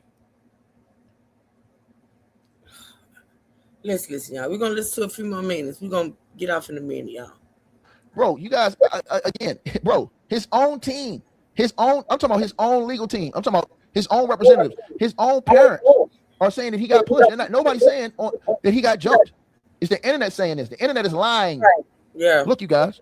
And I don't lie. You know what? I say, hey, Lord, just give me the discernment because the era that we live in, people are going to say all of these treacherous things, right? They're going to say, this is just the era we live in. Push, poke, out. Straight like that. Straight like that. Y'all see it? I'm trying to blow it up as much as I can. Y'all see it? It's disgusting to me, man. Y'all see it right here. Hold on. Wind it to you again. So let's go back a little bit further, right? All those people sitting down. Watch, y'all. All these people are sitting down right here. He's going to stand up over Carmelo and push that nigga. Here's Carmelo right here. Mm-hmm. Watch. Watch my arrow, y'all. He going to push Carmelo. You watch my arrow. Once he stand up, you know what's coming. I'm going to tell you when he's going to stand up because you see it. You see it. He's not moving right here. Now he gets up, pushes him, poke, out. There it is right there. There it is right there. He gets up, pushes, pokes, out. Gets up, pushes, pokes out. They're sitting there. Once again, let me do this again, y'all. You don't see any commotion going on over there as far as people stand up around him. Push, stand up, push, poke, out. Yeah. Push, poke, out. That's Carmelo in the Great Essentials hoodie. Right there. Push, poke, out. Say it again. And let me say this again to y'all. Right? How many people right there? Have to me and tell you that it was clear, rainy, hot. Someone else. Now, listen, y'all. Listen what I'm saying to y'all. And they've changed their tune a little bit. Listen to what they're saying now. What we saw inside the courtroom was a grainy, hard to see video, but there was a lot of people outside the courtroom who said that they went to ISD and watched the footage and said that it was clear, and they said that they saw more than what we were shown. Can you speak on that? Well, so Nick, you know I wasn't in there, right? But I can tell you I did see the video at Frisco ISD.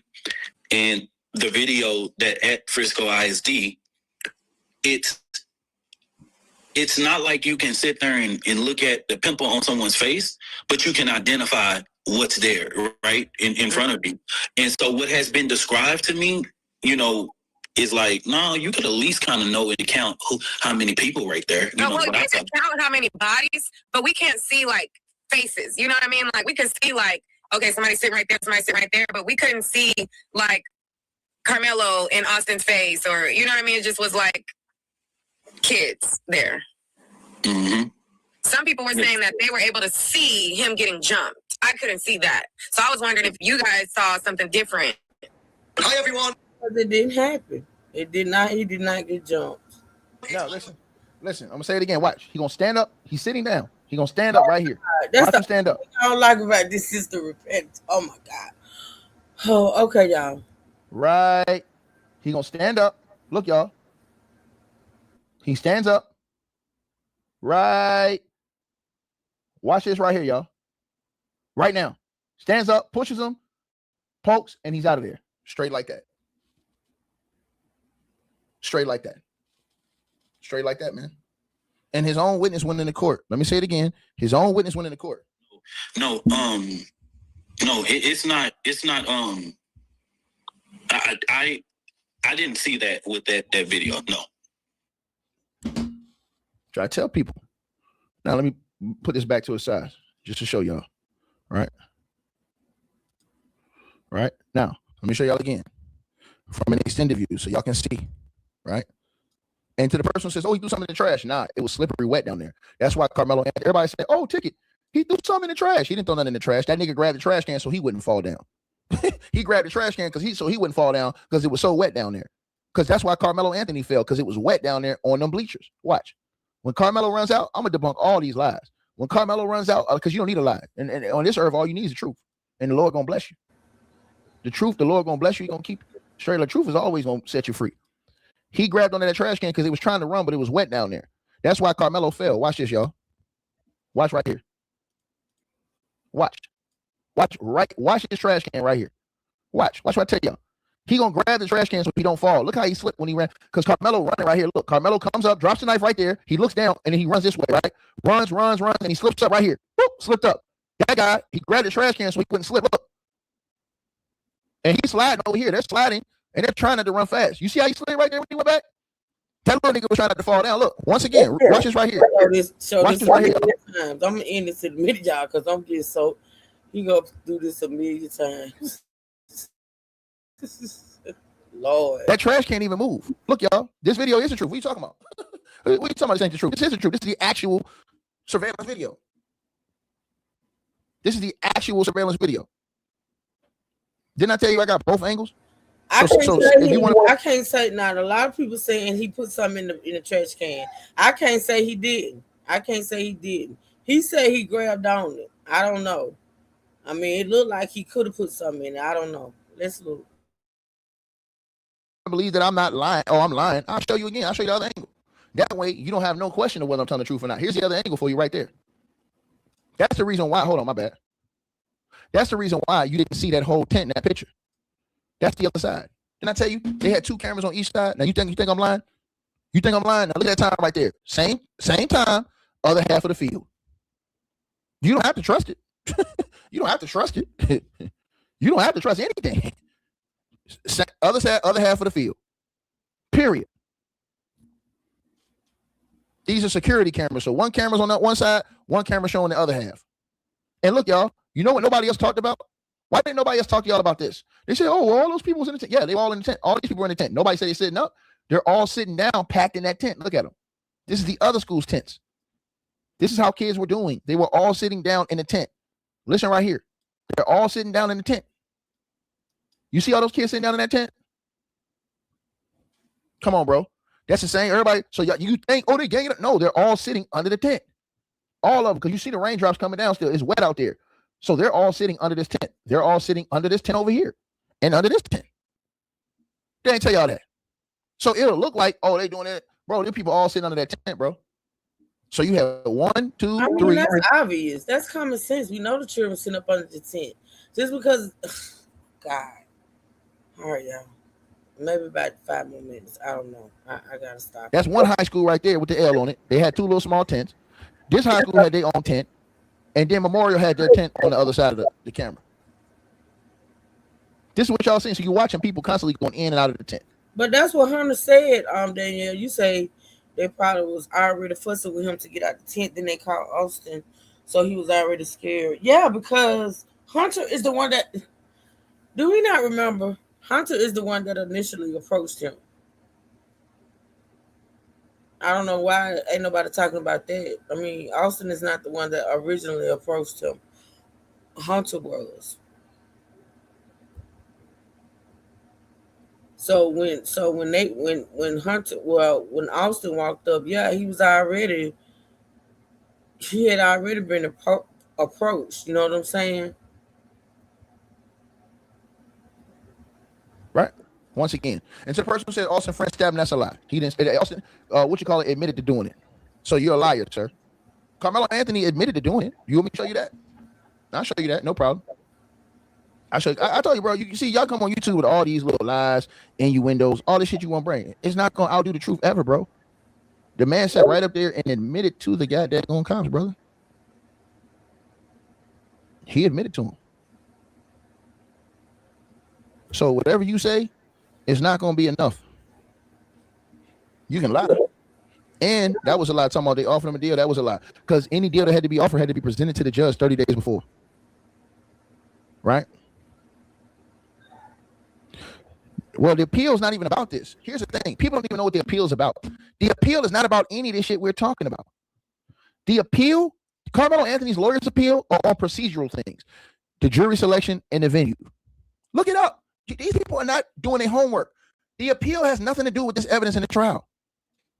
This is the part y'all don't understand.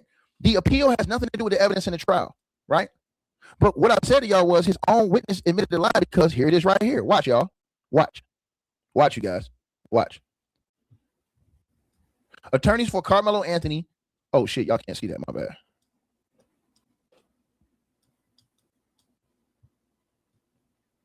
Attorneys for Carmelo Anthony rested his case Monday in his murder trial after prosecutors grilled defense witnesses. Right? Watch this, y'all. After prosecutors grilled defense witnesses, right, over his inconsistent statements of whether the black defendant was surrounded. Once again, I'm showing y'all this on the paperwork. Attorneys for Carmelo Anthony rested their case Monday in his murder trial after the prosecutors, that's the DA, y'all, the district attorney, grilled a defense witness over his inconsistent statements of whether the black defendant, Carmelo Anthony, was surrounded before he stabbed an unarmed white teenager at a suburban Texas track meet. Defense attorneys rested their case after an extended lunch break. Jurors were told to return the following day for closing arguments before being sequestered for deliberations. 2 teen witnesses testified for the defense on the 7th day of the trial. Anthony, 19 years old of Frisco, has pleaded not guilty to first-degree murder in April 2nd, 2025, killing of Austin Metcalf. James, what up, boy? 17 years old, and claims he acted in self-defense. So everybody keeps saying, oh, he didn't do this. Man, that's a lie. He acted in self-defense, bro. He's already said that. He's already, that's his claim. I mean, I'm getting confused now because ain't nobody said he ain't did it now. Come on, bro. Ain't nobody said he didn't do it. I don't know who's saying he didn't do it. Everybody knows he did it. Who the hell would be saying? Because everybody knows he admitted doing it. I don't. Come on, Anthony's not in court saying, I didn't do it. No, he's saying, yo, it literally was self-defense. He's saying, hey, it's self-defense, dog. It's self-defense. That's literally what he's saying. But I don't know why y'all don't want to hear that. And I have him on video saying that. He asked the guy daggone cop in the video, yo, can okay, I'm finna go. I can't do this. Because I don't know who he's talking to. I don't know who's trying to convince that this boy did this. We all know he did it. I mean, he admitted to it on the tape. Who the hell is he trying to convince? Who is saying he didn't do it? They never. No, I don't think they offered him a plea deal either, Lanier. I don't think they did. It would have been mentioned. It would have been mentioned somewhere. Now, can it be self-defense? Did y'all not hear that when he asked the cop in the video?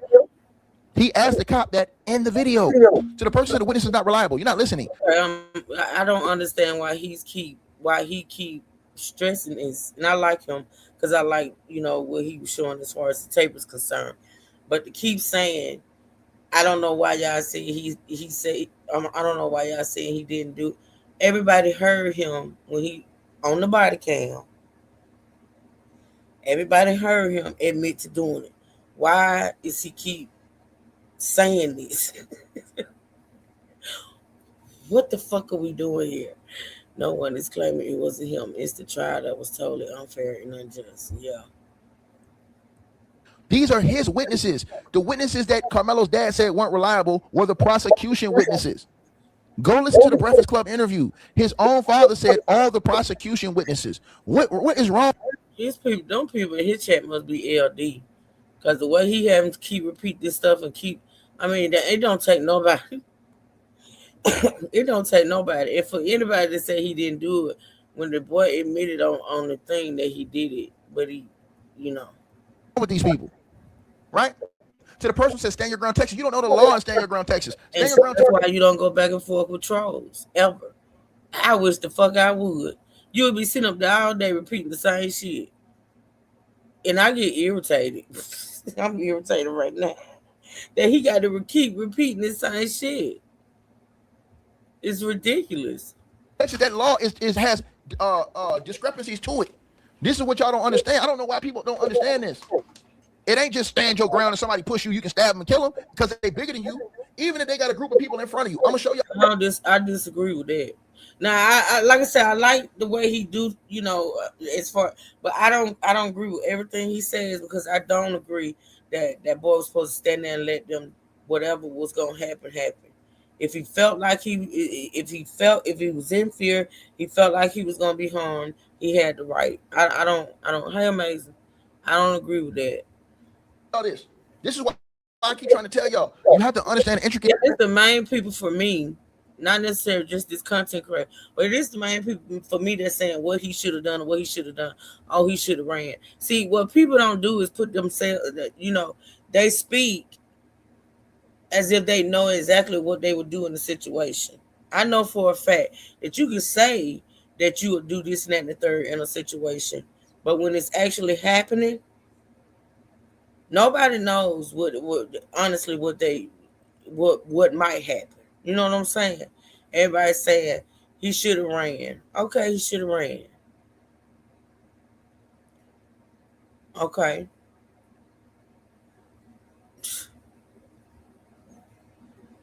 It depends on who you're with, who you are with. Stand your ground laws. Absolutely, Ms. Lynn. Absolutely. He said the law. And y'all get mad, but I'm just showing you what the Texas law is. I got a problem with the Texas law. I have a problem with Texas law. Don't get mad at me. Get mad at Texas law. Because I feel like if a person is surrounded and feels like, yo, I'm going to get jumped or packed out, he has a right to stand on business. Right? Well, that's what he did. That's what Texas law says. That's Texas, what he did. What Texas law says, hey, that still doesn't give you a right. And I'm going to show y'all this. It's in the law. I'm going to show y'all. It's in the... You know what? Fuck stand your ground. I don't even want to hear about that no more because stand your ground. Somebody used stand your ground with somebody who was running away. They used stand your ground when another person was unarmed. I don't want to hear that shit. I don't want to hear that shit. Texas Penal Code. But just like I said, it says some people can use stand your ground and some people can't. It's bullshit. It was flight or fight instinct. I believe. I'm sure he was in shock. Absolutely. I say he was scared as hell. I say he was scared as hell. You guys right here. It says the two teenage witnesses testified. So it says Collin County District Judge John Roach asked the media not to identify the young witnesses. One 17-year-old Centennial High School student and teammate testified that Anthony appeared emotional and was crying after the stabbing. He was crying, and there was a coach comforting him, the witness said. I would say distraught is the best way to describe it. The witness explained the Centennial track team was in a dugout of a nearby baseball field to shelter from the rain, and that Carmelo Anthony went to the tent of the Memorial High School. He said, I heard loud voices over there, and when I looked, people were not facing the field anymore, he said. They were looking back. The witness said that he walked towards the memorial tent where he saw someone's arm. Let me repeat this again. This is Carmelo's own witness. This ain't Ticket. This ain't no $2.10 Negro on YouTube who wasn't there. This wasn't nobody else. This was somebody who was there. I don't know why people on YouTube want to just come on here and act a fool. We talking about people who were actually there. The witness said, this is Carmelo Anthony's witness. He said that he walked towards the memorial tent when he saw someone's arms reach out and saw a push into Carmelo Anthony. Right? To the people who said Eddie called him into the tent, that don't mean nothing in Texas. I'm about to show y'all that right now. That don't mean nothing in Texas. I'm about to show y'all that right now. What I saw was... Yeah, I'm about done. I can't listen to no more, y'all. We had 4 hours. I'm going to end it right there. Will we talk about this tomorrow? I don't know. We may need a little break. I don't know. We'll see. But I'm pretty much done with that. You know, that's why I can't, like I told you, I can't watch everybody. You know, when you have multiple content creators doing stuff like this, and then the crazy part about it is what happens in that video don't change. But when you get different people giving different narratives, that shit is weird to me. Like, and you got people saying, oh, he didn't do it. He absolutely did it. We want justice for Carmelo, but we know he did it. Why he did it and how he felt in the moment is the question, not whether or not he did it. But anyway, I thank y'all so much for supporting this live stream. sticking it out these 4 hours. Shout out to my moderators for being the best. The best. Thank y'all so much. I appreciate it. We'll be back tomorrow. Yeah, we'll be back tomorrow. I done had enough for today. Listen, I'll see y'all a little later on over on the other side. Yes, stressing me out. You cannot entertain the trolls. You'll be going back and forth all damn day. And trolls, that's their job. It's to cause confusion and then put dumbass shit in the chat. And that's why, like I say, you cannot, as a content creator, entertain trolls. You can't. It's you're not gonna win. Because the more frustrated you get and the more you're trying to prove what you're saying, they gonna keep it up. Just keep it up, keep it up. All right, y'all have a blessed, beautiful rest of the day. I appreciate y'all. I love y'all. We'll be back tomorrow, y'all. Shout out to y'all. All right. Y'all be safe. Y'all stay safe, blessed, and never stressed. And until next time, truth seekers stand up, and we out. Y'all be good.